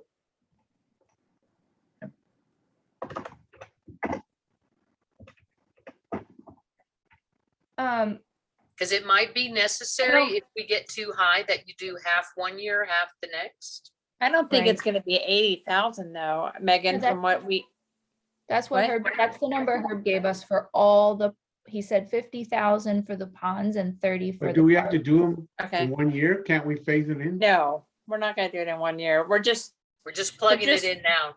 We're just plugging well, it in we're to just see what we trying need. to make them safe. Let's just say that. Yeah, right. So the 80 would be for all of them. Right. And with Um, all the rain is why it's a big item because we don't want anybody to get hurt. So we're Okay, trying go to back figure. where you were. Go back Yeah. up. In terms of the park improvements, that general category, the reason why it's not, we haven't broken anything out is because the park plan isn't adopted yet. So I would like to budget some money for implementation, but I can't say specifically, I'd rather that the projects that we prioritize are the ones that the community wants to prioritize. Well, related to that, actually, that's a good point. Are you planning on spending anything on the park plan? Because that was in this number. Mm, So, right. Yeah, so it's whatever the balance is of the plan. So it was. This 20 that can't be this because it was a $20,000 budget for the plan. right, that was one of the items that composes the 75,000. I was explaining that it has a lot of items in it. That was the Yeah. one biggest one. I see. And how So- much of that has been paid? What percentage? Hang on, let me see if I can find it right there. Well, I think we've paid them at least twice, haven't we? 3 times. I believe it's 3 times. Oh, that is Okay. my other way I could go after this, but let me see. Anyways, there's still money sitting there, so there's plenty enough money to pay off that. Oh, Project. yeah. I agree that that we've got the money in the budget to pay off the park plan. The question is there going to be, there's still going to be money left over in the budget though, too. That's Mhm. okay. We're trying to build our Remember, we reserve. have a really big one coming up is on the trees. So, I mean, we'll still have money left over, but Did the There's- trees get deleted or they're in No, there, we right? budgeted for that. We got it in there. Okay. It's further because down. that was approved for this year. So hopefully that's going to get done. Well, Okay, and the park Not- master plan, not good. we've made 3 payments and it's a total of $9,000. Okay, so it's so we owe almost them half. 11. There's plenty of money there to pay them. So what amount should I be putting here? What's the Nothing at this balance? point. We don't have a plan and we don't have, we just Well, really No, can't just dump a number in there without a plan. I disagree with that because what you can do is we are going to have a park plan here, in the very short foreseeable future. Am I right? Right. Megan? And Megan. so, Yep. so we can put money in the budget with the anticipation that we are going to do something from the park plan. What are we gonna do? Well, Well, that's the whole. That's what we're waiting for. If I was going to choose that, then I wouldn't be doing the park plan to begin Well, with. exactly. And when you build a budget, you're gonna need some hard number for any one of the choices that you gave that we could plug in here. So what are we Well- plugging in here? My question was actually just a little bit, step down from that, which is, are we planning to spend more to get the park plan from that vendor? We've spent, 9. And so I'm asking, You have are we planning to 11,000 spend more more. to them? Because that's actually, something that we can know, and that goes right here. There's 11,000 left. Okay. But Michael, that's not coming out of 22. That's gonna be paid for out of 2021 before the year You're ends. saying that's all happening in September, 11,000 is going to be done between August and September? No, it won't be billed by the end of the fiscal year, probably. When Right. will Verdunity be done with their part? When the park plan's adopted by the district.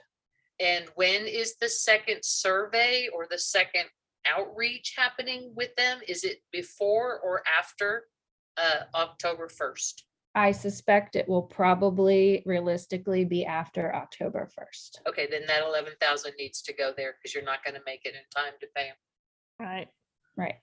All right, moving on. So, Okay. but I guess, so then we have no money to do any implementation next year. Which I think is a mistake.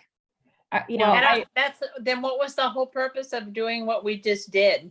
Yeah, I agree because We're got gonna that get plan. all the residents all excited, and then we're gonna tell them, You Oh, didn't sorry, get all we the just residents, you got 200 and something, No, and you the- don't have a no. plan. Well, Linda, no, but Linda. you don't, I disagree with the concept of, because the park plan didn't fall neatly in being finished inside on the fiscal adoption of the budget, that we have to wait in order to move forward with our park plan. Because remember, this park plan is a multi-year plan. It's a, So how much money are you gonna use for the very top item that the community wants? What's it gonna cost us? I don't know. That's Don't not know. that's actually not how the plan was intended to work. I've said this many times, so I feel like a broken record. The point of the park plan is not to necessarily lay out 100 grand at once or 75 grand at once on some huge project. The purpose of the park plan was to identify how we incrementally fund our parks to make improvements to them, to make them better for everybody. Sometimes that might include a bigger project. Oftentimes, many times, it will include lots of smaller improvements that make a big difference to the people who use those parks all I the ask time. again, how So- much money is that? No, so How you're much money asking is me which, your question was, which of those projects are you going to do first? Okay, now that you've And I broken don't- record explained it, And I how don't, much money do you need in there? I don't actually know. So what I am suggesting is that working with the board and looking at the budget items that we do need to take care of next year, the things that we do need to prioritize next year, and based on where we are with the budget, I would like to work collaboratively to come up with a number that makes sense for our budget next year, but still gives us an opportunity to implement some of the plan next year. That sounds reasonable. Okay, Let's move so on. let's put some more money in that line item then. We can't until she looks at the whole budget. No, I say make it 40. For 12 parks?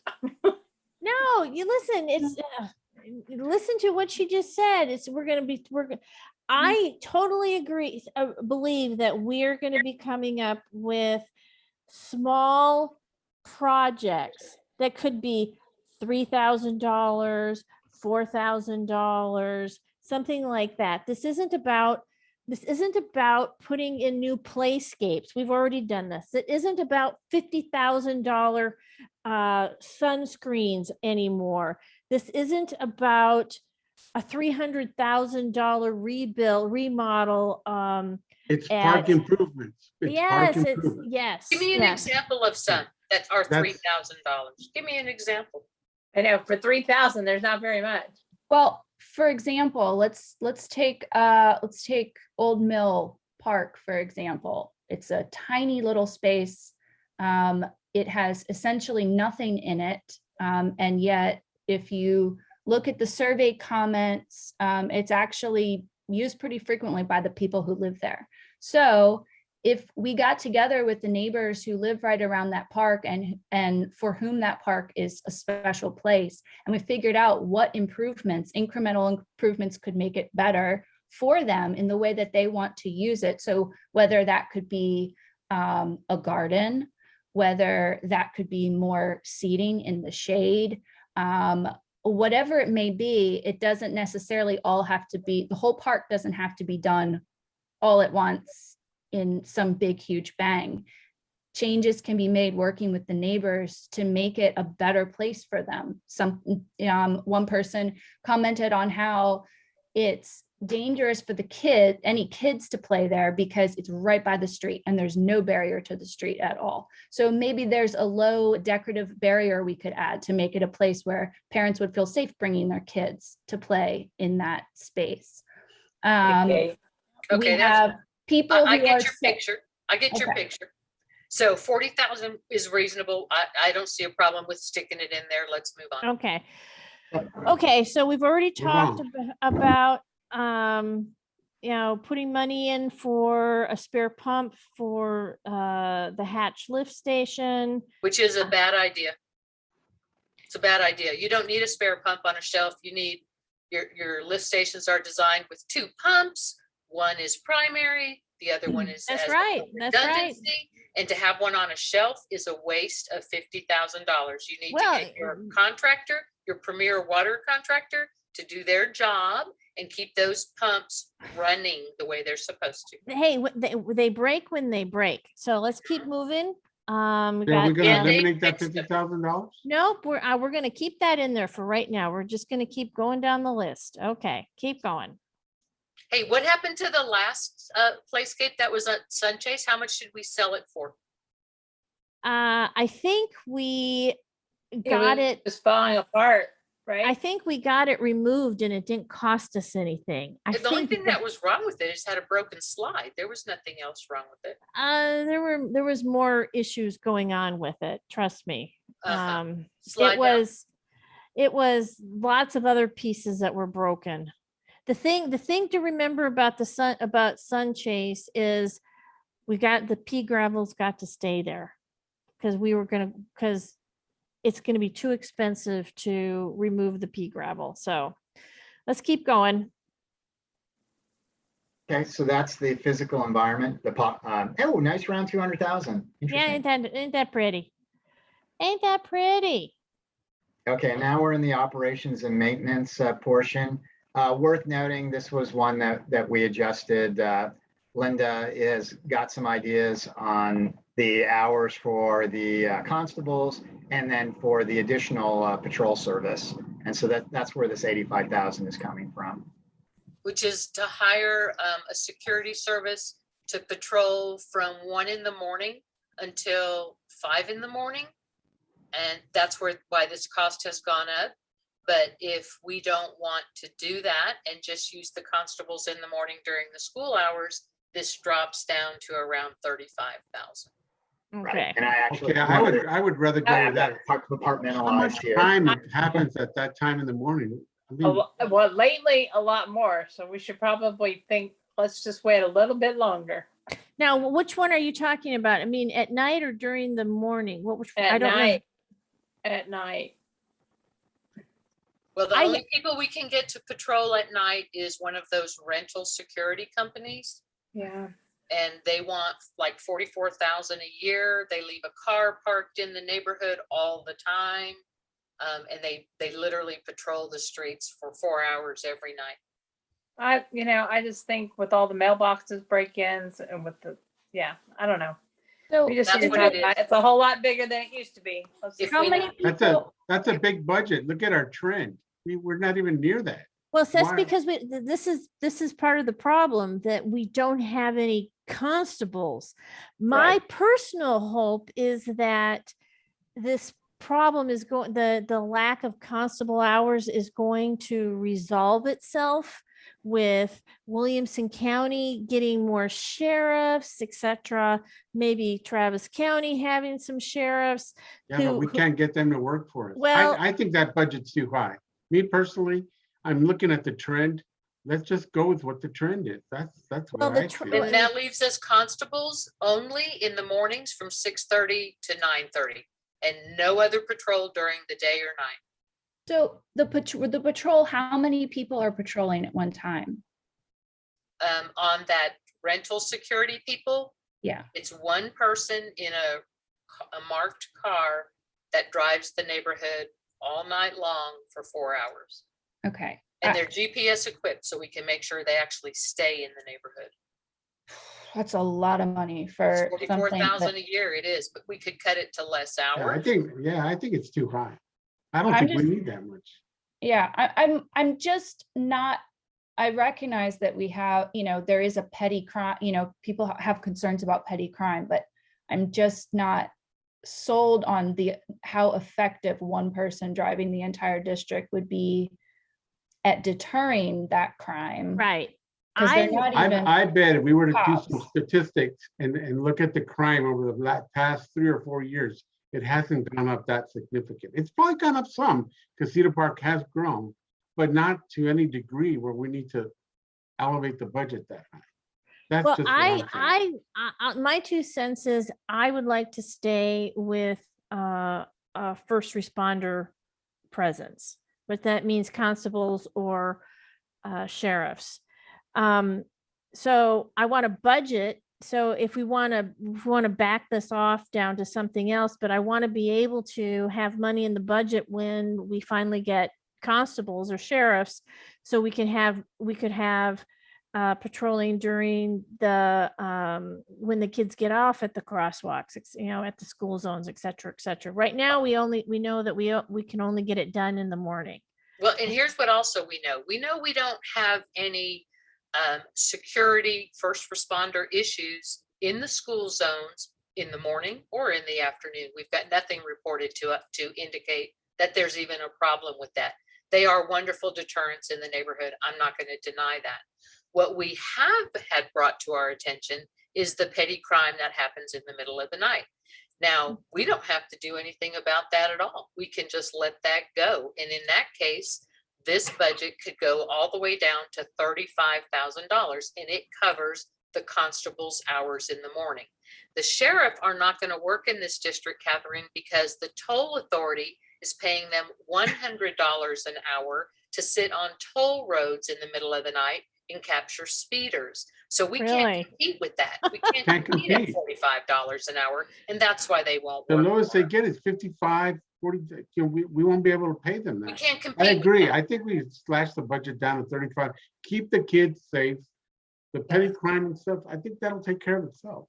I really do. And we really need to keep it for the kids. I mean, the cops will be there anyways, because there were some pretty big issues last Yeah, year. I'm more The concerned with the cops- kids' safety. The cops you know. aren't gonna go anywhere because they have to stay right now. I Well, mean, then there's Michael, much bring going on. that number down. I already calculated that for you. Hold on. 35.1. And what was the 5,400 was for, oh, that was for the vehicle or no? Because that doesn't, it's Yeah. online. Oh, I don't know what that was for. Yeah, Um, I think that was one piece of your, of the, yeah. Oh, that was the higher meeting. Pentecost. That was Oh, the meeting meeting map, for the 76. Oh, constable. yeah, we need, There yeah, we we go. need. Okay, there you go. You're right. Yeah, Okay, And we Okay. gotta keep Move it that. on. yeah, okay.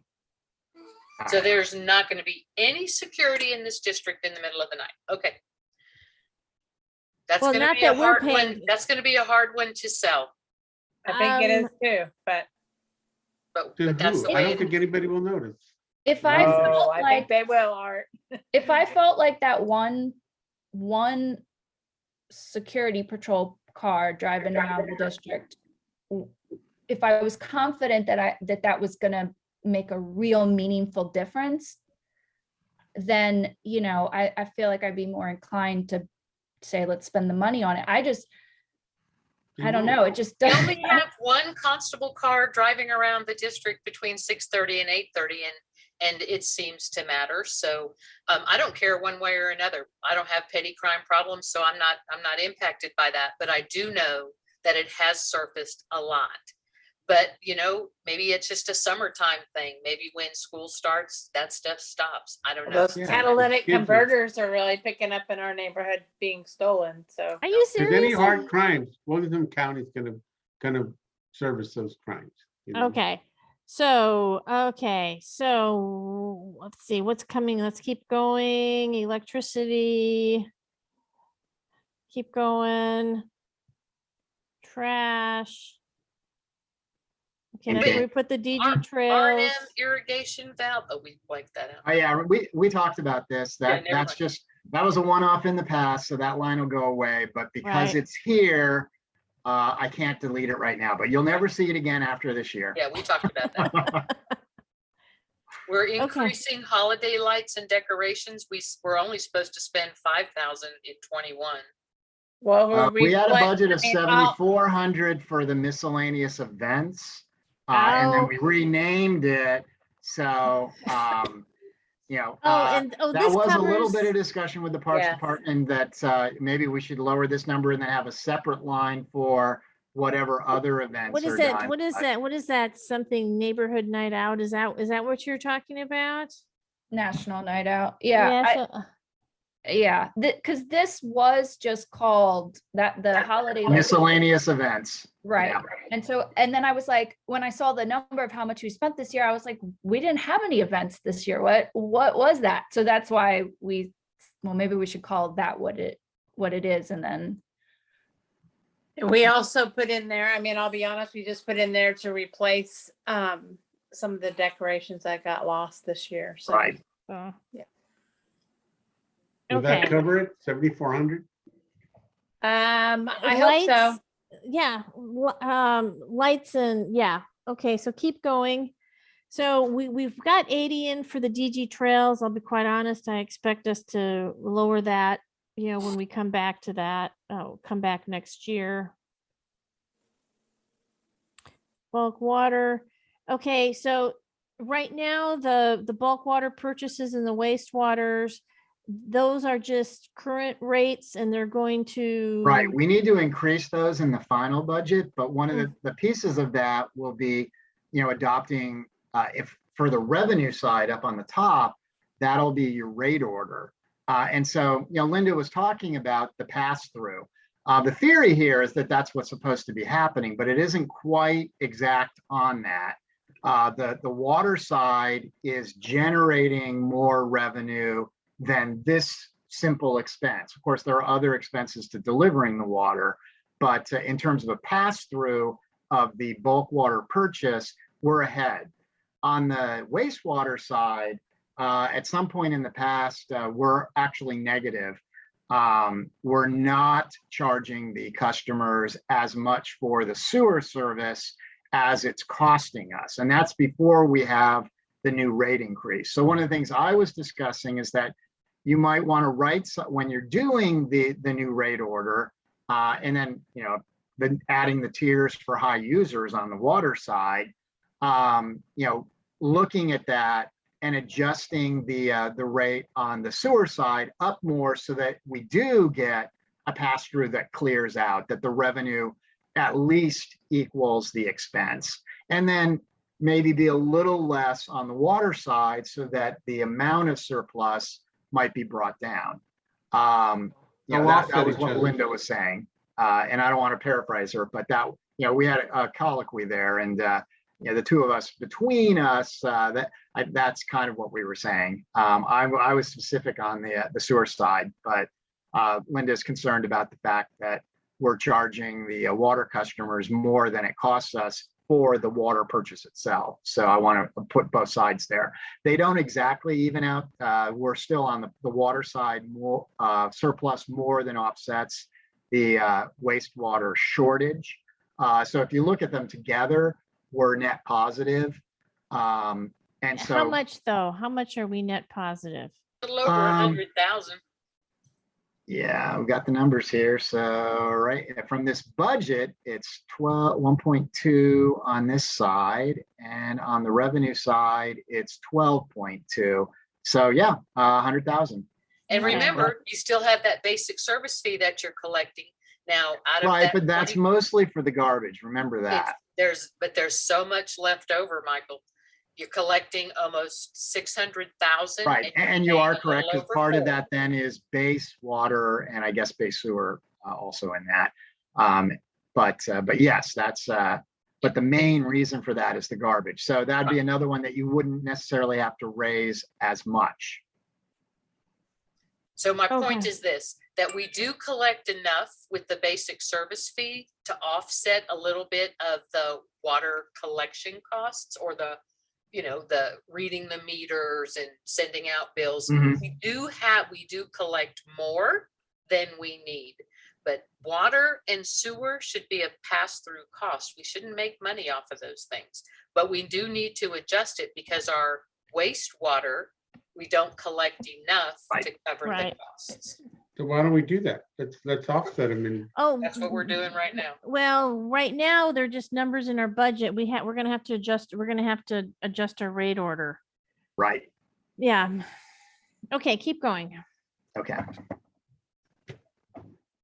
And then we're on system maintenance, and a lot of these budgets we're grandfathering over. A lot of them we come in well under in the year, but the reason we have big budgets is because we've used big budget. When they happen hard, but we could tweak some of these. Like you can see, here's a good example, R&M sewer. In 2020, we used 187,000. So we, moved up from that and figuring inflation. And then this year, we're going to use 60. You just don't know. They're very highly variable. And so we have quite a lot of items like that. But the sidewalks, it's in red because this was a specific number that the subcommittee chose. The same thing with the 20,000. Michael, what about lift stations? We put 60,000 in there. We used 33 in 2020. We used. We're projecting to just about 61,000, and that's a good number. Can we use that for the pumps and the and all the when that means maintenance? You're going to use about.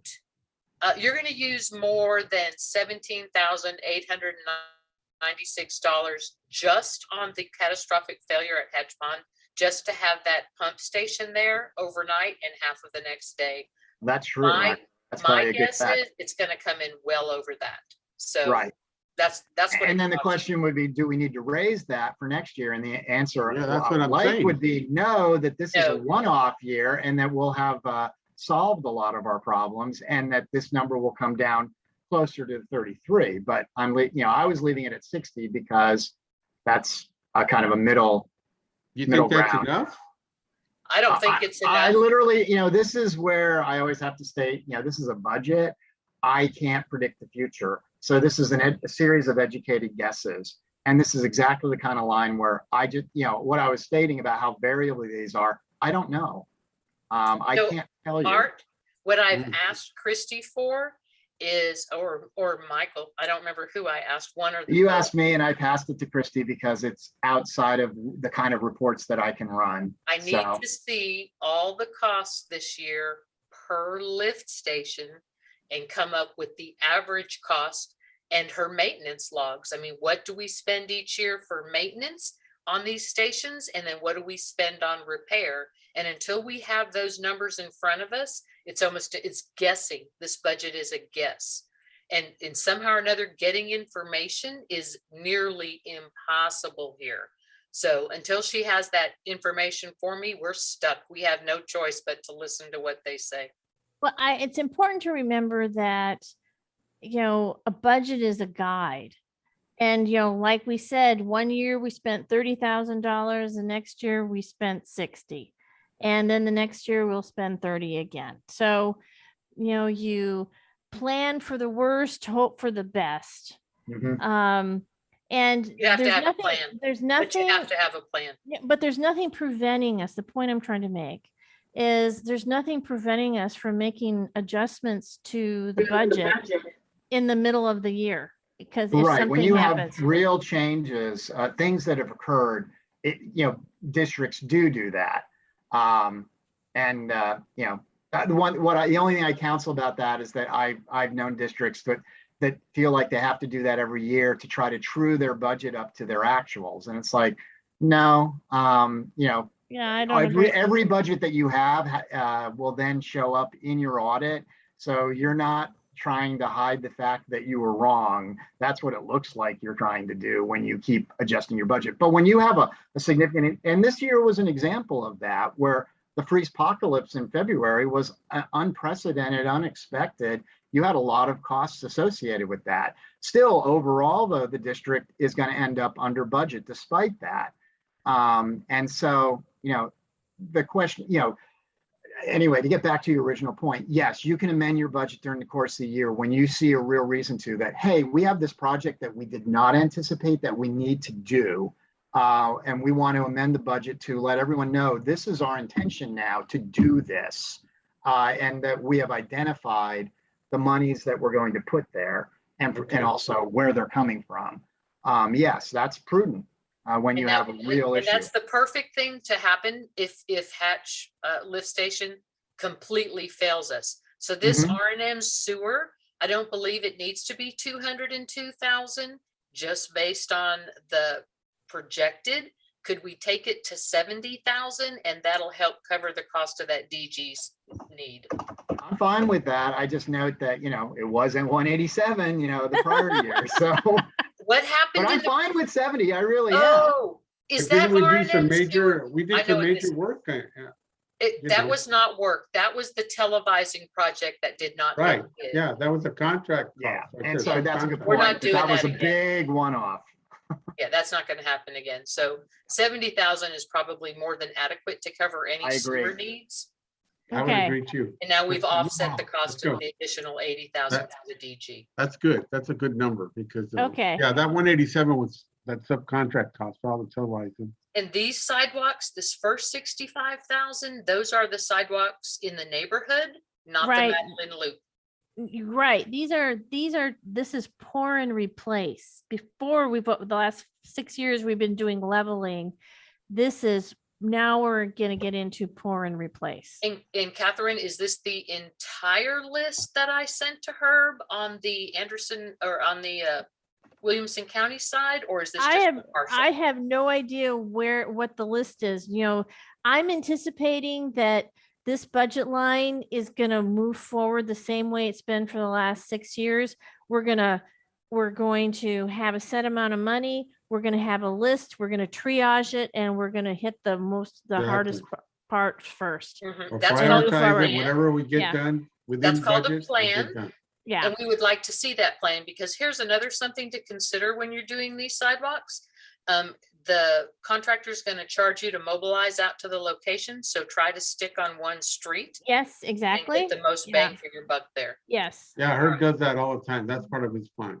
What's stormwater system for And that's 53.5. that's like your storm drains. So this is another one where we have a big budget because there have been cases where it's been big, but we could definitely bring this down. You can see Yeah, bring that one down. we too. spent nothing on it. The projected is just me, kind of stretching out the budget.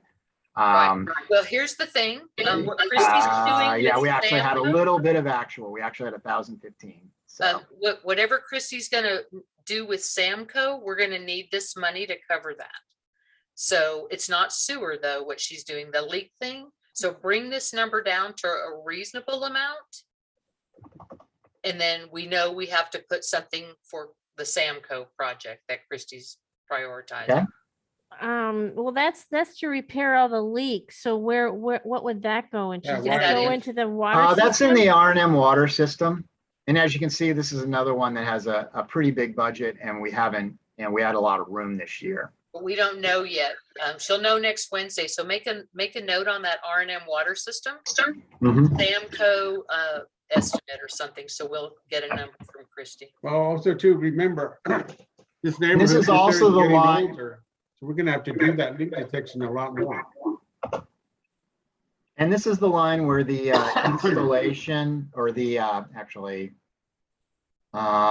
this is where, there we go, where the cost on the electronic meters, the additional cost for monitoring from a Badger.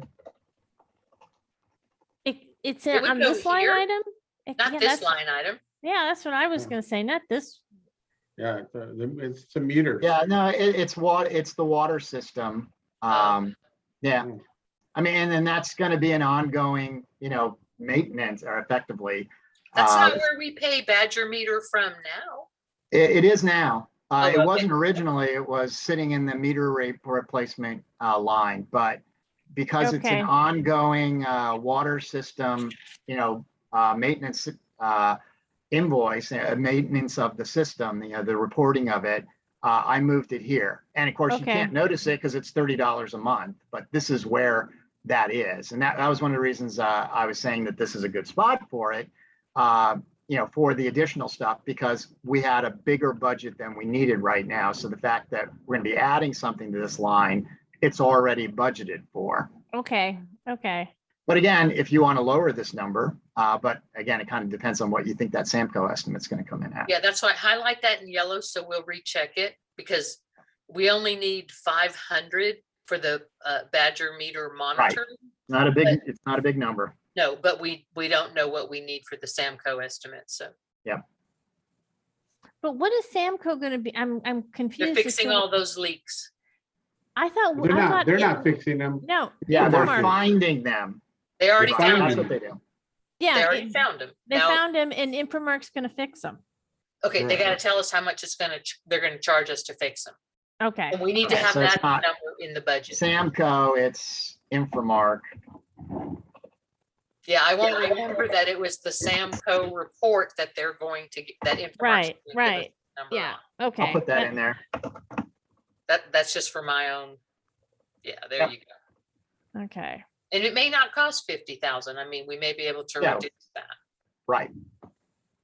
Okay, And then so, we have some small budget lines, Can we go back? not a Michael, lot to of the- activity this year. to the trees? Because we skipped over Yes. that. So I don't know if that got reduced, the total cost to do all of Andersonville West and all of Sun Chase, the proposal was around $30,000. I got that right here. Yeah, I so, can't recall how this ended up at 20, because I had this note about the 30,000 plus 5,000, but somehow She This said it is- was going to be half 1 year and half the next.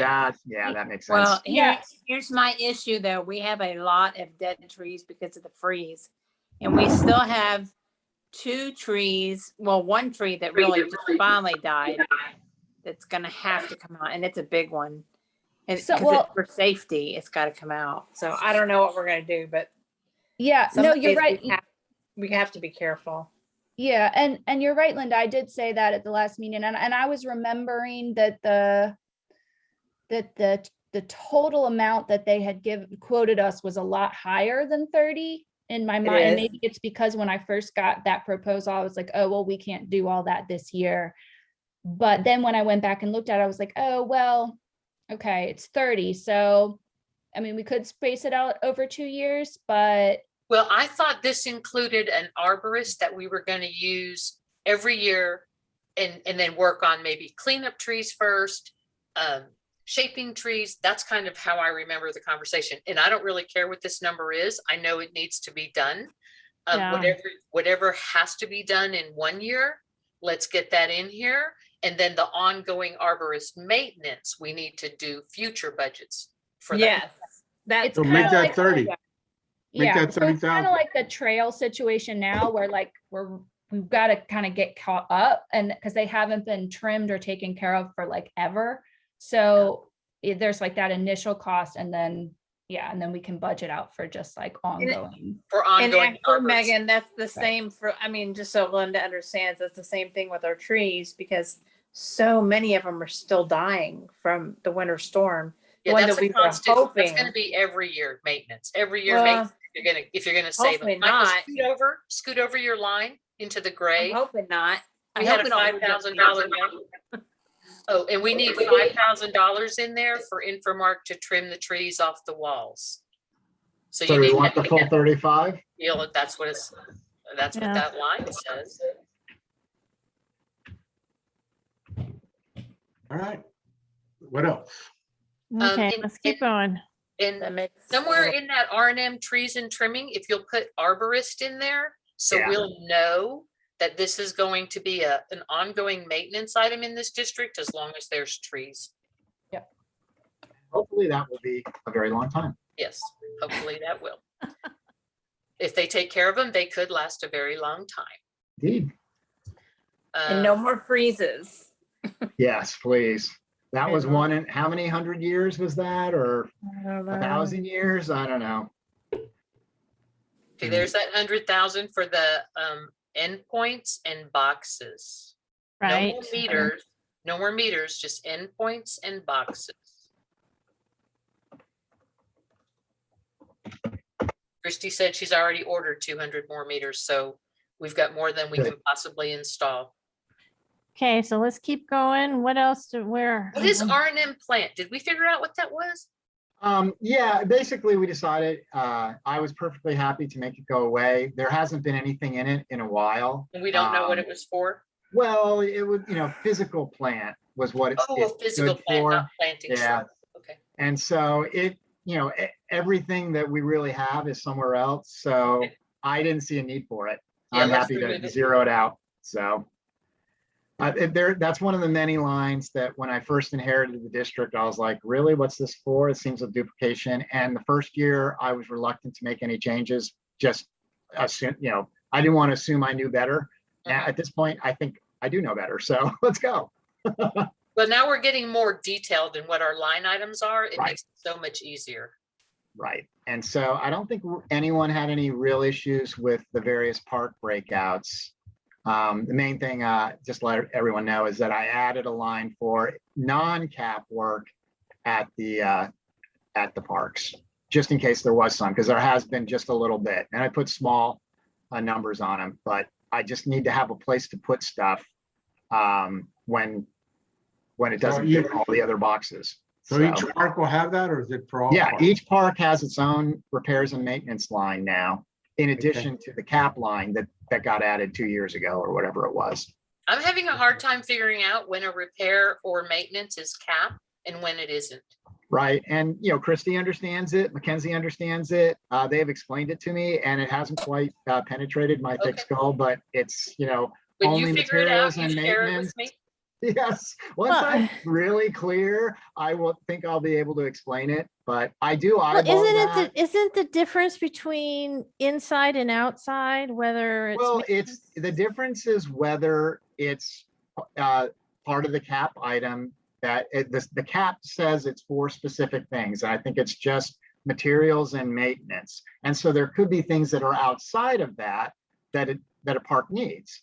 And so if it's materials and maintenance and Infomark does it, then it goes to that cap item. If it's not materials and maintenance and Infomark does it, I need a place to put it. And if it's something someone else does, I need a place to put it. Besides, right. Right. And so that's why I've added the lines. Okay. Hey, Catherine, the whole purpose of the maintenance cap that we set this up in the contract for was to even out cash kinda flow. even out cash flow. And That's right. really what we're the only thing that's really a big impact on the maintenance cap are the meter purchases. Everything else is small items that really don't need to be a maintenance cap item. Okay. Yeah, So I'm really the- starting to wonder if we need cap account in the first place because we don't have a cash flow problem. Right. No, I'm almost thinking you just make those repair and maintenance items and zero out the maintenance cap and not have to deal with that. I part think of it would the- be so much easier to review the bills and invoices without cap accounts. Your Agreed. accountant would be happy with that. Yeah, I'd be elated. Let's keep going. All right, well, that gets us to the bottom line. Michael, you were gonna add the ponds too. We have Individ- ponds. line- No, we Oh, only had you're hot- right. You gave me that list and I haven't updated this with that. That is correct. Let me add that as an action item. What are you gonna add? Ponds. The ponds, like the park, being split out so that they can have a budget and we can track what's being spent at them. At each pond. Yes. Yeah, for Okay. maintenance and yeah. So slide up, then if you're gonna add them here like a park expense, which is perfectly fine. We do have a line for ponds higher up. And we might be able to remove that one. Right. We have the R&M ponds cap line.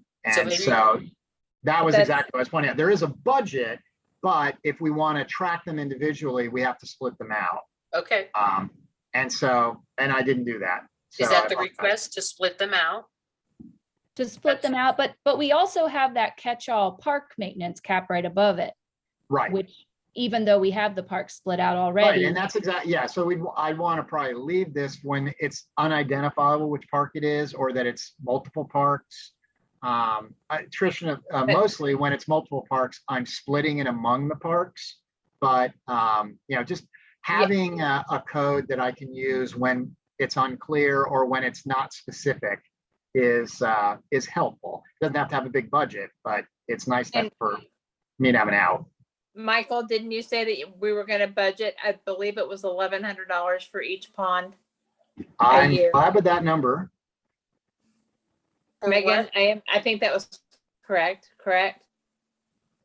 Well, wait, I'm sorry, it was a hiccup. Yeah, What was I the don't number? have that note in front of me right That's now, okay. so I'm I put thought this that we down. had I'm said gonna it go was with gonna that. be, I thought it was 1,100 for each pond, just to make sure that there was something there in case we had to Right. do something. Yeah, Right, what did we and do that's for gonna hatch? add 1,000? 5,500 to the budget, so not a big number.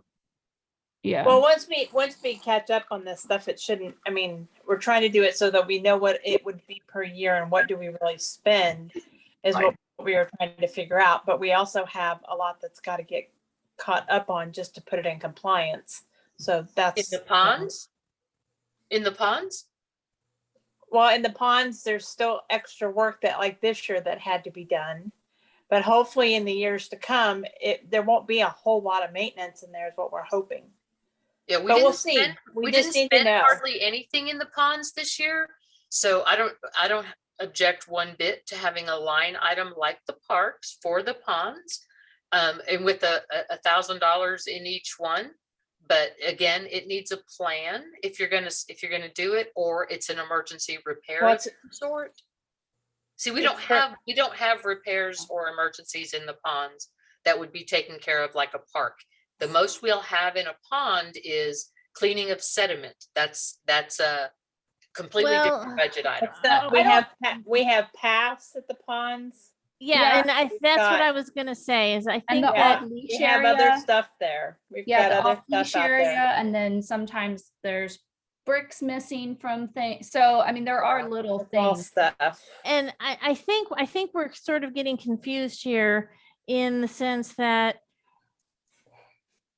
the ponds, when they've been beautified, the maintenance of that has been turned over to the parks committee. And I think that that's what we're talking about. So we're not talking about maintenance for the ponds as it relates to, to them being ponds. no, we're No. talking, To we're them talking about being the now the mini parks. beautification, yeah, the beautification part of it. Yes, The Right. plants, the, you know, the, you know, yes. the yes. paths. Like I said, I don't object to Yeah. having a line item for each of the ponds so that they can be identified and their expenses tracked against the pond. But we have a lot of other categories. We have trees and shrubs and planting. So you'll have to be really mindful that you stick with the pond line item when you're billing. Right. Otherwise, we just have spots all over the budget for ponds, which is not a budget. So Michael, you're gonna add that?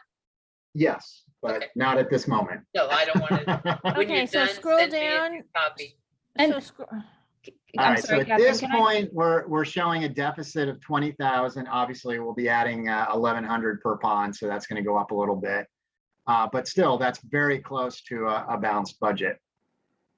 So Michael, I don't know if this got taken out, but we had put the sign in as a wish list. Oh, the item. marquee sign. Yeah, Right.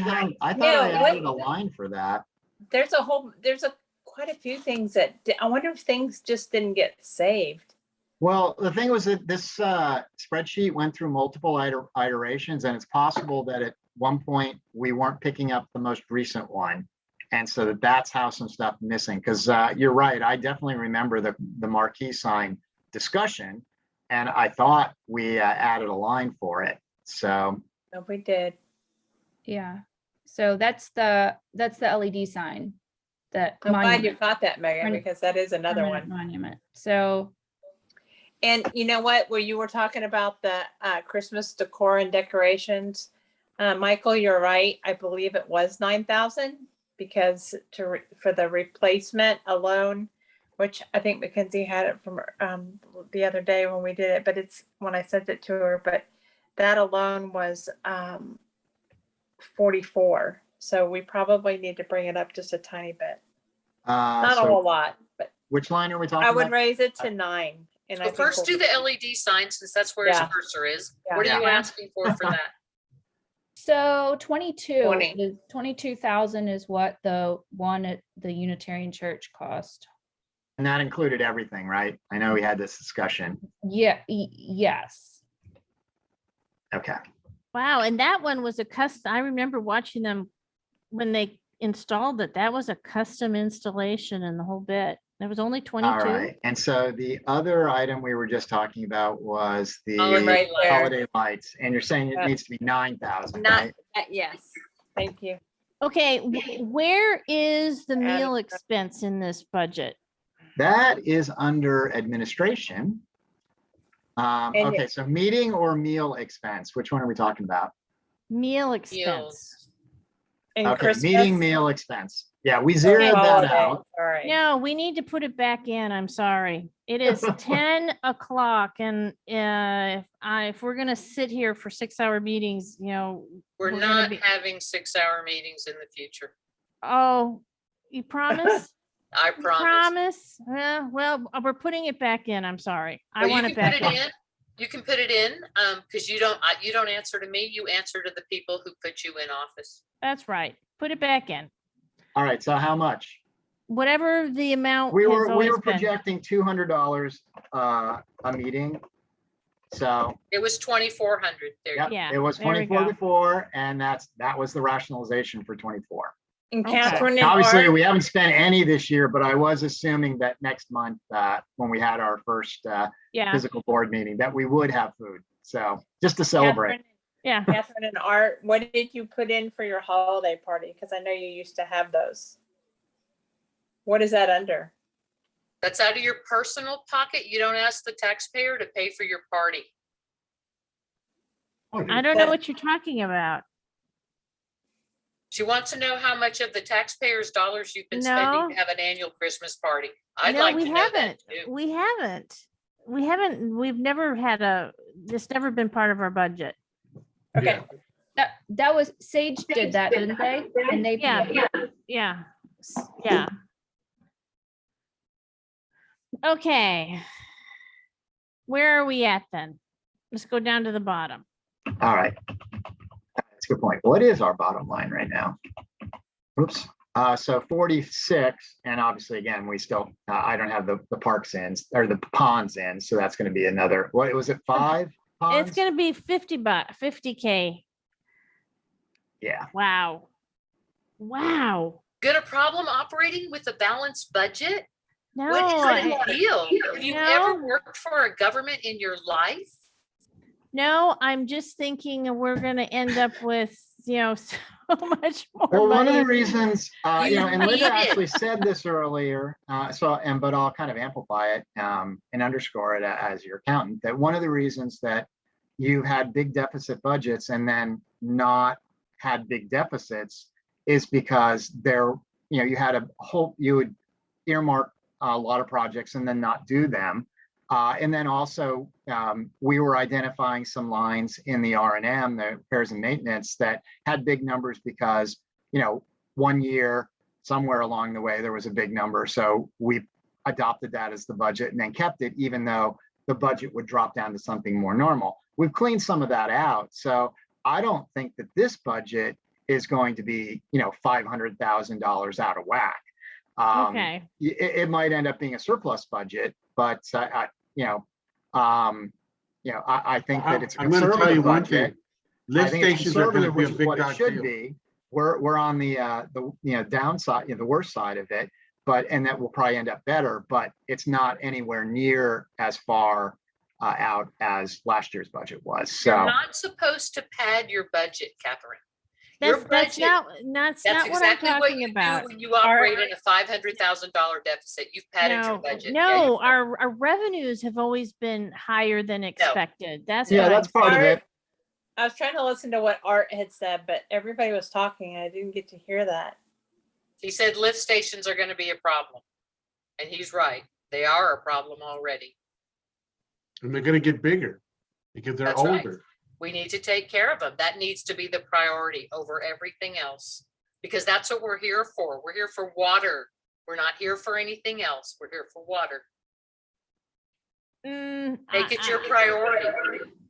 I disagree. I see people in the park every day. Yeah, you need to read the purpose of a MUD. Hey, Michael, can you scroll down and tell us where we are on the rate then? Where the Sure, rate that doesn't hasn't change. changed. The rate doesn't change. Right. And We so worked you need within that 3291 tax rate to support, this level of a deficit. So if you lower the tax rate any, that deficit would go up. So that's where we're at. Okay, that's what I wanted to look at, because I assume all of us are going to be okay with submitting this for the public to publish. Yes. That's the next item on the agenda, right? Correct. So we The can't rate. go higher than this. We're going to have to go lower. Right. Right. That's And in right. order to go lower, we're going to have to whack some of those things out of the budget.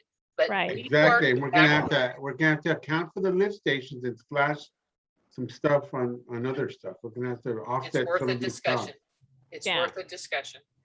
Okay, so have we gone over the budget and we're ready to move to the next agenda item? Hope so. We need to adopt this tax rate. Right, and that's what I'm talking about. So we Yeah, need to I go agree. to agenda item 7, order setting the proposed tax rate. Right. So So what do Michael, we need to do? Michael, can you stop sharing so I can bring Yes, up? please. Got it. Give me a second to bring up the order. Ah, dang it.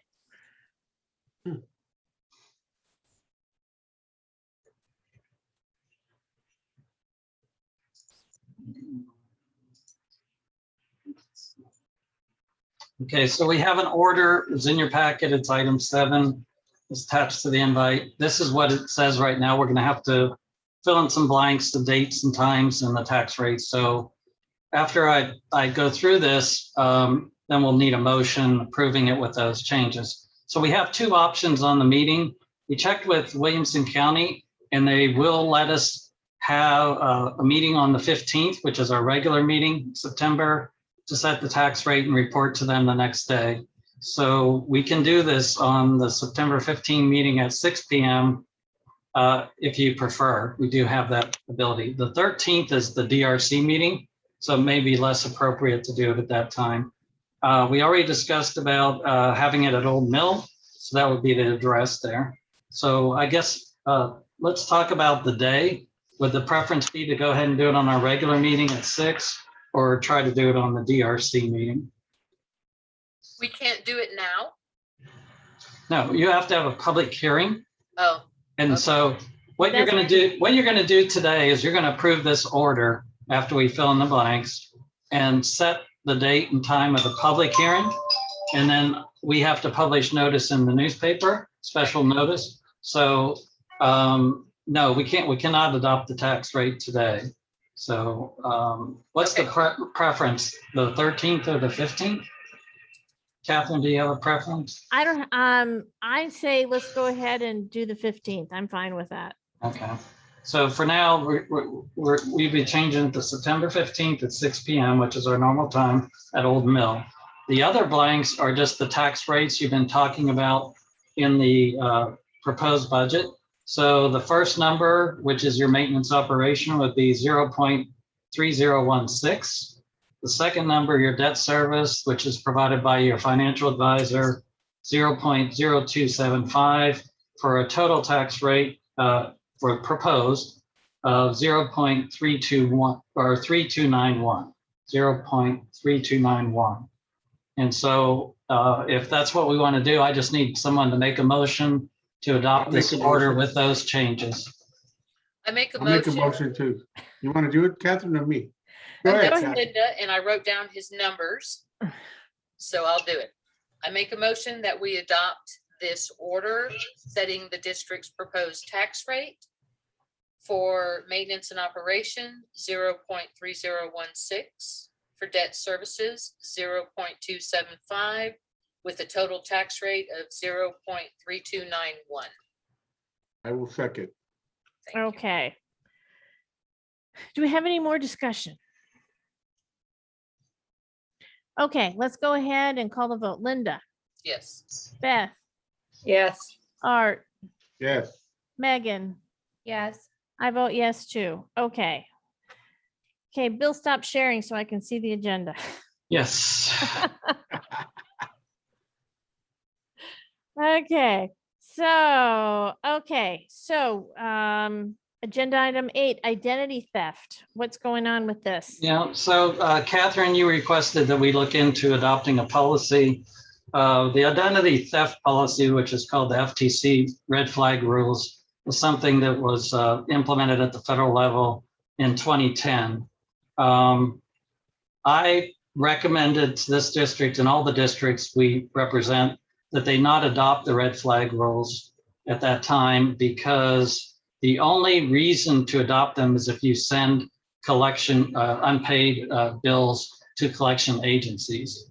And back when I asked the question, which is, I guess, 2010, 2011, to this district, they had been sending accounts to collections for a long time and had never gotten any money. So I recommended against adopting a detailed policy that you have to monitor and implement, and it's an administrative task that I recommend you not do that. Recently, you guys have had an uptick in collections, and Catherine asked if we could start sending accounts to collection agencies, that especially people that have left the district. So she asked me to look at making sure we had this policy in place. I'm not ready to do it tonight. I don't have the policy finished.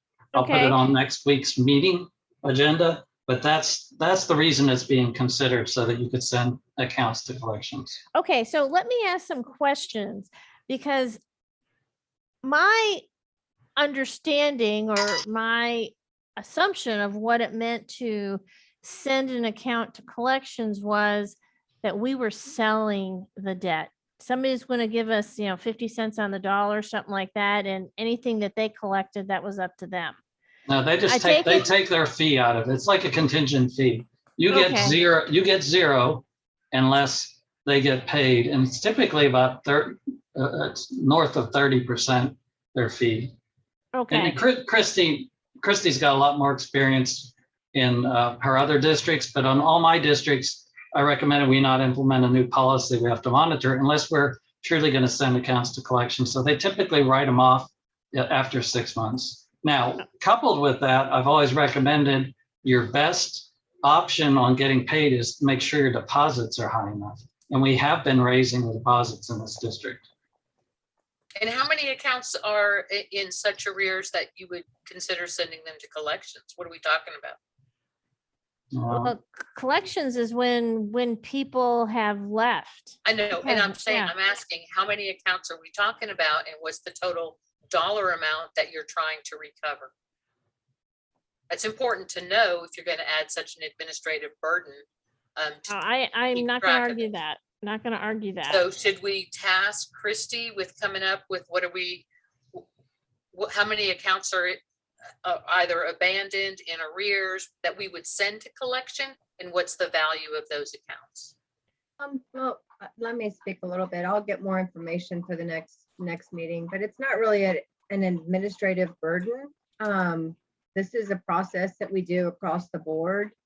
And I would say what you do now is you just write them off.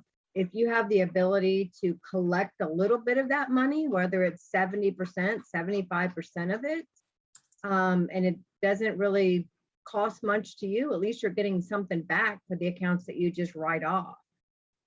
How many accounts do we write off in a year? You're asking me to go back and pull more reports. I'm just making a point that you either don't get anything or you get a percentage of something that you don't get now. Right. And that would make a whole lot of sense to collect if we had something to collect, but we don't even know what the problem is, and we're looking for a solution. So I don't know.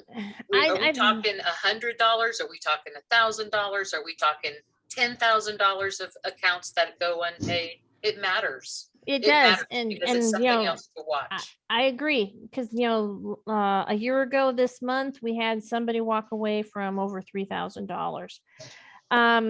The other question as it relates to dealing with this issue is how do we report this so that the next utility knows that this person doesn't pay their bills? So we don't do credit reporting. If you refer it to a collection agency, one of the first things they'll do is probably report it to the credit bureaus. Okay. We don't do that. We're not set up to do that. That's a whole process. Okay. Well, Christy, let's go ahead and have some more information about how much money is being walked away from people who just walk away from their obligations. Okay. Agenda item 9, minutes from prior regular and special meetings. Okay. There's one set attached to the manager's report. Looks like it's from March 17, a regular board meeting. So I don't know if you guys are in a position to vote on that or not. Well, I'll say I read it and it looked accurate to me, but I didn't look at any film, any video, so. I didn't even read the minutes, so I can't. Well, vote. I read them and I agree with Art's assessment. Which is to, you make a motion? Yeah. Anybody else? Are they from March 15th, did you say? Yes. Looks like March 17. March 17th? Yeah, attached to the manager's report at the end. As long as when they go ahead and approve them, they are subject to being corrected if I find mistakes with the video against them. When you present minutes that are that old, I don't know anyone on this call who can remember a meeting back on March 17th. So I don't know if it's accurate or not unless I compare it to the meeting video. I totally understand what you're saying, but when I started reading the minutes, I started remembering the meeting. Oh, well. Okay, so I'm going to move to approve the minutes. Okay, need a I'll go second. ahead and second them. And do we have any more discussion? Okay, I'll call the vote. Linda? No, because I haven't read the minutes. Okay, Beth, Yes. Art, Yes. Megan. I haven't read them, so I abstain. Okay, and I vote yes. So is that 3 of us, I think? Yes. Okay. Okay, future board meetings, agenda number 10. Bill, tell us what's on the agenda for next week. Okay, so we have a special meeting set up August 23, Monday. It's Oh, a yeah, that's single right. item on That's the right. lawsuit filed by Linda and her husband. We have our third Wednesday meeting on August 25. That's Wednesday, August 25. That's traditionally the committee items. Be sure if anybody has any other items, we do have Linda, we do have your cumulative list. It's cumulative from before and your new item. I have added some items on the agenda from tonight's discussion, but if anybody has any other items, please get them to us by lunchtime tomorrow so we can Okay. incorporate it. Just some of the highlights of things that we're going to consider at that meeting, at least based on my list. We will have our bookkeeper and managers report like we always do. So if there's any unresolved invoices or checks that we can address those. We have an item on there on the delinquencies and termination, so we can talk about these customers, few customers we have them defaulting on payment plans and have been terminated. I think, Catherine, you requested an item regarding additional actions and costs related to the audit of Infomark.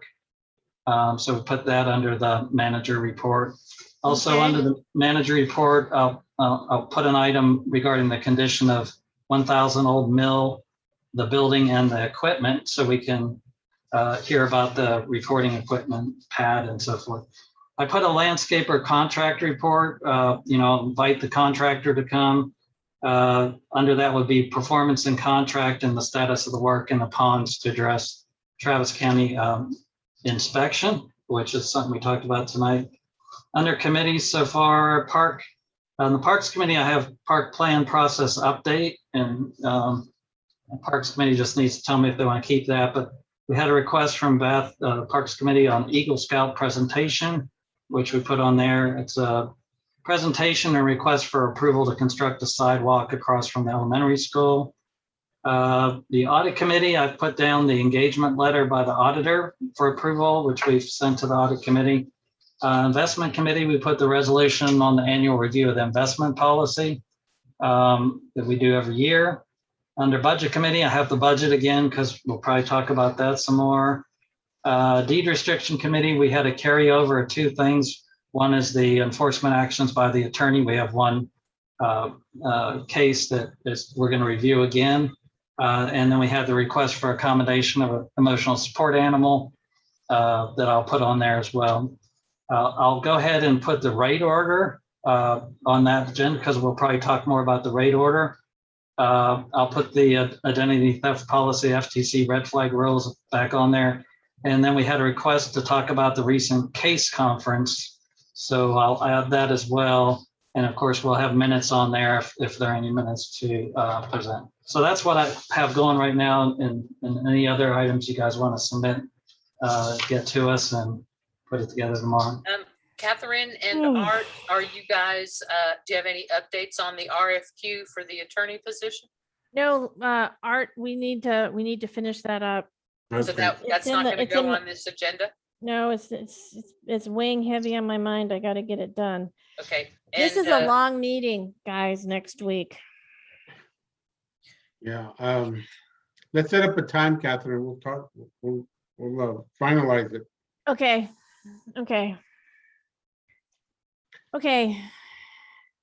Agenda item 11. Somebody needs to adjourn the meeting. I move so. Okay. Yep. I second.